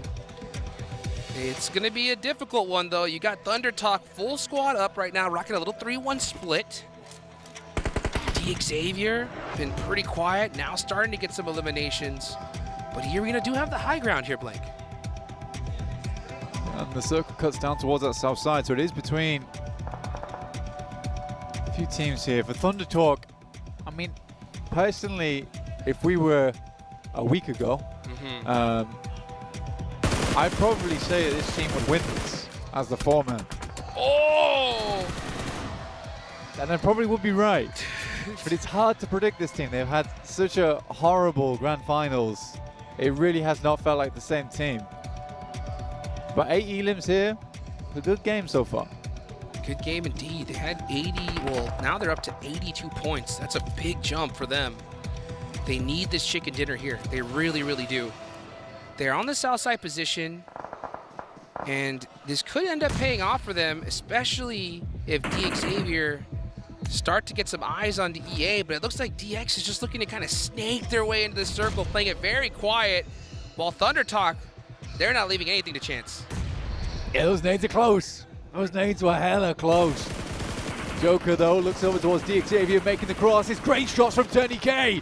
2 players going extremely low here. Parajin pulls the pin on the grenade. His team is falling around. And now we're going to see a big nade come on out, and look at that. Joker getting knocked. Parajin keeping himself alive here, and now Thunder Talk are on the push. They know these teams are down and out. They're getting that chicken dinner.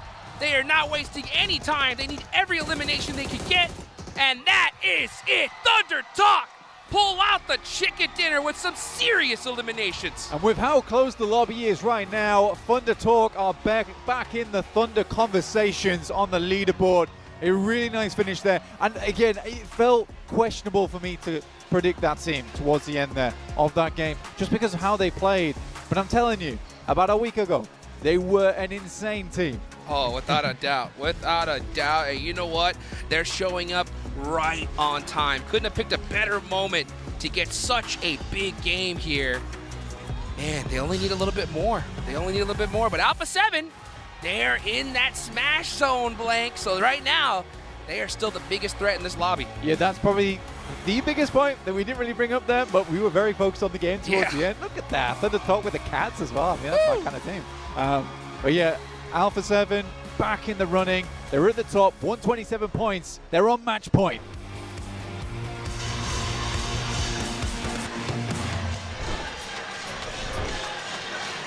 Ladies and gentlemen, we have officially entered the Smash Zone. Oh my goodness, Alpha 7 finally managing to get over that threshold. It only took them 3 maps, gentlemen. What is going on, 7? And it looks so sketchy for Alpha 7. They end up going towards Novo. And out of all the stuff that I've been saying, I was hoping I was going to be incorrect, Max, but that is not the case because they had another squad just waiting for them. None other than Kara on the Eastern Bridge. The bridge camp, Carrillo just goes for it, gets eliminated. But for the rest of the squad, they're able to step it up and get that match threshold. I think Kara were hoping it was going to be APG. We're like, is that Alpha 7? They don't usually drop Novo. What's that about? And actually, they dropped Novo, trying to maybe avoid a little bit of a drop clash because DRX, they went Komeshki northeast next to Stolber, and I think that was an attempt to try and actually go for Alpha 7. I think it was a targeted play. I'm like 90% sure that was the intent, but unfortunately they weren't there. And later on in the game, Alpha 7 find eliminations onto DRX, so a little bit of an Uno reverse card there. Now you say 90%, I'm going to bring it up even more. 99.9% because there's no reason for DRX to go all the way to Komeshki with that 2-2 split. There's just no reasoning for that. I mean, great performance in regards to DRX, wanting to maybe try to catch Alpha 7, and good adjustment from Alpha 7 being able to just readjust to what the lobby is currently giving them, which is everybody wanting that top spot. So I'm looking at this game actually for Thunder Talk. By the way, congratulations Thunder Talk. Let's talk about the win a little bit here. Is it a little bit too little, too late, TT? Yes. See what I did there? Do you like it, guys? See, the jokes are starting to flow. Hot jokes, please. Save us. But actually, before this game, right, they were in 12th position. And the point gap was not that big. So actually, I'm really wondering here, Barney, can they make an ascent maybe towards a top 5 position? Winning it all is going to be tough, but top 5 is in the cards for Thunder Talk. Almost top 5. Also, we've got to mention a little bit about Alter Ego at the moment. Yes. Not exactly having the most amazing day, but still managing to stay within that kind of top 6 right now. And you're looking angrily at Max, and Max is looking scared. I'm just looking at Max because Max was pointing out something to me that I didn't even notice before this match or at the start of this match, and that is Alter Ego once again has done a roster change, and it's maybe a roster change that Max might not be the biggest fan of. Look, I don't have an issue with Moana in particular, okay? You know what, maybe a little bit. I want Alva to play. Sorry, ever since PMWC, Alva has been an amazing setup player. I wanted Snape to come back in, which he did. I think the getting rid of Alpha here in priority of Moana is definitely a big misplay, team rotation-wise. I think the core should not have Moana on. That's my personal opinion. They at least had 4 players alive at the end, and I'm digging a hole right now. I'm just going deeper and deeper and deeper. I think that the rotation, it keeps changing. Maybe they should stick to a core 4 and just go for it the entire tournament. I would definitely have to agree with that. Hopefully they end up staying with the core 4 because some stuff was working out for that squad. One thing we got to talk about out of all this top 4 squads has to be DX, because DX has not been favored by any of the circles. On day 1, that was the main storyline. This team just keeps getting those fed circles. That's not the case now. Just keep looking at what DX has to do. The circle keeps going away from them. And something else that I want to point out from DX is I love the 2-1 split that they did when they wanted to get the last player from GOAT Gaming later into the match, with Parajin being the active player, the off-angle player. Great plays from DX, completely different than what we saw in day 1. By the way, I just want to say on this rotation, Thunder Talk barely moved since Circle 2. That compound locked down the entirety of that match. But no, really good point on Xavier. And let's not forget, they were in first place going into day 1. Day 2, they dropped down to 7th position. Are we going to see a little bit of a yo-yo effect here, going back towards the top of the rankings? Definitely a possibility, getting 10 points on board. But what really matters here, of course, is Alpha 7 getting the 7 points here. Well, they needed 5. They got even more than that, 7 points to make sure they enter the Smash Zone. But now, we talked about it a little bit earlier, they're going to have to maybe change their playstyle. Alpha 7, everyone's going to be looking at you to make sure you don't end the tournament early. Keeping it on brand there with the points. Very much so. I think that a lot of people, if you need to be reminded as well, of course, about the Smash rule, you have to get into the Smash Zone before you can then secure the Smash win in that next map. So it's looking a bit spicy for a lot of these teams that, like you said earlier, Seven, the teams that don't have anything to lose, like TT Gaming, like E-Arena as well. They're just absolutely smashing out these games, climbing the leaderboard really quickly, and essentially they're not looking to, they're of course wanting to win the tournament, but it's probably not looking likely. However, they're climbing the leaderboard thick and fast. Yeah, it's a bit of a reverse leaderboard in regards to some of these squads. They are starting to perform well. Thunder Talk, congratulations on that win. But then we saw there on the match ranking, APG really not able to do much. Then you have Regnum, which, I mean, Regnum, I think Blank and you, Max, pointed out too. They have gotten a total of 0 points today. This is not the Regnum that we were expecting to see, but now we go here to the overall ranking. Alpha 7, 127 points, and what are you saying? What? Thunder Talk from 12th position up to 6th rank in one singular chicken dinner. It was so close in the middle pack of the leaderboards. I didn't expect that big of a jump up. 95 points.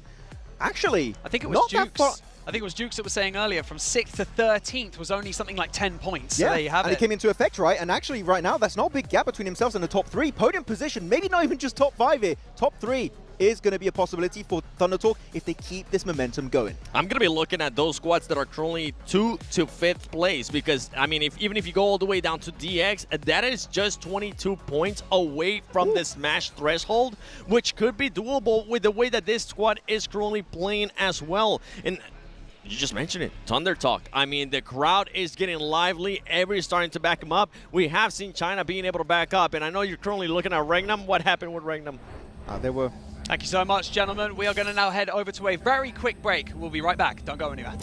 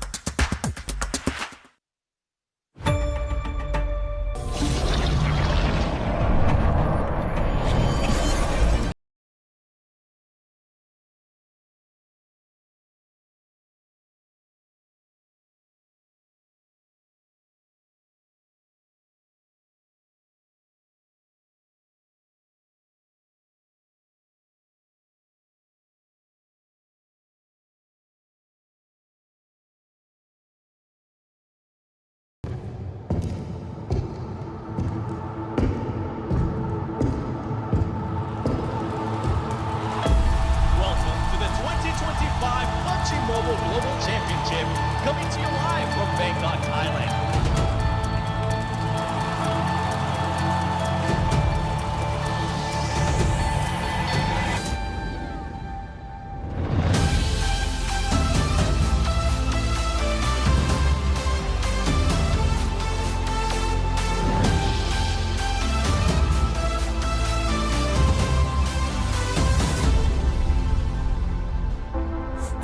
Shout, it shatters the silence in the morning. Call your name, I see the doubt. We're falling too fast without a warning. But if you stay, you'll battle by my side. They'll never ever win the day. No matter what they say. Mission ain't broken, don't take what is spoken. Our path ahead is still unknown. This battle ain't over, let's walk through the fire. Wash out our fear, fight to the end.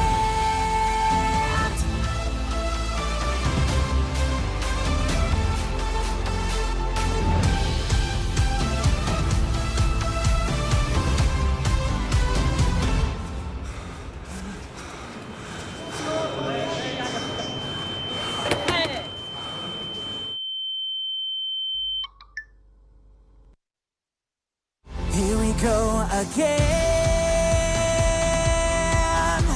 The scars are still fresh, but we will overcome the pain. The lights will never fade. This mission ain't broken, don't take what is spoken. Our path ahead is still unknown. This battle ain't over, let's walk through the fire. Wash out our fear, fight to the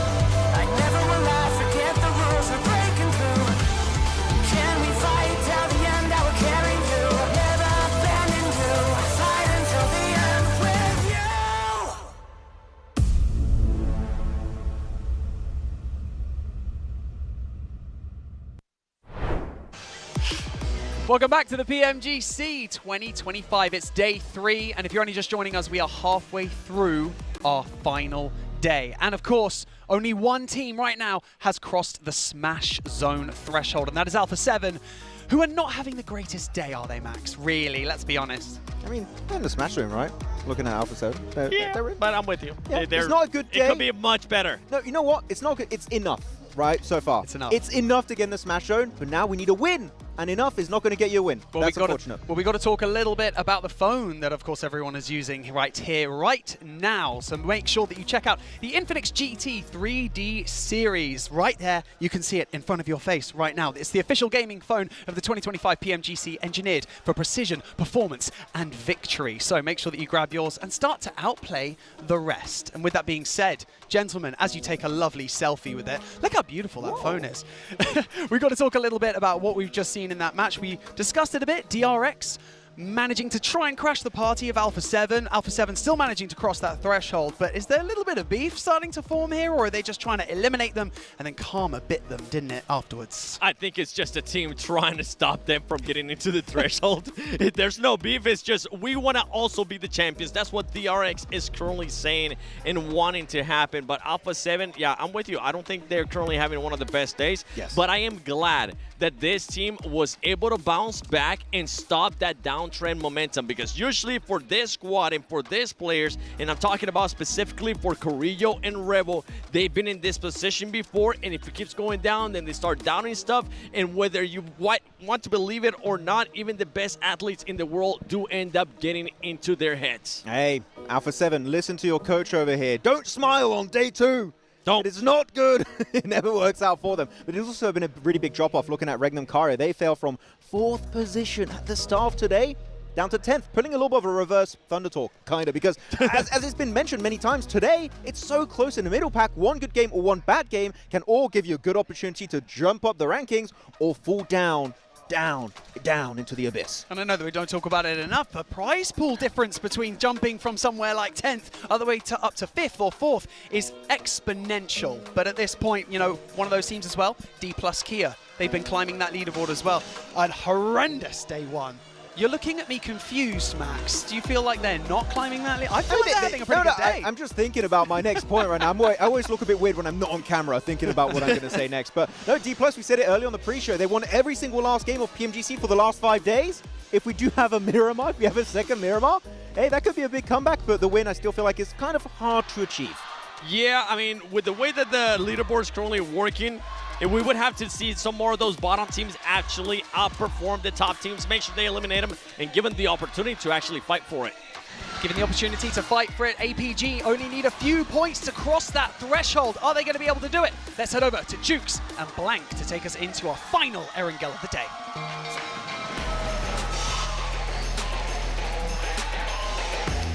Last day, last Erangel. Yes, last Erangel of the PUBG Mobile Global Championship Grand Finals. Alpha 7 in the Smash Zone. If they win this game, it is all over, folks. And it's a very big possibility. From yesterday, they had some insane games over on Erangel. It was lovely to see. Here's our most assists, and lo and behold, it is top from APG, which makes sense because he has been assisting the team a lot more than just in the elims category. He's been keeping this team locked and loaded, ready to go towards that late game. Even on that previous Erangel where we saw him take down Eren, where it could have gone tremendously badly. Yeah. Badly indeed. And one thing that's crazy, though, here is this playing path is going in the exact opposite direction of what we've seen so far in Erangel. So we're definitely getting a mix-up in this one. Alpha 7 are going to have their North George drop. So that is their house. They're going to be set up in this match here. Let's see if they're going to be able to use it to its full ability. The fact that this is a North George circle and, right, it's in the first zone, everybody's going to know where they're at. I'm kind of glad, though. Alpha 7's like, well, this seems like a regular circle. Let's just go to our regular spot. Yeah. Okay. This feels like a win to me. I'm calling it now. This is Alpha 7 win on Erangel. They're getting it done. Up towards that north side. It's a perfect start. And this is where they just need to play how they played for the past couple of days. Right? What they did yesterday was phenomenal. Nothing needed to change. But I think Smash ruling really does make final day so weird. Teams play so much slower. Teams are afraid to fight. Teams down towards the bottom are suddenly the ones that are taking all the risks. And teams towards that top side just don't want to anymore. And again, I joke when I say we need to stop listening to the coaches the day before the final day. Obviously I don't really mean that. Yeah. But at the same time, there is that small part of me that thinks that it is due to the Smash ruling, where you kind of want to switch things up. You kind of want to play a little bit slower. You just want to confirm over towards match point and then get it done from there. I don't think teams have figured it out yet, though. I really don't think they've figured it out. There's definitely something missing, because I think you made an excellent point in the last game. Like, there's a big possibility we're going all 6 matches here, right? And if Alpha 7 in the prior matches were just playing just to reach Smash point and didn't capitalize on those extra points, that could have cost them the tournament. Yeah. So, I mean, it's a totally valid point here. You got to play your game, especially when you have an opportunity to put some big points on the board. You can't just kind of stop yourself. because getting a chicken dinner in this lobby is still not going to be easy. Yeah, well, if we look at the past 2 days for Alpha 7, 115 points is where they ended, right? We're looking roughly around about 57 points a day. Today, over 3 matches, they've put up 12. Like, there's obviously something very wrong here. Big drop-off. There's a big drop-off. So, yeah. Again, I just don't want to see them lose now due to points, because I think it will be those first 3 games where they'd almost lost themselves in the PUBG Mobile source. Weren't able to get it done. They have a split over towards that north side, currently with Carrillo, just south of Zaki. Dude, that sauce is getting spicy. I'll tell you that right now. Because looking at this is another X factor here, right? Just looking at the leaderboards. It is so close. It's ridiculous. You got 13th place R8 with 83, right? For some reason, tail elimination, you know, chicken dinner, they're in 5th place. So almost the whole entire lobby at this point are hunting down that big game. So if they are all playing towards that goal, how much does that disrupt this entire lobby? I think it does big time. Massively. And teams are going to be searching for them, which is why they're not playing towards their usual draw spots. And you sort of understand that, because they don't want to make it obvious of where they are. I think you're overestimating it, though. I do think you're overestimating teams' wants and capabilities of finding you and hunting you down the early game. The amount of times that we've asked the silly question, like, are you going to hunt down this team? Our team goes, yeah, absolutely. They never do. Never do. They never do. It's literally the most frustrating thing for me when it comes to this, is because why not? You know, you've worked your entire year to get here. Why not just put it all out on the field and make it happen? Grab your destiny instead of just kind of hoping fate decides it for you. Xavier gonna move to south of Gatka, looking for that central position. Xavier definitely been erring on the side of fate. They want that circle to come to them nice and early. They have 103 points so far. Not in a terrible position, but they're gonna have to work for it. I mean, honestly, I think that the team that plays their game aggressive is gonna be the team that win this tournament. And honestly, with what I've seen so far today, that's Alpha Gaming. You know, I think out of all the squads I've really seen at the top, Alpha Gaming seemed to be that team that just sort of like fearless. Like, we're going to push no matter what the situation is. Sometimes it didn't pay off. You know what I'm saying? But, yeah. But they did it. They'll lose all flaws. They'll lose or they'll win, all flaws included. And I'm okay with that. I think it's nice to have such a personality on a team. I think for Mongolian fans all around the world, they'd be super pleased to see APG as the winners there. Because although IHC was a great win for them, that was just in the early days of elims becoming more and more important for those squads. And I think a lot of teams were kind of caught off guard. Still a fantastic win there. But to do it on a main stage, now playing alongside everyone else and still bettering them, yeah, I think that would be a really big deal for Mongolia. Let's see how APG does here. DRX waiting in the wings as well. I think you mentioned this earlier, Jukes. Looking to get those points on board, 105. But I do think Thunder Talk at 95 is probably the most surprising to me at the moment. That's scary for the lobby, honestly. Because Thunder Talk, they're literally one of those teams, right? That they'll put up nothing or they'll pull up a whole lot of something. That's for sure. And that is not a team you really want. I'm talking about for the rest of the lobby. You don't want to see them start getting hot here towards the end. Yeah, they're accelerating as well, man. Yeah. They're accelerating. And I think that is one of the bigger issues, that because they are accelerating, you start to get a little bit scared at the top, because we're putting up like 5-7 points a game, whereas Thunder Talk is just looking to chunk. And if they Rondo to start things off, very, very curious, because Smash ruling, especially in the PMGC format, John, it is quite important that we do talk about Rondo right now, where it's way, way more possible than in the past on Sandhawks to pick up those initial 10 points on your first game, enabling Smash ruling to take effect on game 2. In this case, we started calling it match point. You know, we're switching things up. That's okay with me. I'm all right to change the lingo. That's what I'm here for. We're on top of it, don't worry. We will be hopefully seeing some teams surpass that. It may